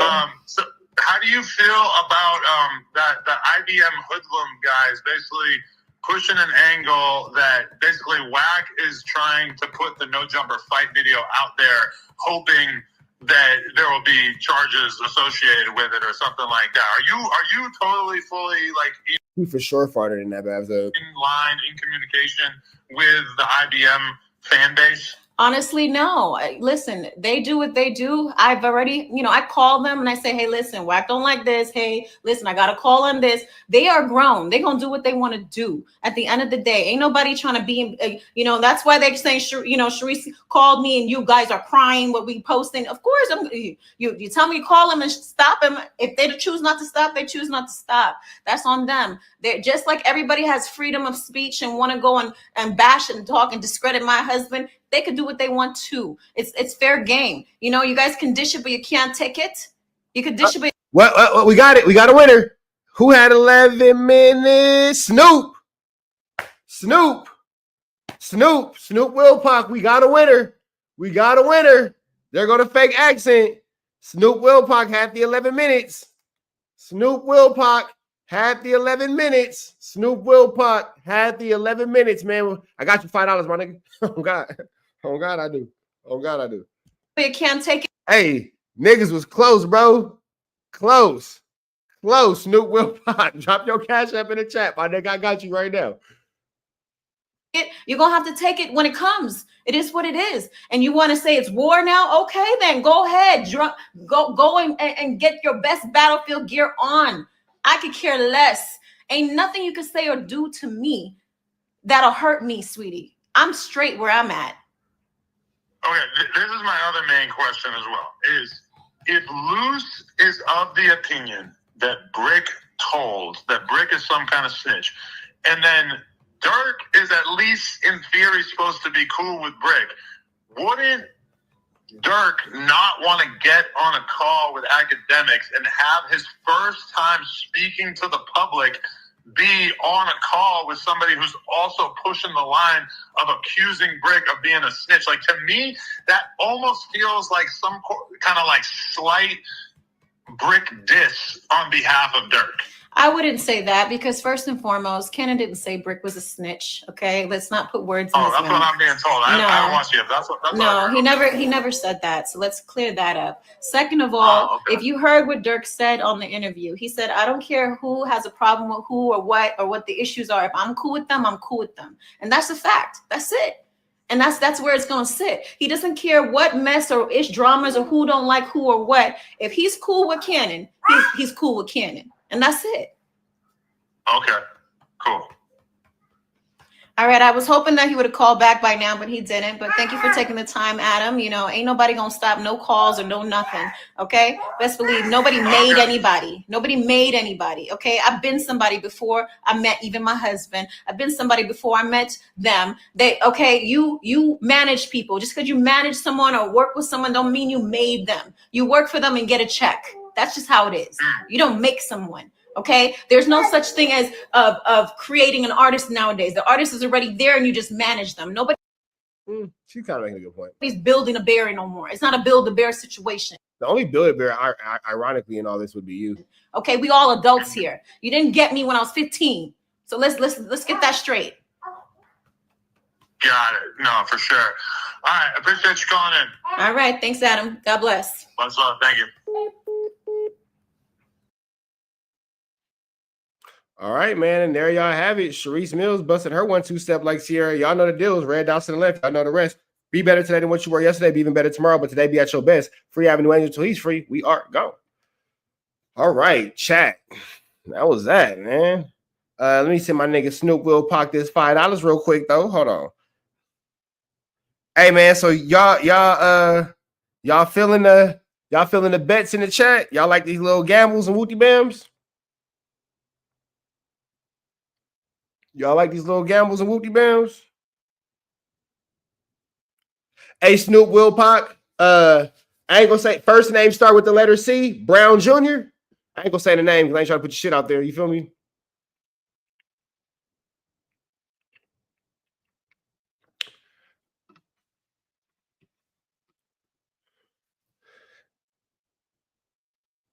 I ain't gonna say the whole name. It's Carl. I ain't gonna say the rest, but Brown Jr. Just want to make sure I'm doing the sentence to the right person. Snoop Will Pac. Bingo. Got you, my nigga. $5 cent. Real homie. Real homie. I dropped the 5 on you. Oh, hold on. I got my password in.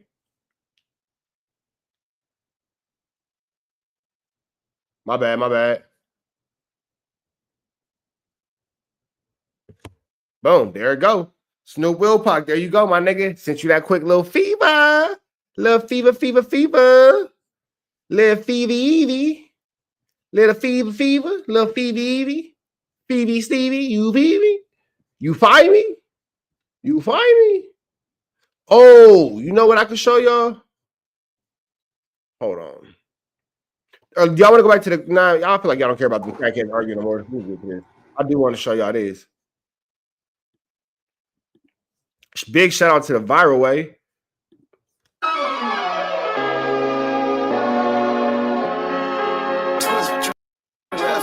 Whoa, look, it's time to go viral. I'm homicidal, I'm killing all my rivals. I'm the man, should I put that on the Bible? I Spotify my target, cause you know I got the title. Hey, I'm a Mac too. I told baby shake that ass like she Apple. She said it's real, so she got my name tattooed. House full, so I hit it in the back room. Oh, baby said she needed nail, peep the urgency. I want a little Kim before she had the surgery. Leg spread on that hardcore poster. She loved twerking, she just do it for the coach. Big dog, bull massive. 6 tray Chevrolet, I'm classic. All these niggas mad at me, that's tragic. Man, bitch in the bed, that's graphic. Yeah, we about to go viral. Hey. What's the deal? What's the deal? What's the deal, Viral Gang? We back at y'all with another one. Shout out all the Viral Way members, man. Everybody out there in the Viral Gang. If you're not an official member, hit the subscribe button. Tell a friend to tell a friend. Leave a like, leave a comment. Tell us what you like. Tell us what you don't like. As always, it's your host that do the most, Mr. Viral himself, a.k.a. the villain, because they hate me for my opinion. And as always, I got bro in the building. What's the deal? LBC Messiah, the great, man. We're going to keep leading the way. We're here to lead the way, man. Here to wake the sheep that sleep. Go everywhere else for the cap. Come here for the facts. Hey, we got one of them ones for y'all today. I know y'all looking at the couch like, what?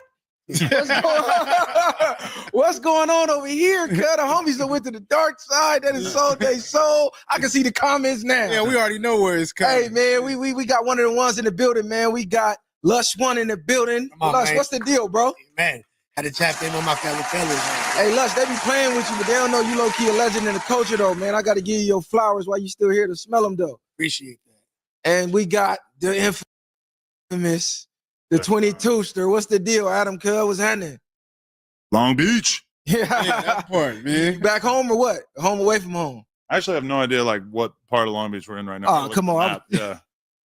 I just got off the highway. I wasn't really thinking about it. We were talking very intensely there. But as soon as we got off the freeway, there's a billboard with the advertisement for a pistol.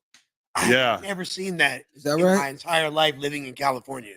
I was wondering about that. That was crazy. I was like, damn, Long Beach activated right You now. got to go to like Orange County for that type of stuff. They all about that Long Beach. You're going to find them every other corner. But yeah, man, we got a lot to talk about today. Where should we start? We got to start here.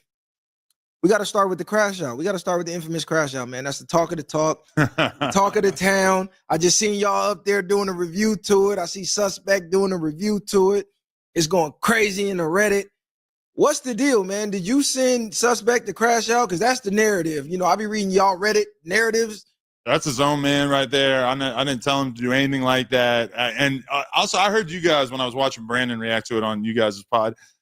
It's like, I never have encouraged violence. I don't even like the idea of people going off and fighting outside or whatever, and especially not on the podcast. So by all means, but I got to say that is one of the funniest fucking clips I ever seen in my life. Just it's like that thing, like that nightmare scenario that you always kind of think about is like where you just go to start a fight with somebody and then you figure out that they're like a Navy SEAL or a jiu-jitsu black belt. Fucking Green Beret. I mean, that is just like unbelievable. I don't know. It's like obviously Suspect has his version of events, but I don't know. Brandon seems like he's pretty insistent that he wants to get a fade out of this. But this They said you was at the window firing up. Like, set it off. They said you was back They there want you like, to set it off like I was doing plug talk right across the hall, so I'm hearing like loud noises coming from the other room. And at one point, the cameraman told me like, "Yo, they were about to fight," and I'm like, "God damn it!" Like, I can't think of anything that would fuck me being able to film a plug talk episode up more than them getting into a scrap out there. But I'm glad it didn't come to that. But I mean, Suspect was standing there by the door going, "Let's fight, let's go, let's go." There's an alley right down the street. Follow me. So Follow me. So y'all feel like Brandon should have stepped outside with that at that point. I really respect Brandon. I gained a lot of respect from him from watching that because I felt like he just was so nonchalant and so was not bothered at all. And I know like when I was talking to Wack about it, you guys will probably see that in a couple of days. Like Wack was saying like, "Nah, as a gangster, if somebody challenges you to a fight, you got to get down right where you stand." I'm looking at Brandon as like somebody who's so confident in his physical ability that and he's like obviously very concerned with how he's moving around. He wants to be a good representative for his culture and everything. And I think he rightfully assumed that he would get lumped in with, being a fucking stooge basically if he was involved with some fighting outside, no jumper with one of the hosts or whatever.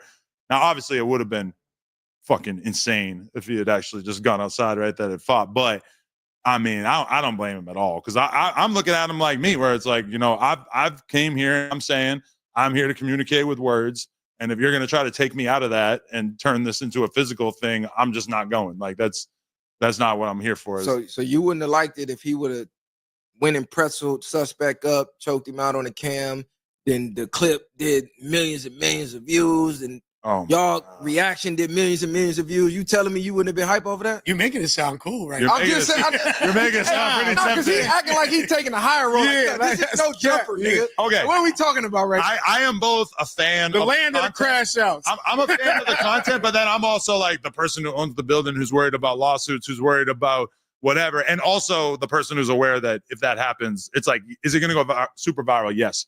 Is that really going to benefit me that much? Like, probably not. Because like everybody sees something like Brick crashing out and got that 1 million view clip of him talking about putting kill squads in the street.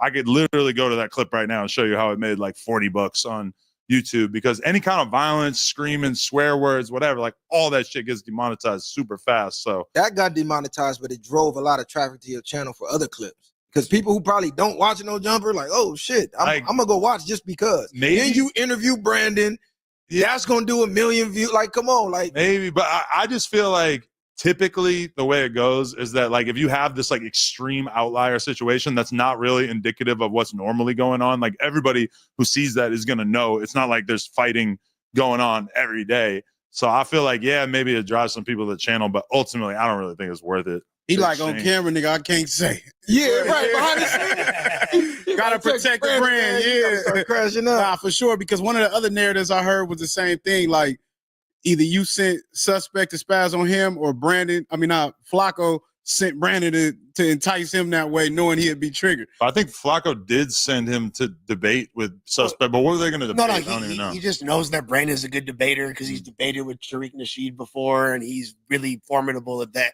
So he brought over there to replace him because it's FLAKKO's birthday with his lazy ass, and he didn't want to do anything this week. Like when Suspect came on the channel, I didn't really like know what would happen, but he definitely has basically like become kind of like the villain. You know, like when people compare it to the WWE and everything, it's like they have people who are there intentionally to be the heel. He's a heel. And I feel like he's kind of like put himself into that. He's like the crash out dude who's gonna fucking scream and flip out on you and do personal attacks and shit. We haven't really seen like the super negative ramifications of that besides like the Kelpie thing. Yeah, but the cold part is I don't see where well, before this, I didn't really see where Suspect got the hate. I actually was fucking with Suspect. When I met him, he was cool. Some of his takes be cool, especially about the music. People say bullshit. He usually at least counter it, shut it down, and try to give a counter argument. He's not gonna be in there being the echo chamber. Yeah. So I really don't see where the hate be coming from, other than him arguing with the females now, like he the new Sharp 2.0 or something. Yeah, I mean, he like that's why he's dope, is because he's like really down for an argument and he's not gonna back down and he's gonna make it super intense and passionate, which is usually like pretty good for a podcast. But then also like he just tends to take shit a little like too personal and make shit too personal. Like, you know, like he like the argument with Brandon quickly did not become about, you know, is it okay for him to have allegedly said the hard R or whatever. It immediately became like, you're fat, you're weird, you're a bitch. You should go outside and fight me. Like, think about that progression of like it's escalated quickly. You basically take it from like one little tiny speck of an argument between two black men, like something that probably doesn't really need to be the biggest, most intense argument, and then quickly gets to like, you're a bitch if you don't fight me right now. I don't think Brandon was expecting any other reaction than what? No, I didn't say that, bro. And that was it. Yeah. Like, well, we're all kind of in the dark because we didn't see the initial seed that started it, you know? But apparently it's like 30 seconds before the camera cut on. There's literally right before. Would you have disciplined him or fired him if he would have did a Kelpie 2.0 and Brandon just spit on him, took off on him, they got in there rumbling? To be honest, yeah. You would have let him go? Yeah, like we let the Kelpie one go, but I feel like at that point it's like, okay, that would make me feel like you're just too much of a liability if this is something that's going to happen multiple times. Well, he got benched for like a month when the Kelpie thing happened. Is that right? Yeah. I don't even even a few weeks. Okay. Yeah. He even said, because I was like, you almost got fired last time, and he corrected me. He's like, no, I did get fired. I got fired. It was like I wasn't comfortable having him come back until we got Kelpie to sign the agreement that he wouldn't sue us, and then I was like, okay. But like, knowing in that, sometimes in that environment, a lot of things stir up that way. Would you look at him for being wrong if he felt disrespected and handled it how you know the type of demeanor he has, should handle it? I just feel or like should he have did exactly what Brandon did? If you're going and you're doing a podcast with somebody, you kind of like are entering into an agreement that does not include violence. Right. Like, you can say that when your whole staff is not gang members, though, but your whole premise of the whole platform right now is gang members. But who? That's straight violence. Who's the gang your number one? X4 locked up, Brick locked up. Yeah, now. Wack. Now. Wack. But beforehand, y'all went from the SoundCloud rappers to the land of the gangbang for a long time. I mean, but it's not really like intentional, honestly. It's GDs, just kind of like BDs. You know what it is? It's like if you're going to do a podcast in Los Angeles and you're going to try to find people who are deeply into the culture and know what the fuck is going on, young men in their 30s or whatever. Gangs. They're probably either going to be like a gang member or super close to that culture. Like you just who like, you know, yeah, you'll find like a journalist type dude or like dudes who like very intentionally go out of their way to not associate with that at all. But, you know, it started with like AD was the first one. And then he kind of brings, you know, T-Rail around and they're gang members or whatever close to it. And then that kind of leads to like that in some weird way leads to me meeting Crip Mac because I'm kind of like all of a sudden in the algorithm of like seeing more gangster shit type, whatever. And then like, then Brick comes around and Brick is a Crip, but he's like tripping like more than a lot of people. And then, you know, just kind of. But not even just the host side aspect, the interviews, because you was doing the little pumps, the XXX, rest in peace. You know what I mean? You was bringing, I want to say, more of a variety. Yeah, now we're just doing now whatever. It's but just straight. How many bodies you got? It looked like to me. I mean, it's almost like because all right, I watch all the Chicago channels that just interview straight up like these are the 37th Street BDs. Like it's like super literal. Like just there's no pretense of these dudes being anything besides just a couple of gang members, you know. And it's like with us, it's like I'm usually trying to have it be somebody who's either like think about the King Pill thing. Like he's funny. He's like trying to be a fucking internet personality, you know. It's like I'm not really trying to just interview some dude because he's from a neighborhood. But if you got like a cool personality or a really he funny though? Interesting story, hell yeah, he was funny. Nah, but his comedy, most of his comedy is about crashing out on other people within the culture, like on some gang shit. It's not really on some who's the dude on King David. Like I look at him as more funny because he's not really naming nobody, but dude is naming real members, stirring up real shit in the streets.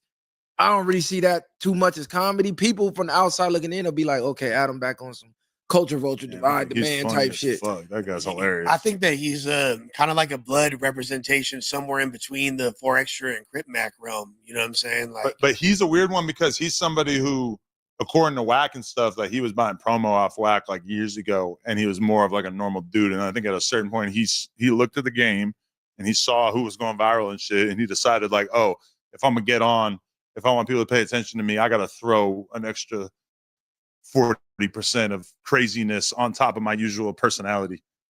I don't think people would be talking about him if it wasn't for that. Yeah. Hell no. What is it to talk about?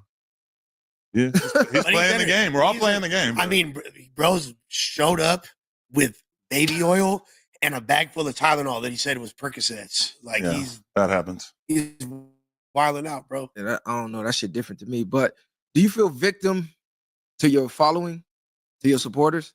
Like, do you feel stuck with the following that you created to the point where you can't really go outside of what you do now? Because I seen you attempt to get 4 Extra to talk about some political stuff and it just didn't go. Yeah. It didn't go too good. You look pretty annoyed, I would say. Nah, I mean, I already know that's not something that he's going to necessarily be concerned with. But Nancy I mean, Pelosi off the back, she tripping. I mean, it would be cool to have the kind of back, Donald Trump. I just thought about what you said. No, it would be cool to have the kind of fan base that would literally just watch whatever you fucking put out. But like, I don't really know almost any YouTubers who can really get away with that. Like one example, I saw Theo Vaughn doing interviews with like essential workers in the pandemic and stuff and like truckers and shit like that. And that did kind of make me feel like, damn, I bet if I interviewed a trucker, nobody would give a fuck. But unless it was like the right trucker. It was like Crip Mac, the trucker, that for sure. But like, I don't know. I mean, I feel like everybody's kind of in that situation because I see big channels all the time that do interviews with people that are like total no names and the views are like, 5% of what they average. Even like Joe Rogan has that problem. It's like, I feel like we're all kind of captured by our audience to a certain extent, but I do feel like we have like a very wide audience in a sense where we can interview a pretty wide variety of different people. But also it's like, I seen Vlad interview Alan Dershowitz, who was like, a very important lawyer on the OJ trial and all this kind of shit. And it's like, it did jack shit for views. And I was talking to him about it and he's like, yeah, some stuff you got to just let the algorithm handle it, which is true. Like, as much as like that is a random fucking interview, it's like for the rest of his life, when he dies, whatever, people are going to look up his name and they're going to find like 50 Vlad clips of him interviewing it. So sometimes you do shit knowing it's going to be hot in the moment. And sometimes you do stuff because you think it's going to matter in the long run. So you think it's more now where you at, like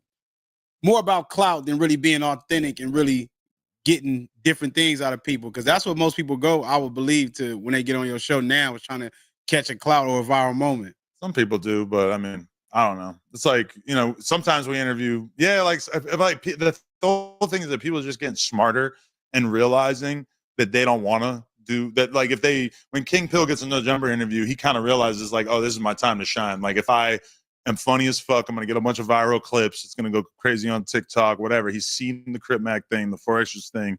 So, I mean, I can't blame for somebody for wanting to do that, but like everybody does it. Like I see normal people, or like from my perspective, normal people, somebody like FaZe Banks, where he did like a clip where he showed how in 5 minutes he can do 5 different clips that are like intended to get tons of attention by just like thinking off his head, like, oh, if I do this, if I say this one goofy thing, then it's going to be worthy of being clipped and it'll get 5 million views on Twitter on one account or whatever. So, I mean, everybody's kind of knowledgeable enough at this point to be able to play the game. But I mean, like your audience, I be reading your chat, I be reading the Reddits and shit like that. I feel like you're trapped in that content there, or the King Pill type of characters. I don't think your audience is fucking with nothing outside of that. Like if you just tried to up and just switch right now, like we can start doing intellectual content, or we gonna try to do some other content from another culture. I see them rejecting that for sure. Like if you're not a crash out at this point. But our audience is so big that I feel like we have tons of segments to our audience. Like we just have like a consistent like community type vibe, all these people, faces working together in the same place, and like people are intrigued by that. But then at the same time, like a lot of my biggest interviews of the last year or the last 2 years or whatever, it's always going to be like just a long sit down with me and some guy having like a good conversation. Like I could look up all of our biggest interviews in the last year, and it's realistically going to be like a lot of just like intense sit downs, you know? You got to also look at what like the trends are on YouTube as well. Like a few years ago, debates were everything on YouTube. Yeah, it was going crazy. And then, so it kind of just changes. And I think that No Jumper is always going to have to try to stay on ahead of the razors. Like in our last year, the biggest interviews are like Lil Woody, which was just like me and him sitting down. Kodak, kind of a shit show, but just me and him sitting down. Even the King Von one has done 1 million views in the last year, which is insane because that interview was from like 2020. You know, the Von off 1700, Blockstar, fucking J-Mane, Big Mike. Like it's all just like this stuff that really like people like that consistent thing of getting to see the team together talking and like little personal drama and stuff. But like, I don't know, like the long sit down interviews are kind of always the stuff that does the best for us. Okay, so yeah, like a lot of these questions I know the answer to is common sense shit, but the viewers want to know because they assumed your channel was just a music channel. We So definitely now started with that as the main thing. Like he said, just whatever the algorithm is feeding at that moment, that's what we finna feed it. I mean, I'm always down to go on different content arcs. You know, we've done the debate type shit. We've done political streamers and stuff. It's just kind of like, I don't know. I feel like hip hop or like just rap music and the culture surrounding it is always going to be that. That's definitely like what our fan base is most attuned to. But also, it's like one of the biggest genres online in general. And that's also the problem that is like I used to get way more like ill interviews with random YouTubers or random fucking, you know, porn stars, whatever. There's like very specific platforms for all that stuff. Like Bradley Martin. If there's a new streamer, there's a guy signed to FaZe that's like going viral or whatever, it's like Bradley Martin's going to get him before me. He's just way more tuned in to that world. So it's like there's some truth to that, but at the same time, I just feel like it's just, I don't know. That's like our specialty. Do you still look for like new artists that's coming up, or do they already have to have a following now as the bigger you got? Because I know a lot of that before. You used to do a lot of underground artists that built a little following, but was on the way to transcending. Then after, they go back and see interviews of you interviewing them before they blew up. Yeah, no, I like that. That's like still definitely one of my favorite things to do is just get somebody early on and stuff. But also it's like, I mean, really like the number of rap stars that comes out every year seems like it kind of like is just consistently dipping lower and lower. So like you basically saying that the music is trash. There's less like stars. Like it's like every year when you look at the XXL cover, it just feels like the people on it are just less interesting, or there's less like energy around it compared to like 2016, 2017. XXL covers were sick. Yeah, well, Like, there's no class that's like that Uzi Vert Yachty class in 2016. which is crazy because people are already saying the XXL shit was burnt at that point. Yeah, you know, Nah, it was. That shit been cooked for a long time. I think social media and everybody trying to be a streamer and a podcaster and a video gamer, fuck that lane up. Rappers trying to do everything but rap now. They just people wanna are just be less interested Kim in K. rap. You know, But to I don't keep it think a they're stack, less interested in rap though. we're still doing underground interviews a lot. You know, they're just not getting as much traction. Like I personally have interviewed Frack, Malicious China, that we did Christ Dillinger, we did fucking a bunch of dudes that are up and coming. I just did this group called Delivery Boys who rap their ass off. That's about to drop. And just that content doesn't seem to resonate, but we're still doing that. And a lot of it is for the purpose that you said, like, yeah, because when these dudes inevitably blow up, people are going to look back. Jumper still got them first. Is you doing it and Adam doing it? Because it's going to hit different if Adam doing it. Yeah, it would hit different, but I feel like it's kind of that. I feel like getting an interview with him is more of a career benchmark. Mine is like if I get interviewed, if you interview me, it's not quite on that same level for an artist, but I could get them to a place where then someone like Adam or Ack or Vlad will see. or like Right, you, no, it's you still- and it's Brick still a doing it W. together and shit. I feel like when it's like a couple of our hosts together, a lot of times it could be like just as impactful as if it's just me doing it or whatever. Yeah, like me and FLAKKO or me and Brick. Yeah, Right. Because then you're kind of like inserting them into that world, you know. And then, I don't know. Okay, so what's up with you and Brick? Is all this a play? Is it scripted to keep his name in the media? Is he really throwing shots at you? I mean, I know you said he owes you money, and the fans is like, "Oh, you running content on Brick? Why not keep paying him?" Me, I got a different outlook. If you go to jail from any job you got, they ain't paying your ass. Your ass is most likely fired. So, what's your view on that? I mean, I was a little triggered because I felt like they were talking to Sharp behind my back and like telling him shit that they weren't saying to my face or whatever. But then me and Brick ended up having like a long conversation the other day, and I ended up sending his girl some money and shit. And like, I don't know. I mean, it is weird because it's like obviously he would like to just keep getting paid infinitely for the rest of the time, but reality is that we're not like really in the position to be able to do that. So I'm trying to like, kind of Not in the position as far as what? Not a position you don't want to do it, or the position as if you losing assets fucking with him? No, just like that's a lot of money to be paying somebody that you're not making any money off of at a certain point, So it's like I'm still trying to like help him when he's in this time of need and shit. But I did kind of like jump out the window in that video a little bit more than I probably should have, just because I felt annoyed by like that one clip of him talking about like, oh, people on the beach with their feet up on vacation or whatever, which I felt like was like kind of an obvious shot at me, even though he did kind of sweet talk me on the phone the other day and make me feel as if it wasn't about me, even though then when I thought about it more, I was For like, sure I'm like, I don't know how the fuck is He that was not just about on me? the beach. I was Rick literally just on saying. vacation at that moment. Brick, get out tomorrow. Y'all gonna be back good? Yeah, for sure. Rick called into the pod earlier today, Yeah, chilling, making inside jokes. Like it was. Dude, he got to pay you the money back. I mean, I wasn't trying to get it before, so I guess I'm not really going to be pressing it now, especially since like if he gets out, like he got way bigger shit to worry about money-wise. So I'm definitely not trying to get a dude who's facing serious federal charges to be like, yo, I need that money I let you borrow or whatever. But I mean, I'm sure we'll figure it out at some point. And what's up with you and Sharp? Like, what's this beef? Like, what is this really about?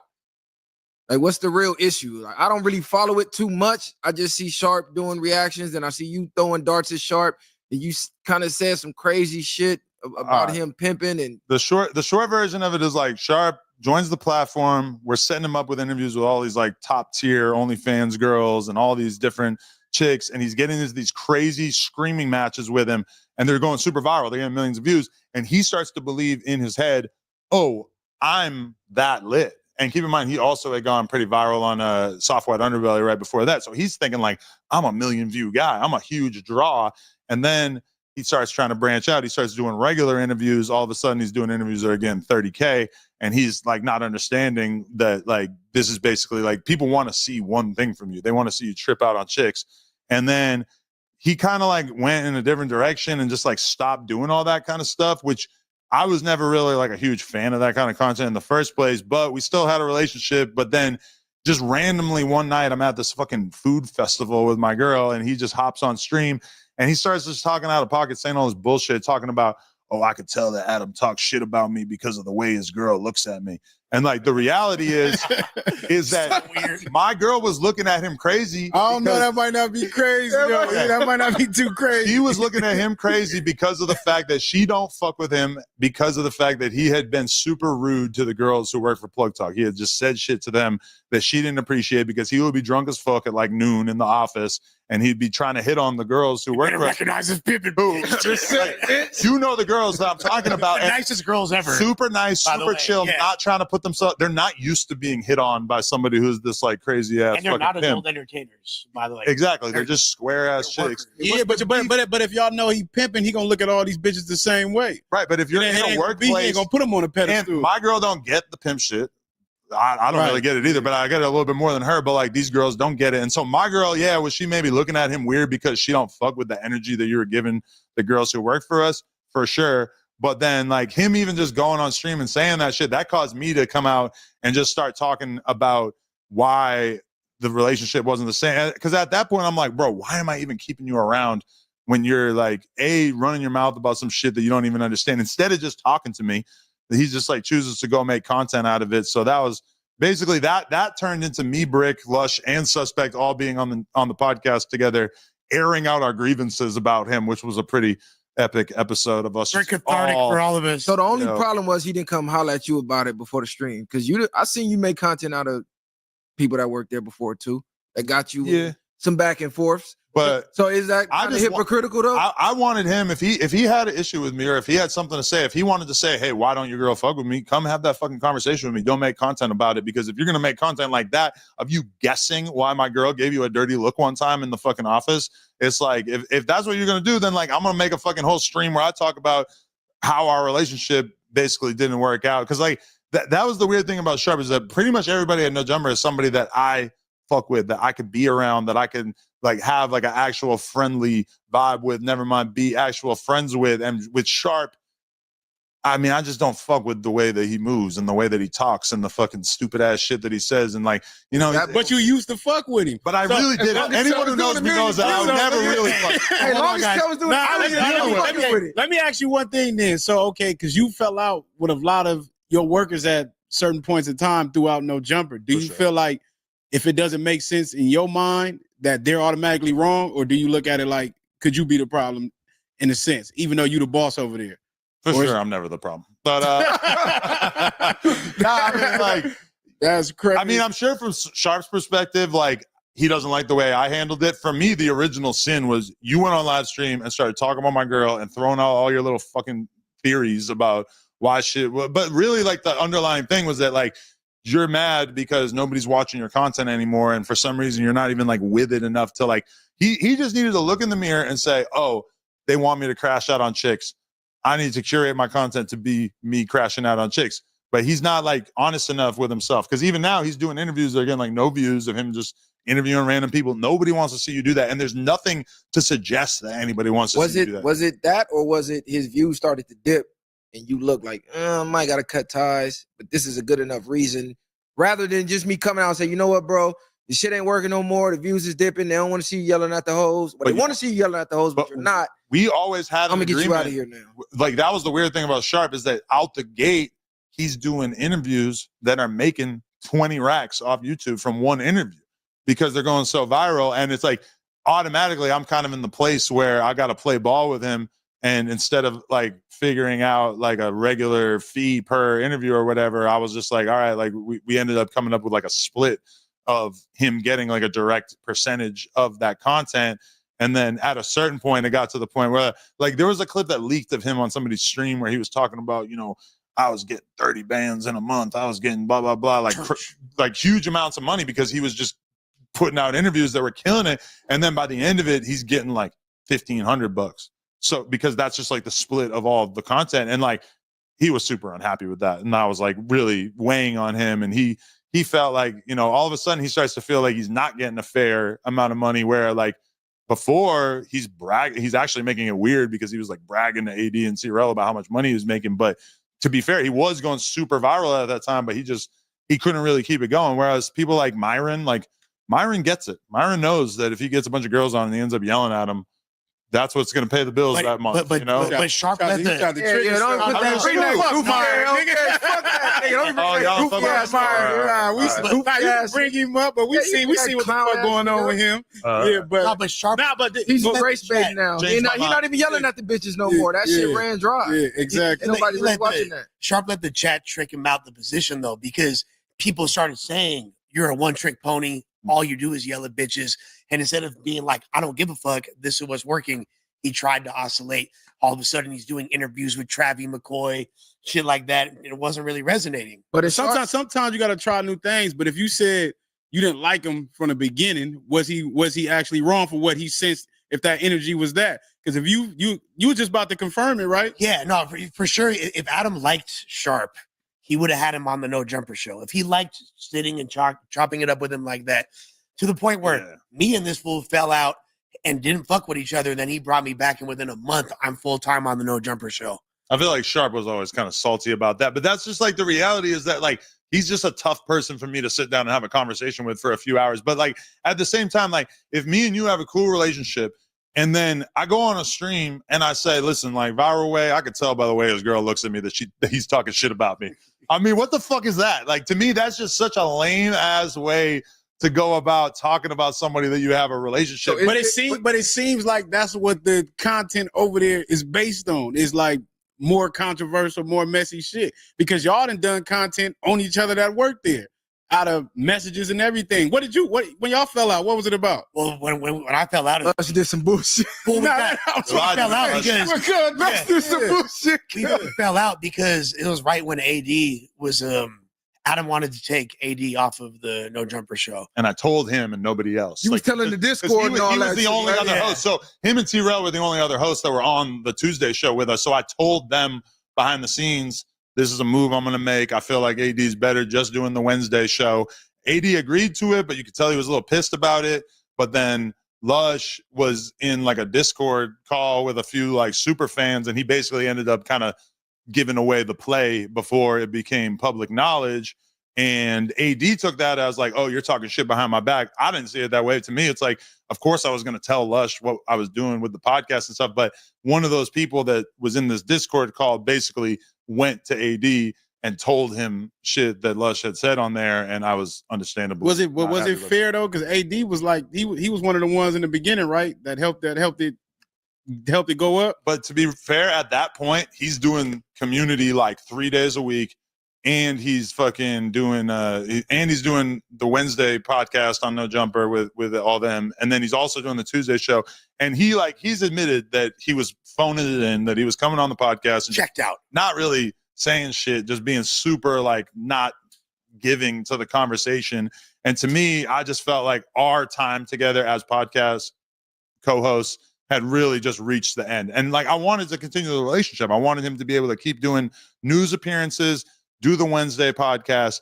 But to be real, like his ego couldn't really like take the idea that he was being moved off the show, which that's part of the problem. But let me ask you this. There's been so many people though, where it's like me and them can have a conversation and be cool about it. But then the 20 calls they get that night from people that they know that are going to paint this as like this intolerable disrespect is going to completely change the way that they think about it. Was it his ego, or was you seeing him start to branch off and you like, fuck that? If you ain't all the way No Jumper, you finna be all the way out. No, because I knew him and T-Rail. Like I never gave them a hard time about having their own streams and shit the same way that I don't give Lush or Brick or whoever like a hard time about doing their own content. It was just the fact that he was doing his own content, but because it's deeper than what I just said, because he also was like, they would like cause drama at No Jumper or whatever, and then go and do their streams and call everybody, and like all of their content was about No Jumper drama at that point. And I was a little bit annoyed because from my perspective, it's like, I'm paying you guys good. Like AD was getting paid really good, better than like any host I've ever fucking had.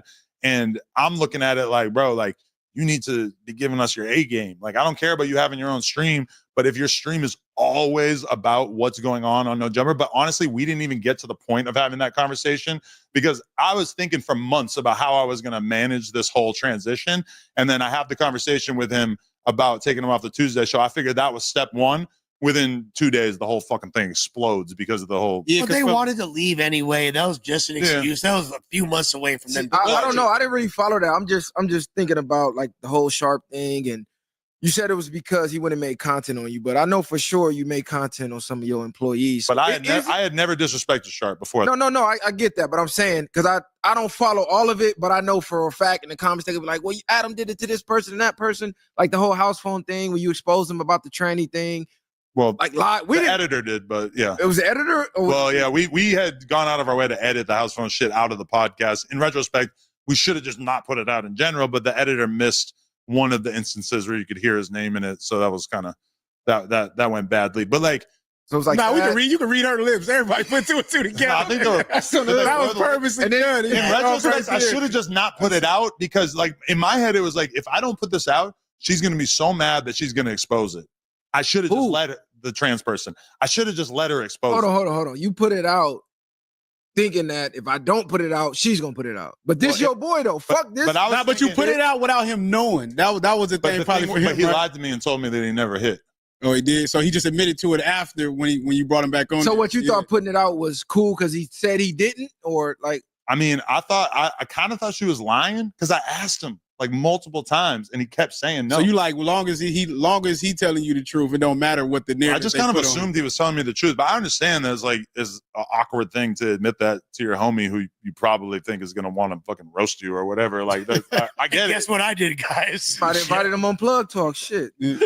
Yeah, I mean, if we start the trans division, it could happen. I don't even know if that's like a consistent thing or just like a one-off that he did one time. I don't know. You said it was like an experimental phase of his life. I don't know. I don't think he'd be doing that usually. Yeah, I seen that. He looked like he was ready to squab that. I mean, I was around him for years and years, and I never saw him be interested in anything besides. Oh no, that's just a crazy thought process. I'm trying to gauge it. Of if I don't put it out, she's gonna put it out, so I'm gonna put it out because she was without telling her. She told me that when she saw me at the porn awards, that the first thing that she thought in her head was, I'm gonna go viral by exposing house phone through him. That's weak as fuck. And so then we do the interview, and then she fucking exposes it, and I'm telling her to shut up and shit. But like, we edited a bunch of it out. We edited his name out in every single clip, but then it still got through to the world. But what I should have done is just not put it out. And then if she wants to expose it, okay, but then I don't get blamed for it. Or if that's being your boy, you just never give her the opportunity to try to go viral off of you. Yeah. Go put that shit out somewhere else. Like, you're supposed to protect the brand. This the homie. You know, I feel like I feel like I go super out of my way to fucking avoid that shit now. Like, even with this suspect thing, I feel like I was trying to cut him as much slack as possible when I'm obviously kind of siding with Brandon when I was watching the shit on stream and stuff, you know? Well, it's funny because he had there's so many different ways to look at that thing. First of all, you're a scandalous human being. Whoa! And I'll tell you why. Talk about it. I'll tell you why. Hold on, let's talk about it. Let me tell you why. I'll tell you right now why you scandalous. Because you said Brandon shouldn't have told him that he's a trained fighter. No, don't. Nah, we talked about that. You don't tell nobody that. You move in silence. We talk about that all the time. How is that fucked up? You don't. If I'm not. Listen, I'm not finna tell you I'm trained so you can go grab a burner or a weapon or whatever. If it comes down to it and I gotta perform, I'm gonna perform my training. That's what the fuck I'm training for. But you don't walk around telling the world you're a black belt. Element of surprise. No, when you say the weapon thing, I'll give you that. I'll give you that. Because the convo went from catch my fade to, well, I ain't gonna let you put my hands on me. Then it went from I ain't gonna let you put my hands on me to come outside. I'm gonna show you what we do to niggas who train. So don't you think what is we talking about? That's great. Isn't that kind of like having a weapon on you when you're as strong as someone like Brandon fighting a mere mortal? So why the fuck mere is you mortal picking a is fight? crazy? Yeah. No, listen. Y'all come on. But you don't know who you dealing with regardless in life. So it don't matter. Now, if he trained, then it is what it is. You signed up for it at that point. And that's what anybody, you shouldn't be letting people know. You gonna let you know every time you walking around with a gun on you, I'm gonna let somebody get off on me and just tell you? No, you're right. Okay. So here's another thing then, guys. Let me ask all of y'all this. What's different with Brandon choosing not to fight and me turning down FLAKKO's fade? What's the difference? It's basically the same situation. It's the same thing. It's only difference depending on who's looking at it. From a street aspect, niggas are gonna look at it like he's marked out. From a backfield, the things that he comes from, that type of culture, it takes more restraint to do what he did, knowing what he's capable of doing. So the confidence in that is why he's able to do that. Now, if people want to feel like he marked out or if he did or not, we'll know if he'd have just got off on him. And then if he don't defend himself, it's like a two-edged sword, depending who's viewing it.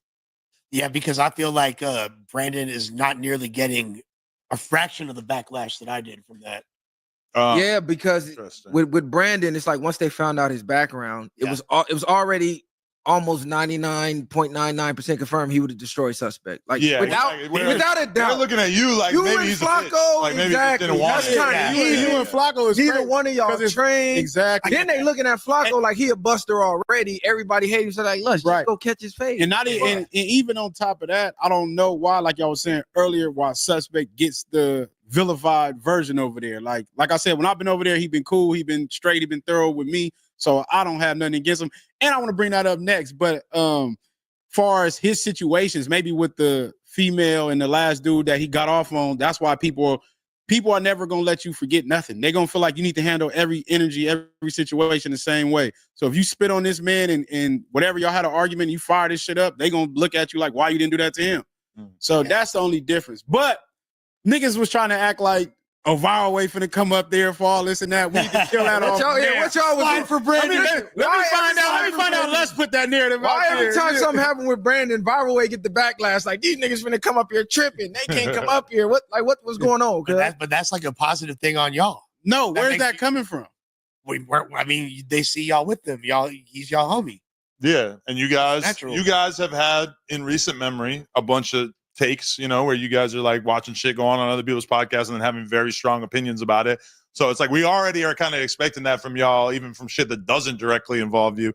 And then we see Almighty turning up on Brandon. What doesn't directly involve us? Well, I'm not saying we've been involved. Like obviously, like the whole N-word Mexican thing, whatever. Like it directly involves you because you're black dudes. But it's like that we saw you guys kind of being the first ones to the scene with having a strong take about it, or even like the T-Rail shit with him saying the shit about Doechii or whatever, which I think you guys were 100% in the right about. You guys are right on most of your arguments. We're right, Liv. If you look at the root of every back and forth we've ever had, not saying we can't be wrong, but we've always been right. There's not one back and forth we had where we really started it.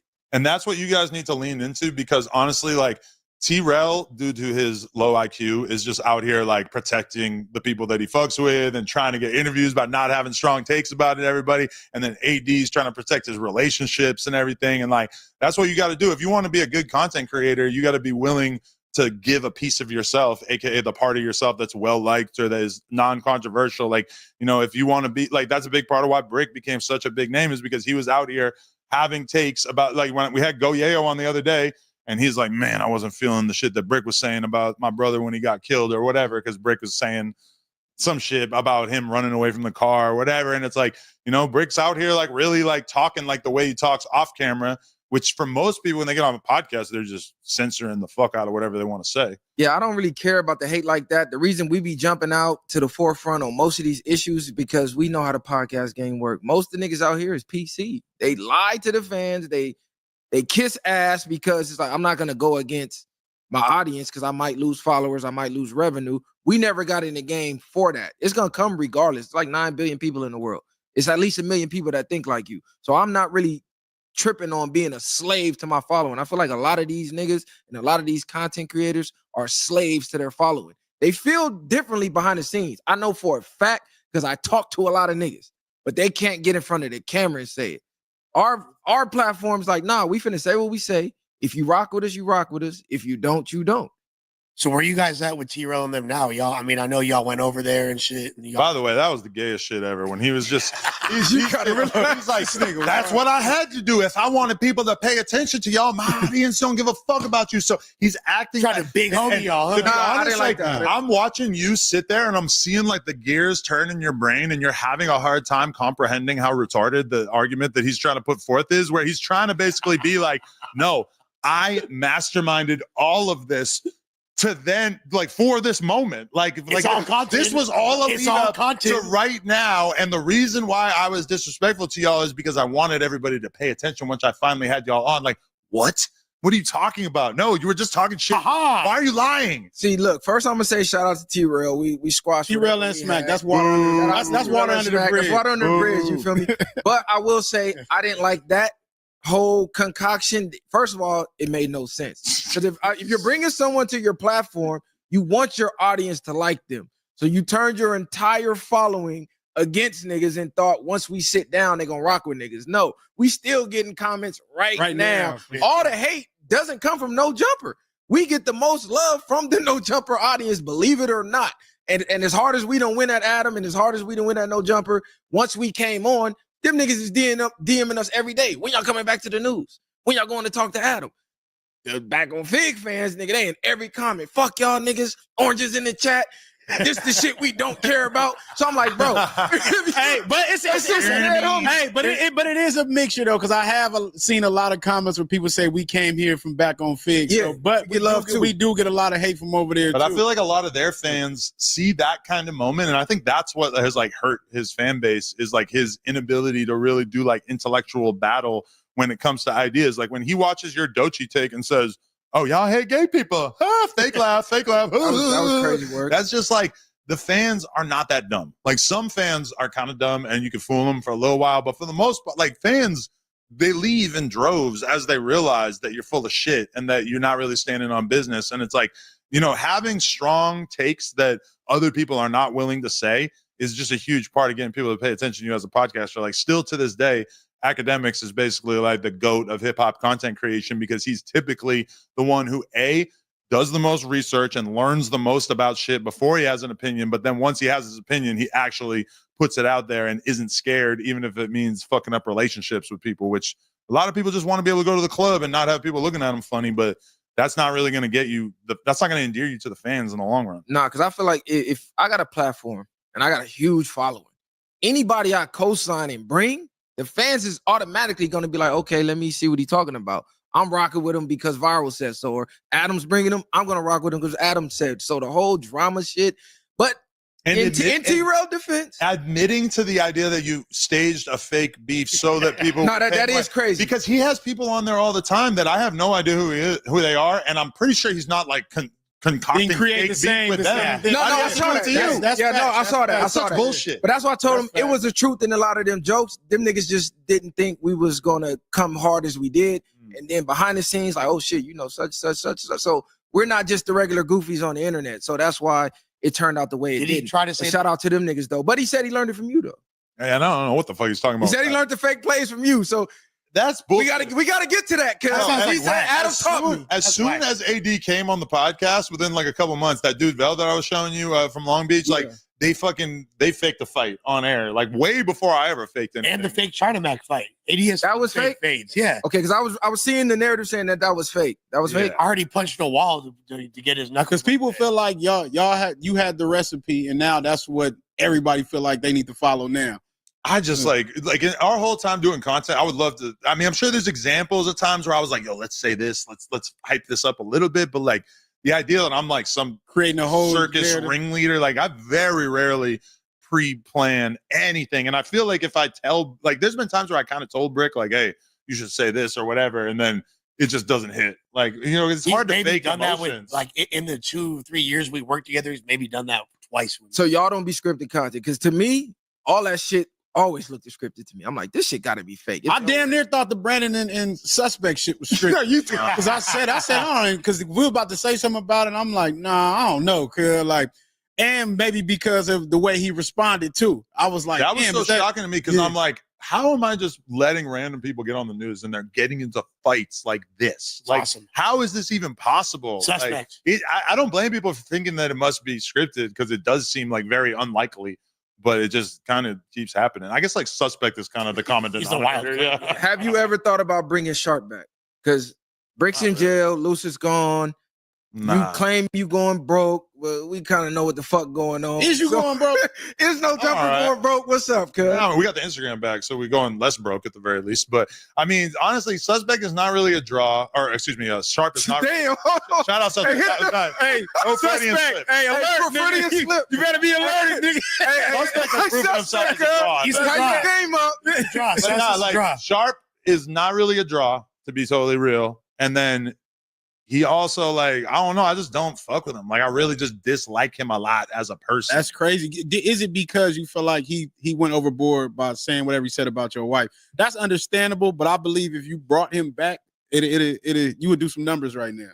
Maybe for a moment, But and to be real, like before we fully like it got to the point where that probably wasn't gonna happen, he was supposed to go on the Adam and Wack show, and he told Brick, he's like, bruh, I made 15 bands off YouTube this month. I ain't going back. I'm gonna keep running this shit up. And like obviously that has kind of like ran out. Like he's doing like the same numbers that he was doing before he left now. But for a minute there, he was getting a ton of views and donations or whatever. So he was loving it. But then because like he was fully invited to come have a like that episode with Suspect. I think Suspect came in because Sharp said that he wasn't gonna come. Like we were gonna just sit down with him.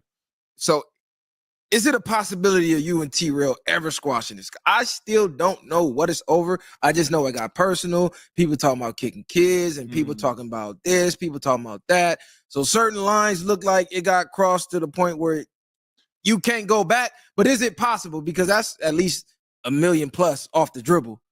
I've thought about it. To be honestly, me and Lush talked about it on the way here. There's like the possibility of it and everything. But I mean, I don't know. It's kind of like so satisfying watching him slowly drown due to his own hubris that I don't know. I just kind of like watching him suffer and seeing how fucking miserable he is and how lost at sea he is and how he has no idea what to do. I don't know. There is part of me that just wants to be like, listen, challenge him, be like, come on, let's do this. I'm going to say whatever the fuck I want to say to you. You can say whatever you want to say to me. And maybe by the end of that, we'll be closer to cool. But I don't know, man. So you think he really drowning, or you think this, or do y'all like feeling like, are y'all really beefing to the extent that people think? Because, or do y'all make more making like right now, you know, it's going to be content about this. But it's not even like a draw anymore. Like I, at a certain point, that just stopped working because the fans aren't really like, honestly don't give a fuck anymore. Like they're not really invested in whatever he and as far as the reactions. I think his content does the best when he talks about us. But in recent memory, anytime I've talked about them, it doesn't really move the needle. And so I don't know. That's part of why I just like don't really. I would say for me, I would like to see y'all at least get some better representation for us up there at some point in between the bullshit. I can't tell you how to run your channel, but when I watch it, I be embarrassed for us with niggas like King Pill and niggas like that. But I get that's what your shit is based on. But every now and then, throw somebody in there who actually has a brain, who's a proper representation. What about Flakko? For the black culture. Come on, get the fuck out of here. You know, shout out to Flakko, but that's all the way out. Flakko's an intellectual. Flakko more like Flakko is not from the Flakko is not. First of all, he's not like us. But I fuck with Flakko. Get it right. But he's not like us at all. He don't represent us. What I'm saying is, this is where the culture vulture shit comes from, right? So we used to go hard at you niggas. I know you see. I want to. I want to get your view on that too, right? Because they like, oh, how you used to go hard on Adam but sit with him. Once I got there and I'm like, damn, these niggas want to come crash out. A lot of gear started to change. Like, nah, these niggas is really coming up here to do that. He's not forcing these niggas to do it. And they want to do this clown shit. You said that when y'all came over. You were like, hey, I'm seeing it in real time. Now I'm seeing niggas pop in and out to come crash. Like, please let me come make a fool of myself. But you have the biggest hip hop platform on the West. People make content off of your content, and they look at us and our culture based off of what's represented on your platform. So if you really fuck with the culture, you eating off the culture for sure. I'm not gonna call you a vulture per se. By definition, you would be, but you do give niggas jobs who would never ever have a job and would never ever be in the limelight, wouldn't be around celebrities, none of that shit. So I see some shit you do. Crip Mac was on salary. No, that's what I'm saying. You feel me? Like, Crip Mac, what's his name? Foestra came out for doing life on the biggest platform, salary, all that.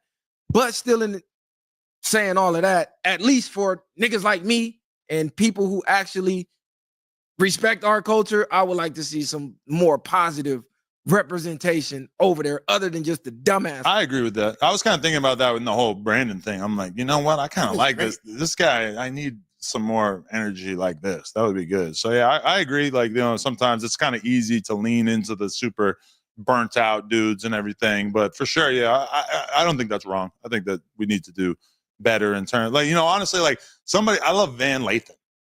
That's somebody I would love, but you know, he's fucking high priced. He's at the Ringer. He's making hella money off them and shit. You know, it's like a lot of the people that I would want to bring in from a more intellectual standpoint are already kind of spoken for. But yeah, I'm sure there's like some good opportunities out there. Cause like for me, No Jumper is that it's most interesting when it's a mishmash of different aspects of the culture. I think that the No Jumper show was in many people's minds at its high point when it was me, AD, and fucking Lil House Phone, because they're like two totally different types of dudes from Los Angeles, you know? And it's like, I think people like seeing a super gangster dude with a hipster dude or a more intellectual dude or whatever. It's like I remember when it was DW and Brick on the No Jumper show, I got so much negativity about that because so many people were like, this is just pure Crippin' all the time. Like it's a conversation about Crips and different types of Crips and every single week. And I got that because it just kind of did become that at a certain point. And I feel like No Jumper's at its best when it's like a variety of different viewpoints. And if it's too gangster, then but if you have like a gangster dude with a dude who's able to ask smart questions about that, who's maybe not from that world, a lot of times I feel like that's more interesting. But do you feel like even with the homie that he got caught up in the way the environment is? Because he did bring Nick up there for you. Well, Nick had been up there before that. I don't know what the fuck he was talking about when he said that Nick wouldn't have been there if it wasn't for us. But and then Nick came. I ain't even saying all that. I'm saying, but he was an asset. He was more of an when asset he came. By him bringing them, he was trying to take a stance of showing his value and doing a different route by bringing the thing that started all that. The first DW appearance, he came on the Adam Wack show and got blackout drunk.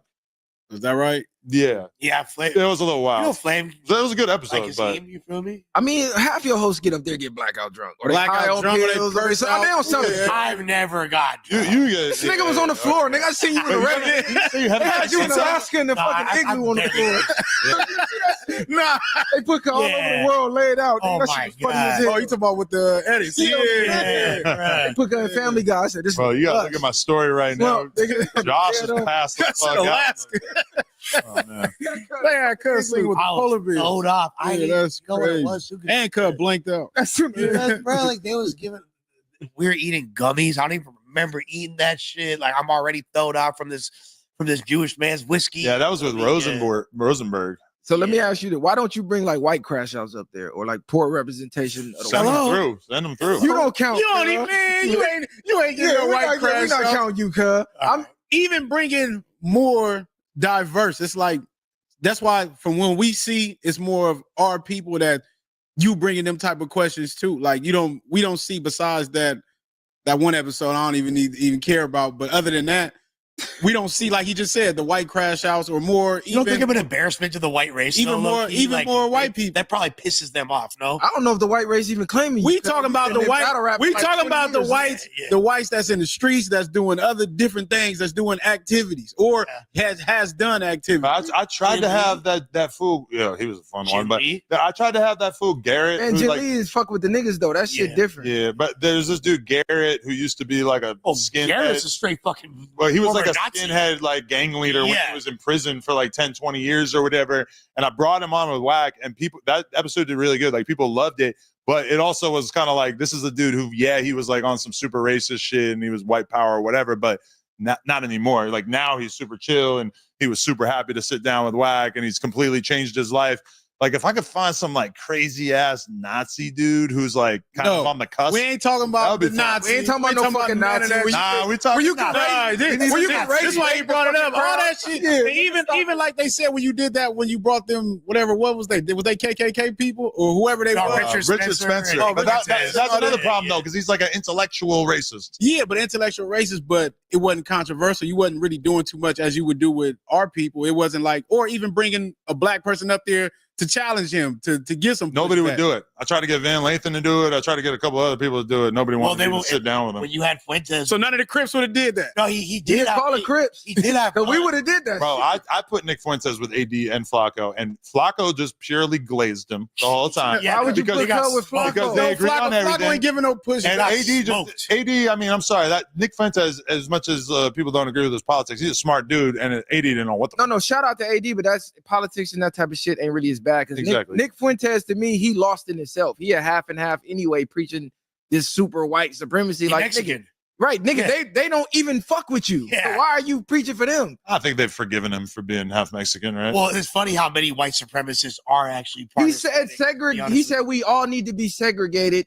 We don't. the whites need to be over here. Okay, nigga, you're going back over here though. Yeah, You're not going with the whites. You're going to south of the border. Nah, but You're going that way, my not even just that though. It's a million Hispanics out here, full throttle, gang banged out. I'm pretty sure they'd love to get on there. But he don't relate to him. Oh yeah, he like fuck all See, that. this is the difference. The Crips allow it. They came up there tripping on 100 deep. He like, I'm not even touching that I shit. think if the white ethno state ever does exist, they'll probably be accommodating to people like Nick Fuentes, who might not have pure blood, but are on the same page politically, right? They're not fucking with Nick Fuentes. I'm not optimistic about the white ethno state. Listen, in the first bro. place. I don't think it's if going to work. we all got to line up and firing squad, Nick Fuentes is going on the wall.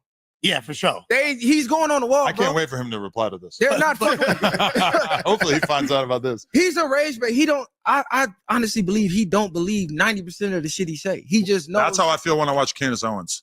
Is that she can't possibly agree with some of these takes. Nah, Candace Owens is barred. Candace Owens is barred. I'm not finna let you do this. Yeah, Candace that's Owens how- is barred yeah. up.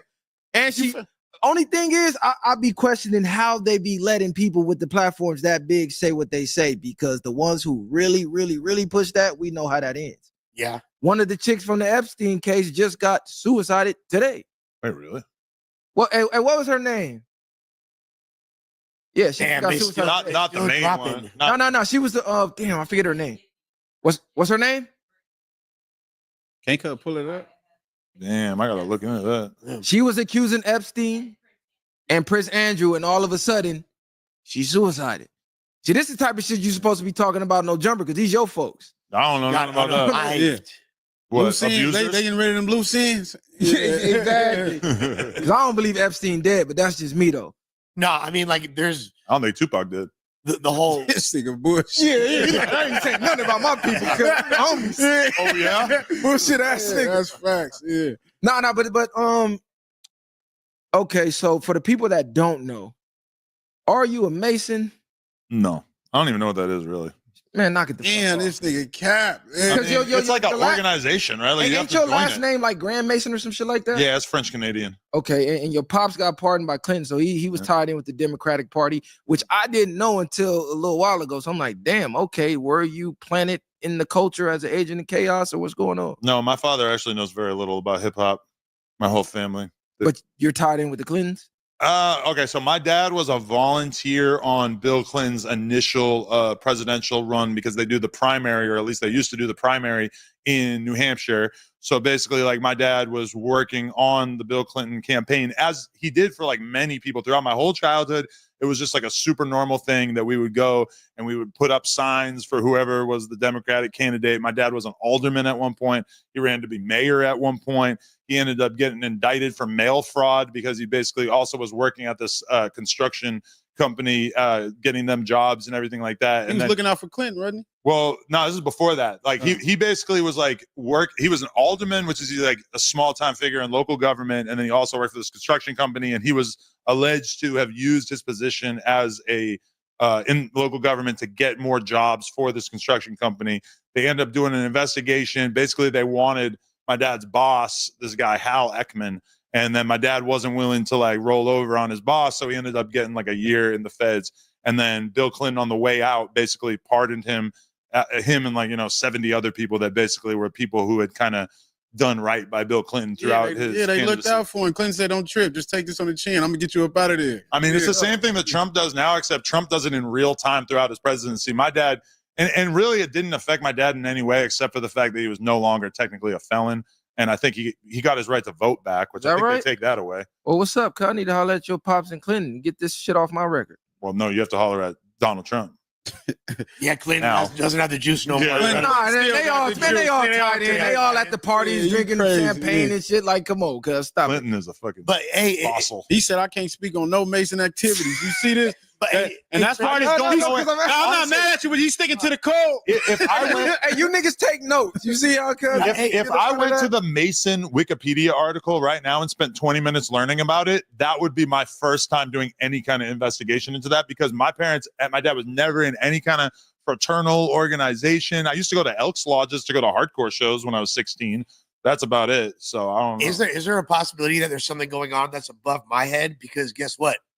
My brother, who's the CEO of Indeed, worked on that same 1992 campaign Really? Bill Clinton in Los Angeles. He is so much more tapped in with the Illuminati or potential Illuminati suspects than I am. And he's from fucking Beverly Hills. I'm from Nashua, New Hampshire. I'm from Beverly But Hills. just Y'all because everywhere. but just because your brother was or connected, don't mean he was as connected as his pops was. No, it's kind of. You might not have been. He might not have been in the inner circle. They think that because my dad made movies, that my dad is a part of the Illuminati. You feel me? Like my dad has never smoked a joint before. He is the biggest square. The fuck that got to do with the Illuminati? He interviewed his dad. It was actually very. I know. I saw that. His dad talked to Malcolm X the day he died. He did. Yeah, I'm still blown away by Is that that. right? Okay, so y'all tapped in on some other That's shit. fucked behind up. the scenes. MLK as well. He talked to was the only member of the white media that Malcolm would allow to interview. So he knew all the hits was coming. Your dad is JD Vance, and Malcolm X is the Pope. No.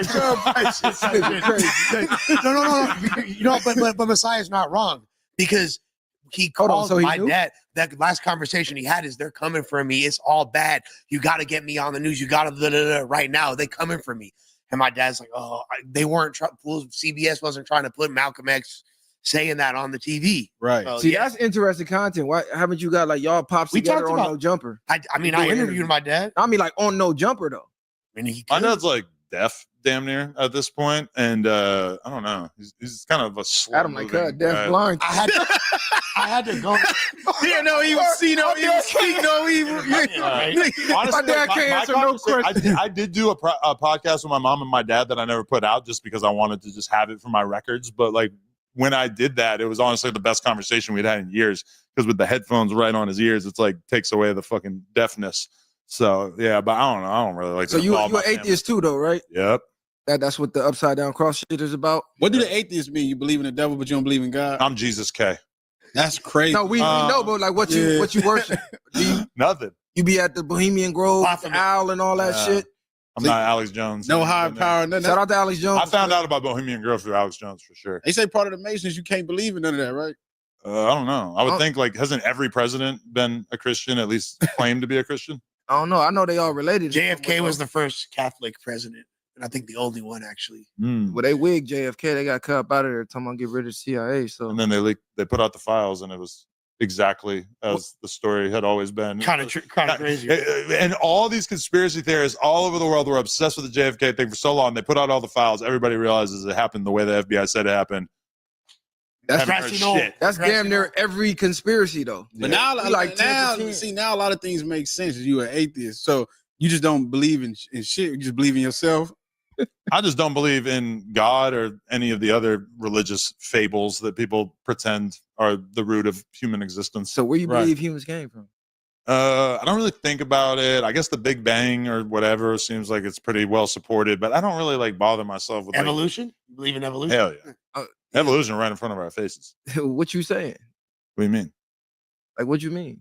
I mean, if you look at the you got animal two niggas kingdom, right here. You talking about evolution in front of our faces? Like no, I think we've evolved from the same species. Nah, but I mean, when you look at animals, it's just like, how the fuck could you not believe in Well, you evolution? talking about leisure on that No, bush? I'm talking about right in front of our faces. I'm saying it's like if you go to the zoo, I feel like even if I didn't know about evolution, I feel like I would go to the zoo and be like, oh, step outside. it's super easy. Oh, you said evolution like right in our faces? We're not branding. We're not finna have no cool That is eggs. not the implication. That is not the implication. We have all the worst evolved body. to the same. This is no racial eugenics conversation or anything like that. No. Yeah. And I think it's pretty obvious that fucking the people that get burnt by the sun aren't the pinnacle of genetic superiority, obviously, right? So I mean, we know we got the God genes. That's neither here nor there. But I'm just saying, like, for people that believe in the Big Bang Theory, like that to me, that don't make sense. Because where did the bang come from? I just don't even. It's been You just so like, I long. don't even give a fuck. Let me get rich, and that's it. It's just been so long since I even like read into like the Big Bang and shit. And anything like super mathematical or scientific is just not really my bag. I'm more of a culture guy. Okay, so knowing that you were atheist, it all makes sense though. It like most of the shit makes sense now. Everybody should be an atheist. Nah, that's crazy to me. A lot of people are. What's the whole we know who you working for now. Nah, yeah, for sure. We know where his allegiance. You guys are working for Big Jesus. Yeah, we know what allegiance I is. fucks with Jesus. That's my Lord and Savior. And I believe, Nah, 'cause I believe I- in God. That's that, and that's where it's at. Nah. I'm more spiritual than anything. I be confused like with the audience that Adam ain't loyal to his employees and this and that, but it's like cuz he's an atheist and a businessman. So like, what do you expect if it's not business?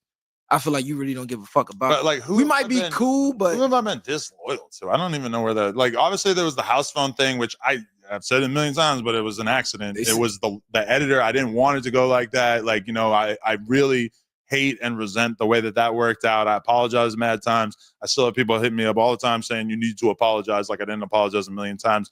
But you know, the AD thing, like him and T-Rail left. Like, all those dudes left. But it's more like, how can I say, even that, more egotistical. It's like if your ego gets jeopardized, you're gonna get somebody up out of there. But who's the example of that? I'll let suspects scream on me and insult my whiteness. Even I seen that clip of the old clip. I think UAD, what was the dude, house phone, and he was trying to confront you about it. And he was like, I'm not gonna let you keep saying whatever I'm saying before he tried to throw the cup on you.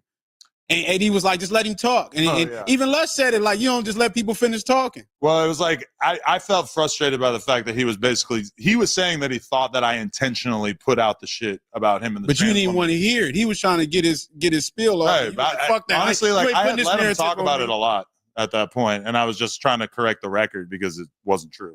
And also, you and Phone, like, you guys have been friends for a long time, so there's like a lot of things between y'all that people weren't even aware of. I'm sure that probably like some little shit. I mean, honestly, like, our podcast relationship was strained by that point because he was just kind of doing drugs and not really taking it serious. Like, right before that, he had actually been like removed from the podcast and then had kind of started coming back around and got re-added, and then that shit happened. So it's like, I was technically his replacement at one point. Would you say you like narcissistic in a sense? Because they say, you know, if one person's constantly falling out with hella people, it can't be all the people. I mean, I think that person got to look in the mirror as a content creator, and especially as someone who's essentially running a circus. I do think you kind of have to be narcissistic to a certain extent, but I also have to be able to, like, you know, bring in all these other people and stuff. So I also have to, like, force myself to be more human with a lot of the people who come on the podcast and stuff, because, like, you know, it's like you have to deal with their whims or whatever they're fucking going through if you want to keep people being happy on the podcast. But then also, it's like, there is a part of me where it's like, ultimately, you know, this business needs to be something that I want to do. You know, it's like I at a certain point, like AD and like them, they'll mention the fact that I had kind of threatened to end the podcast or whatever, because there was times towards the end before everything blew up where I was so stressed out by all the bullshit and drama that these dudes were creating that it just wasn't really seeming worth it to me anymore.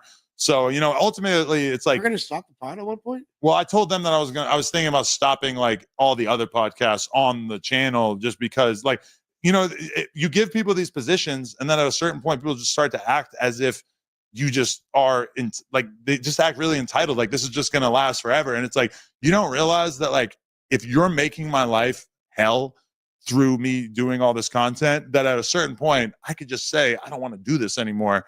And like, they were super offended by that. But to me, that's just obvious. And But you create drama yourself. So to be mad that they're creating drama when they're learning this recipe from you, also, anybody, if you bring us up there, then the next week bring my enemies up there, and then have a conversation about anything or and insinuate anything. Yes, you're stirring. But that's one of the rules of the podcast that Break Baby and 4 Extras and Crip Mag and everybody's had to figure out at a certain point, is just because you're on the podcast doesn't mean we're not going to have conversations with other people that don't get along with you. And yeah, there's like stipulations. Like, I'm not going to have the most nobody ass person ever, but if it's a relevant participant in the culture or whatever, like 4 Extras can't tell me not to have King Pill on when I know that King Pill is a good character to have on the podcast and an interesting interview. You know, it's like, I can't, it would be super easy and smooth if I was just like, you know what, I'm fucking with the neighborhoods and I'm not fucking with anybody else, or I'm only fucking with people that they get along with. So everybody, you're not invited on the podcast unless you get along with Break Baby. We'd be fucked right now, right? That'd be a short list. It ain't even. I wouldn't be here right now. It ain't even about. It don't even be about that. It'd be about the type of questions that's being had. That be the main thing that people outside looking in look at. But this, so is it's like for that's what you have to do to make you guys content. Get that. Yeah, we all do. No, we get that, but we not gonna ask street shit. And we seen right now a lot of things folding over just from the podcast. But I understand. No, we don't want to ask anything that people are not. I know it's up to them. It's up to them to answer it. But I do get where you come from. But So now should they really look at it as it shouldn't just be a personal relationship? It could be, like you said, it can end at any time. This is just a job. I shouldn't be looking at Adam as a friend. I shouldn't be bringing my family around him and that, because they get comfortable with you in that sense. And then if they numbers go down, you should know to be up out of here already. In this sense. I mean, if you like are on the platform and you're just not popular with the audience or the numbers are bad or whatever, yeah, you probably should expect the same way that, like, you know, okay, people have jobs. You work at a radio station. You're going to get along with the program director and the CEO and whoever works at the radio station. But at a certain point, if the audience isn't fucking with you, your friendship is going to come to an end. Or not, the friendship doesn't need to come to an end, but it usually does once it becomes like not beneficial. The same way, you know, you work at the Honda dealership and you're fucking selling cars and you're killing it, then you're probably going to get along great with the owner. And as soon as you can't sell a car, then at a certain point, you know, they could try to coach you into being a better car salesman. But at a certain point, if you're being paid, and that's what it sucks, because it's always that blurring of the job and the friendship. And there's a point where everything's great, but then maybe the friendship's still good and the job part starts fucking up. Either you're fucking up or the audience doesn't like you or whatever. And it's like, there's some very hard decisions that you have to make, and it always threatens the friendship. And like, even a lot of the dudes that I was friends with, like real friends coming into doing No Jumper, those friendships are long gone because I hired those people and then they weren't up to snuff. They weren't working as hard as I wanted them to work. And I lost friends that I had for like 10, 15 years as a result of that, which sucks. And I've really now I like it a lot better because most of the people who work for me in terms of like in the office are not people that I've been hanging out with for all these fucking years. They're people who actually I tell them to do something and they do it. And then they know that if they fuck up over and over that they're going to be gone. See, I had a take on that. I believed people were attaching themselves more personally than they should have. So when business decisions were made, they were looking at it as if you crossing the friendship and not making a business decision. Because yeah, this is podcasting, so it's not like a normal job, like a 9 to 5. We cool, we might go hang out at a porn party or do shit like that. I just don't understand. For me, I got a different outlook than most people. I don't understand how people can not see at the end of the day, this is still business. No matter how cool we are, it's still business. This nigga signing my check, so at the end of the day, he's still my fucking boss. So the boss really don't owe you no loyalty. Nah, it's if true. you work at a Fortune 500 company, the CEO don't give a fuck about you. He cares about the numbers. Like, your number dip. Somebody like your ass is Sharp. gone. Sharp was convinced that I just needed to pay him forever while he did interviews that got no views. Like, what the fuck is that? How could you possibly think that that's how this is going to work? Like, and like, it just was never going to be able to work that way. And like, is that all on Sharp though? Because ultimately it's your platform. So if him not yelling at bitches, or he don't want to yell at bitches no more. But that's the and problem. he your employee. Like, y'all had meetings trying to get him on track. And that was part of the problem, is he was so impossible to deal with because A, he's always drunk by noon, and B, you start telling him what he needs to do, and he starts telling you all the things that he thinks needs to happen in order to make things change. And it's like complete deflection. None of it involves him changing or doing anything different in any way. Every single thing is, well, the girl who books the interviews ain't responding to me fast enough, and blah, blah, blah. It's just all this bullshit. And it's like that, if anything, I think that the real problem with No Jumper and the reason why there's this like narrative of me being this like bad friend or whatever is because I treat the shit so casual. I let people just get on camera and do whatever they want. I don't give them any direction. I don't, like, if you were to go to Complex, like think about when Academics and Joe Budden were on Complex.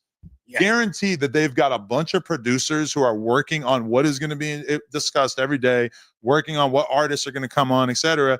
But like when I gave Brick and DW nightly or shows throughout the week, like one day a week, it was just like, bro, you can do whatever you want. Are you still in touch? Are you still in touch with Crip Mac? Hold on, before the it's Crip been a Mac, little bit. Do you think that that's kind of your fault in a sense, though? For sure. So it's too casual, yeah. If I bring him in and I'm just letting you do whatever, no direction, and then I see your direction ain't working, now I want to give you direction 2 years later.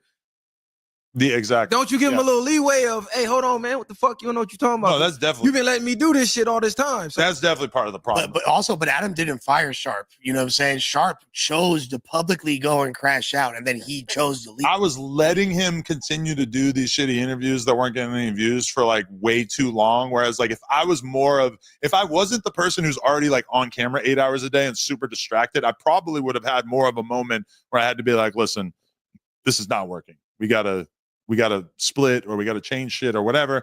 I wish I had been like a little bit more upfront about that instead of just kind of like letting it languish until he felt the need to basically like blow it up on stream, you know? Do you guys think you created a impossible void for a new host to come in with how y'all bigged up Brick Baby? Now, as great as Brick Baby was for your channel, nobody else is gonna be able to come in and get Brick. But what I see is no matter who y'all bring, your audience is like, these niggas is trash. They're not Brick.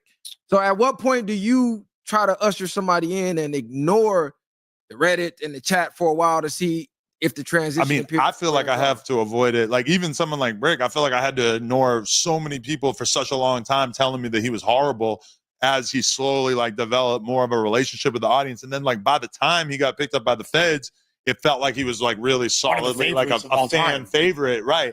But it's like for a long time, I felt like I was seeing so much negativity about him.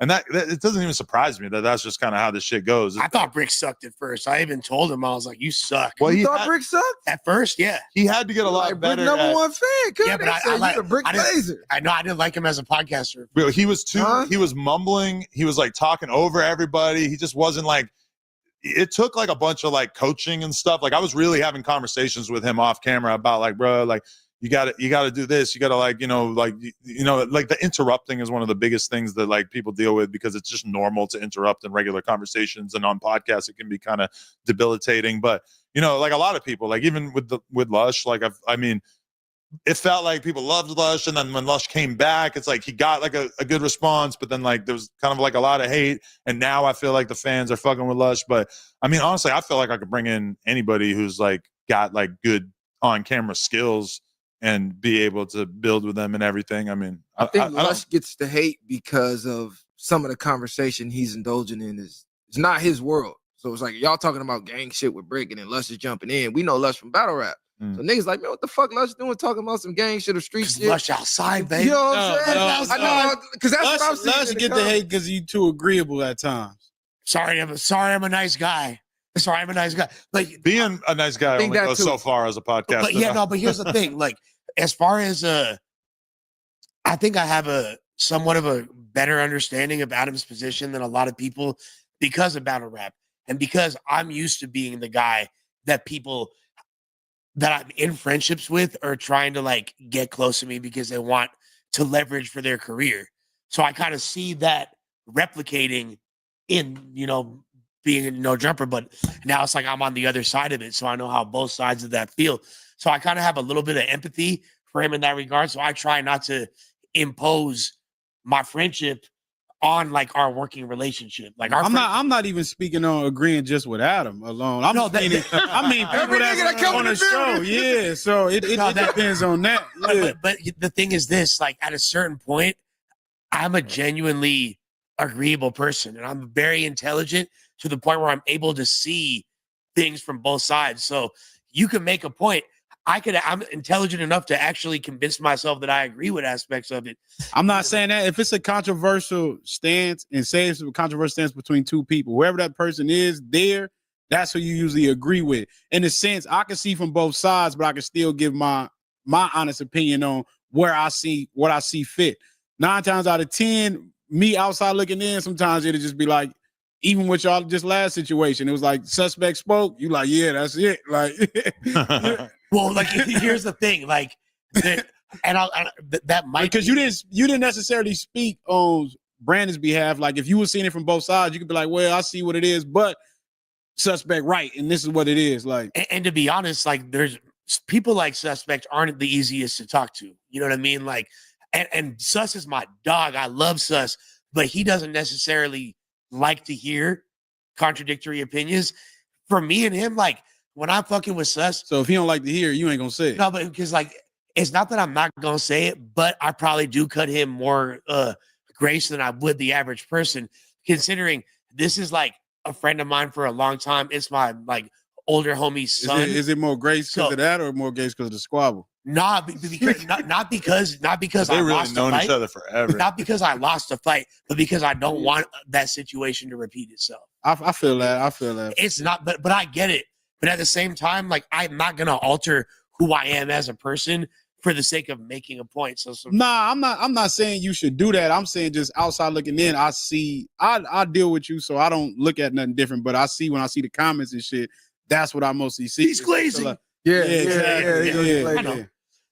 Hey, do you like the pod and shit more or the plug talk shit more? Oh, they speak to very different parts of my personality because on one hand, doing porn, sometimes when I just got to fuck a couple girls throughout the day, I'm like, man, this is the best. This is like, this is all I want to do. And then like, I don't know, podcasting feels like more work, but it's also like more satisfying intellectually and creatively. Whereas fucking on camera is just like, you're just being an animal. You're just doing something that like literally everybody does, but you're doing it on camera. So, I mean, I feel like I obsess over No Jumper and think about it all the fucking time. And whereas the porn thing, it's like I'm just not really thinking about it that much. I'm not like thinking about how to make that business better, which sometimes I feel bad about that. But to me, like No Jumper speaks to me a lot more and I spend a lot more of my time on it. When you gave your wife the keys to go get fucked, where did that thought come from?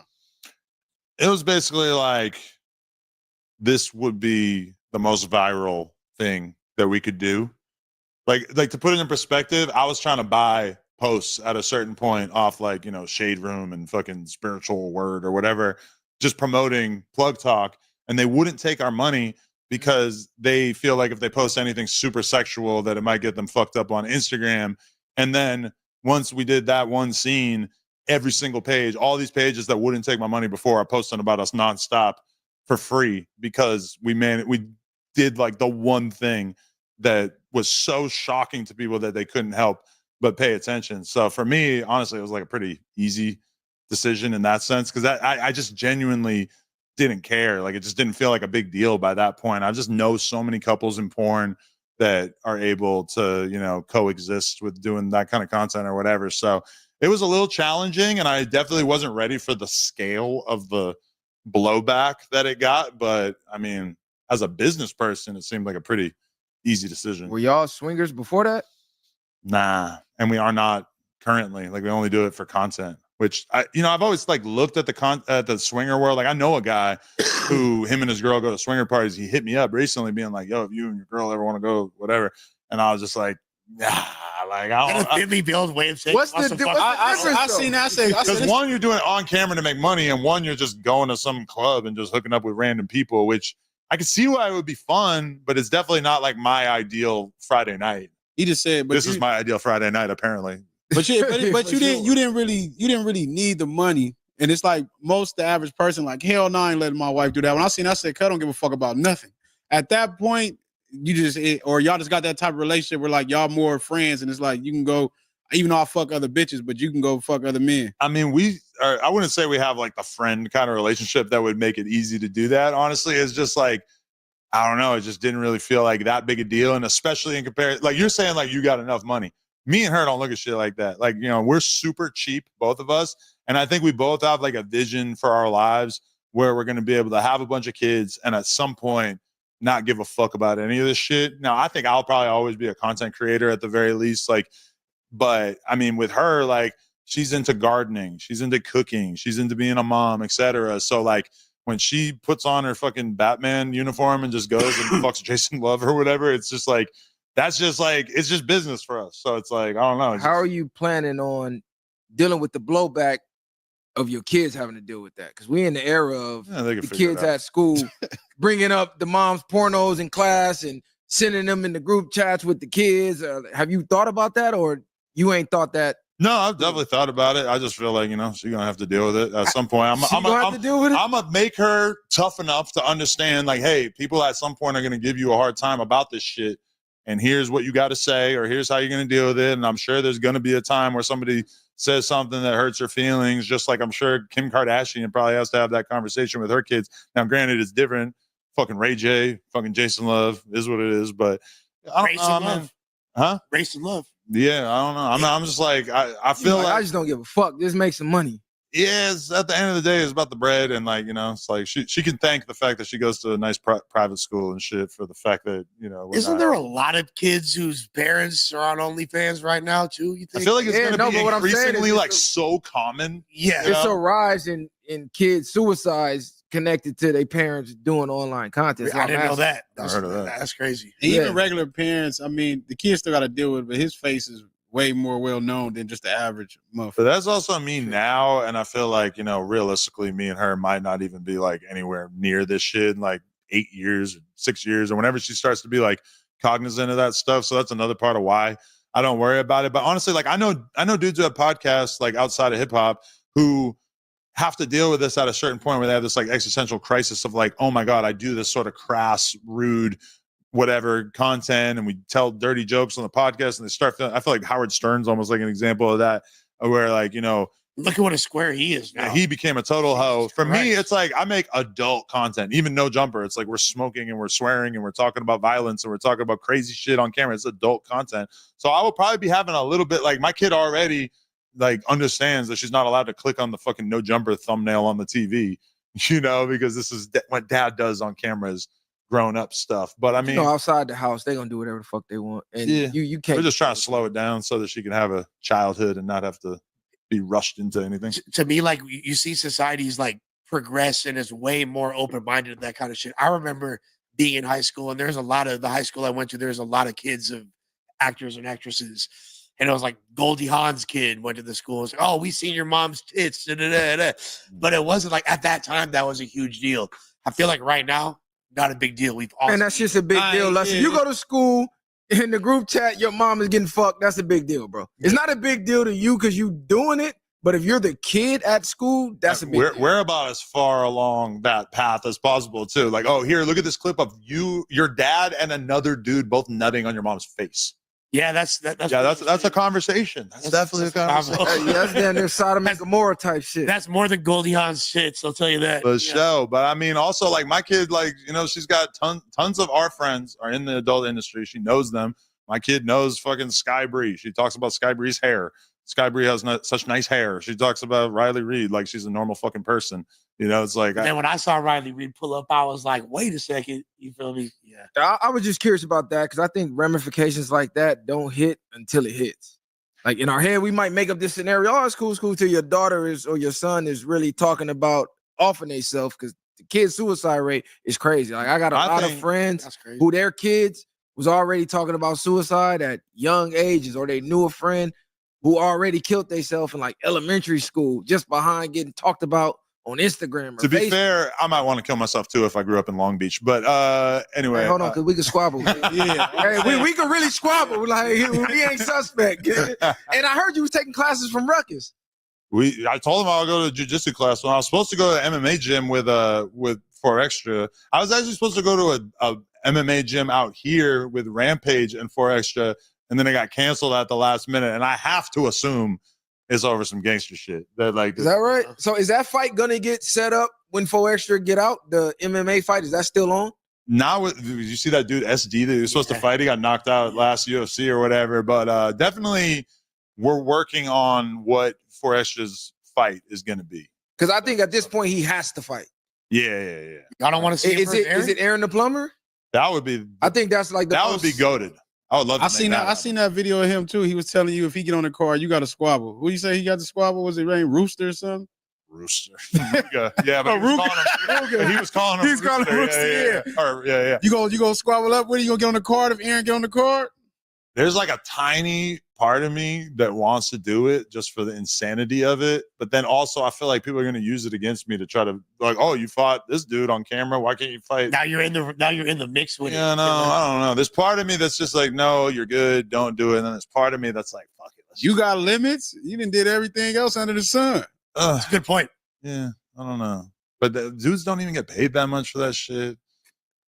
What if Brandon could be? If Brandon was the trainer, then maybe now we're talking. At one point, somebody was talking to me about me fighting Jason Love, and they were talking the right amount of money. Is that real beef or is that like some for the content? Yeah, y'all cool, huh? Yeah, we cool. So like all of her on the beach on vacation, all that's made up content. That's all. Like, I already knew. That's all. Like one day in Miami that she was like in Miami on a content trip, and she just met up with them. Like people don't know because like she has all these like stupid reels on her Instagram or whatever. She'll book a day where she shoots like 40 reels in a day, and she has like a team that helps her put them together. So all that shit is just whatever. It's all just promotion. Has any of them porn stars tried to shake you down? Because that's what's pretty much going on right now, like with the Shannon Sharp shit. Oh, that shit's like all these millionaires are getting shook down by the OnlyFans bitches. Right I mean, now. they sign contracts, they fucking sign all this paperwork, they get tested. There's a cameraman in the room. I'm never fucking a girl without a cameraman in the room. So it would be pretty tough to get on me about some shit, given that like we run our operation so properly. But I know a lot of dudes in the industry and shit who are just fucking random girls and they're doing hella drugs with them and stuff. And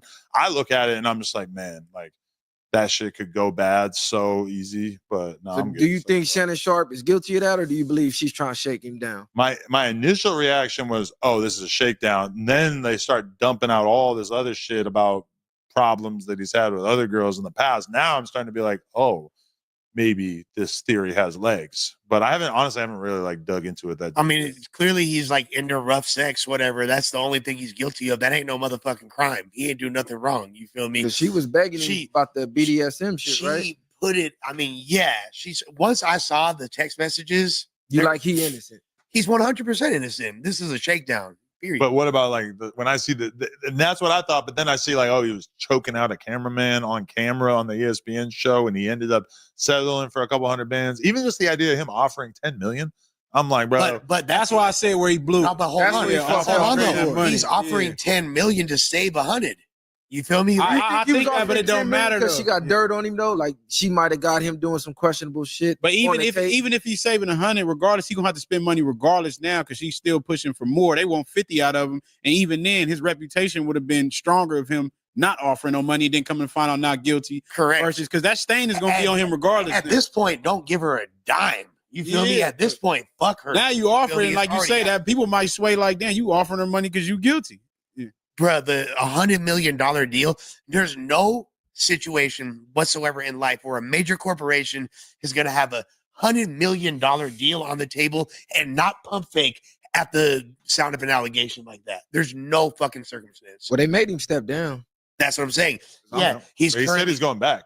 But yeah, he's saying that. But depending on the case, depending on the case. If it's guilty, I don't think he's not coming back, bro. Did they make him? Or like, here's the question. He said he stepped down on his own. Yeah, but is that like the polite PR way of like? Man, you know that's the polite PR. Go tell him you stepping down and chill with your family. That's the friendly way of doing it. Is listen, we're gonna let you say that we didn't fire you and that you just are stepping down and you're gonna be back soon. Like that's how they let you have a soft landing. And that gives you room to come back in case. Yeah, we ain't saying you did it, but this is too much to the brand. You gotta. I just wonder, man, if it's gonna be too much for them to ever fuck with him again, which is crazy. Even if he's innocent, the backlash might be too much. They still gonna be clowning him on ESPN. Y'all don't think he's dumb though for fucking with such a young chick? Like, isn't that dumb? I don't think he dumb. I think he dumb for not having this. I said all them niggas is dumb at this point. Seeing how these chicks are operating, I wouldn't be fucking nobody without you signing this NDA and this contract that this is consensual. It may not got to be on camera, but bitch, you about to say everything we doing in this house.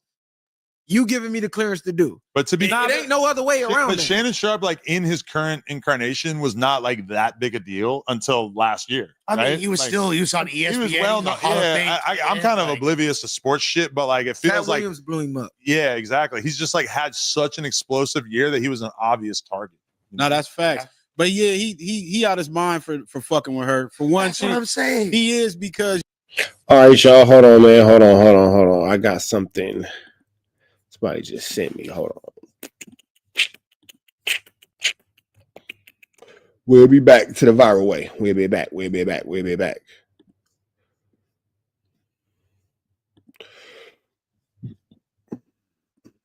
Because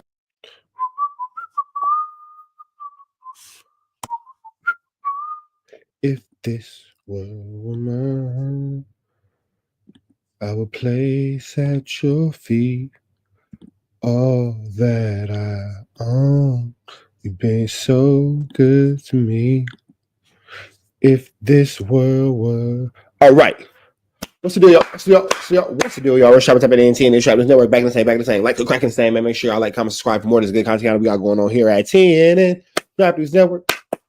Get news you can use. Get knowledge, though. You ain't finna get nobody's college, though. Tap in with that tap in and make sure you are, in fact, tapped in with that good tap in. You feel me? Hit that notification bell. Hit that like, hit that comment, hit that good subscribe button. Man at the Garden Freestyle, RichTrapHouse.com. Get into all that if you ain't got into that. We finna slide over here to the Adam and Rat Run Hunter show where I gotta say it every time I see it, man. How are you wearing a Cash Money pendant and it don't bling bling? Crazy. Anyway, Wack is saying that Break Baby's manipulating Adam. Let's see what's going on here. Because you were like, man, listen, what I caught a lot of flack when I first came up here. Same. Because you were the same.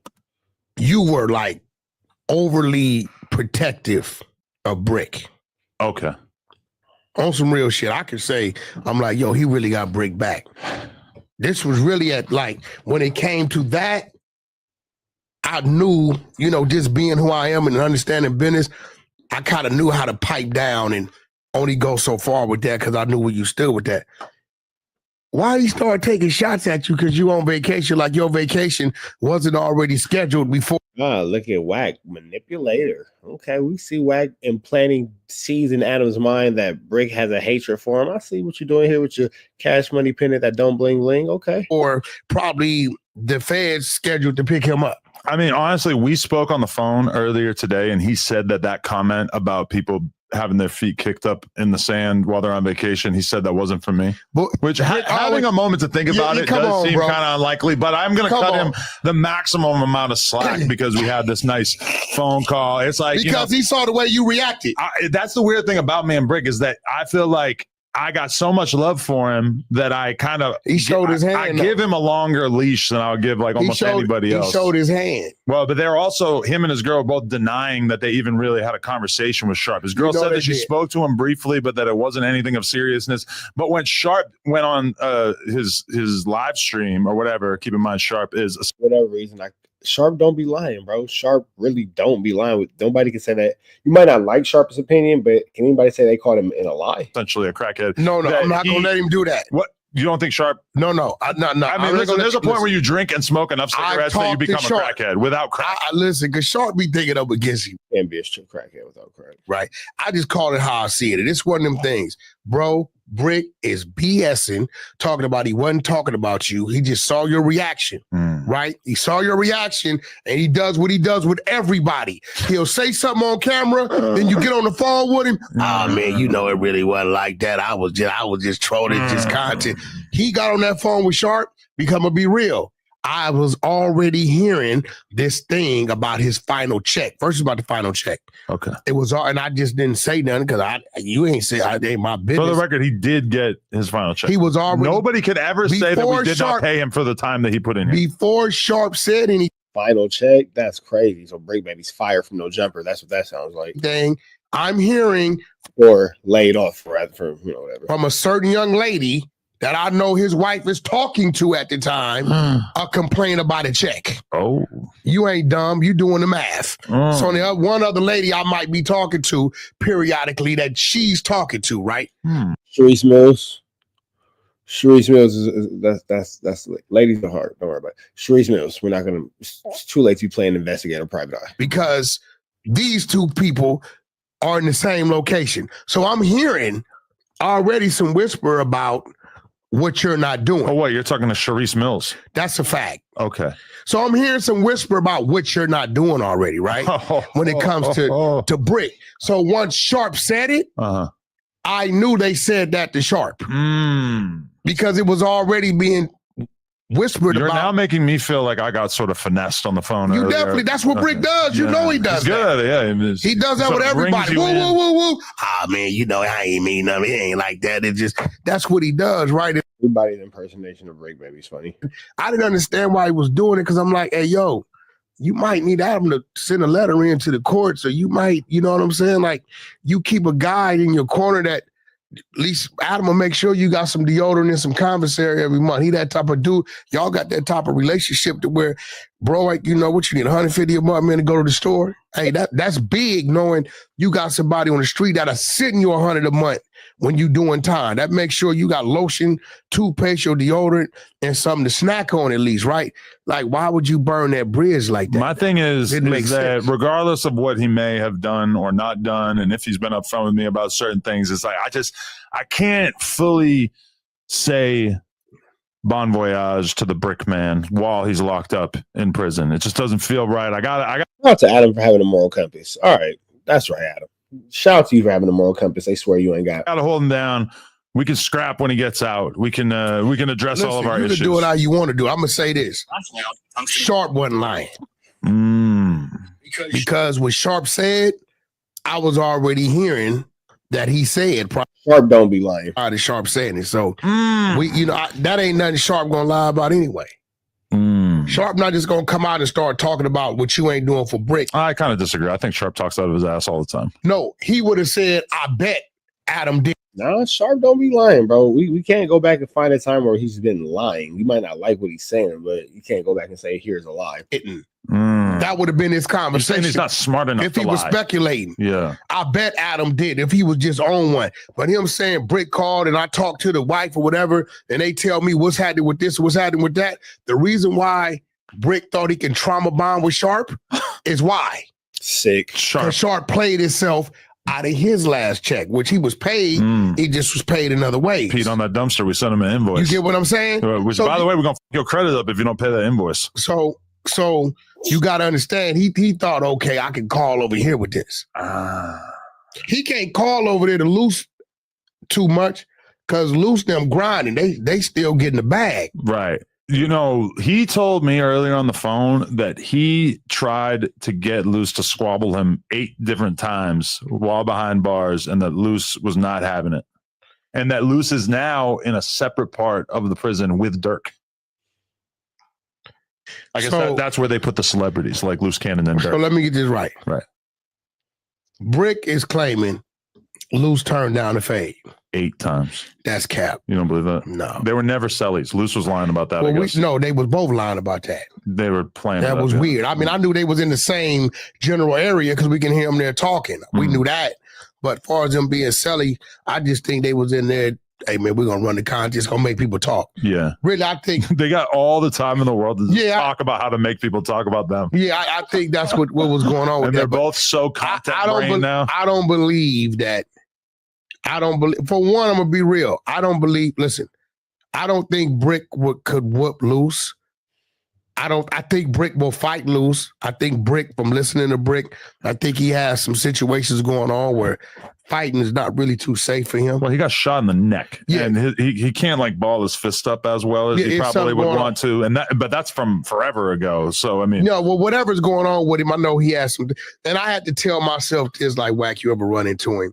Dude is not all the way like, I know he got the heart to fight, but I know he has, he has some things going on that may hinder. He's gonna always find a reason and way to throw shots at T-Rail. Don't turn him into a T-Rail. He ain't a real handicap like T-Rail. But shit, bro, if you got some movement problems, and I'm gonna be real, I wouldn't want to fight Brick just based upon knowing he got some things that neck lead to the spine. Yeah. And I'm gonna be real, I don't want to be the dude to where a dude can't pick his child up because we had a squabble behind podcast. So you don't want to fight him because you're afraid that you will physically destroy him to the extent where he's not able to pick up a 10-pound child. Yeah, that's so big of you. No, for real though, bro. I mean, because if it's over some podcast stuff, like I don't want to be the one looking up, and he like our guy, Superman. You know what I'm saying? Oh, Christopher Reeves. Yeah, you turn breaking to Christopher Reeves. Wow. I wouldn't feel good about, bro. I really wouldn't. Where I'm at mentally, I would not feel good about that. Right. And I'm gonna be real. I'm the type of dude that even if he was to come at me, I may tag him up a little bit and say, "Go on, man! Like go on, about you," because I know if it gets serious, I black out in them fight. We may start fighting over the dice game, but my mind goes to you. My mama kidnapped my daughter. Everything lies on this fight. That seems a little extreme. No, it's kind of how far you gotta take it. This is my mental, right? And I'm gonna tell you why, because coming up as a Paru in the system, and my area wasn't popular. In my area, it's popular now. When you walk being in a there, Paru, you had deep down inside. I'm essentially like the battered wife who keeps coming back for more from. Okay, that's that. Y'all know the deal, man. Be better today than what you were yesterday. Be even better tomorrow. Red dots to the left. Y'all know the rest, and it's free. Avenue Angel 2 Heat is free. We are gone. Chat. Y'all be safe. Y'all have a good night, and I'm shutting it down. We out of here.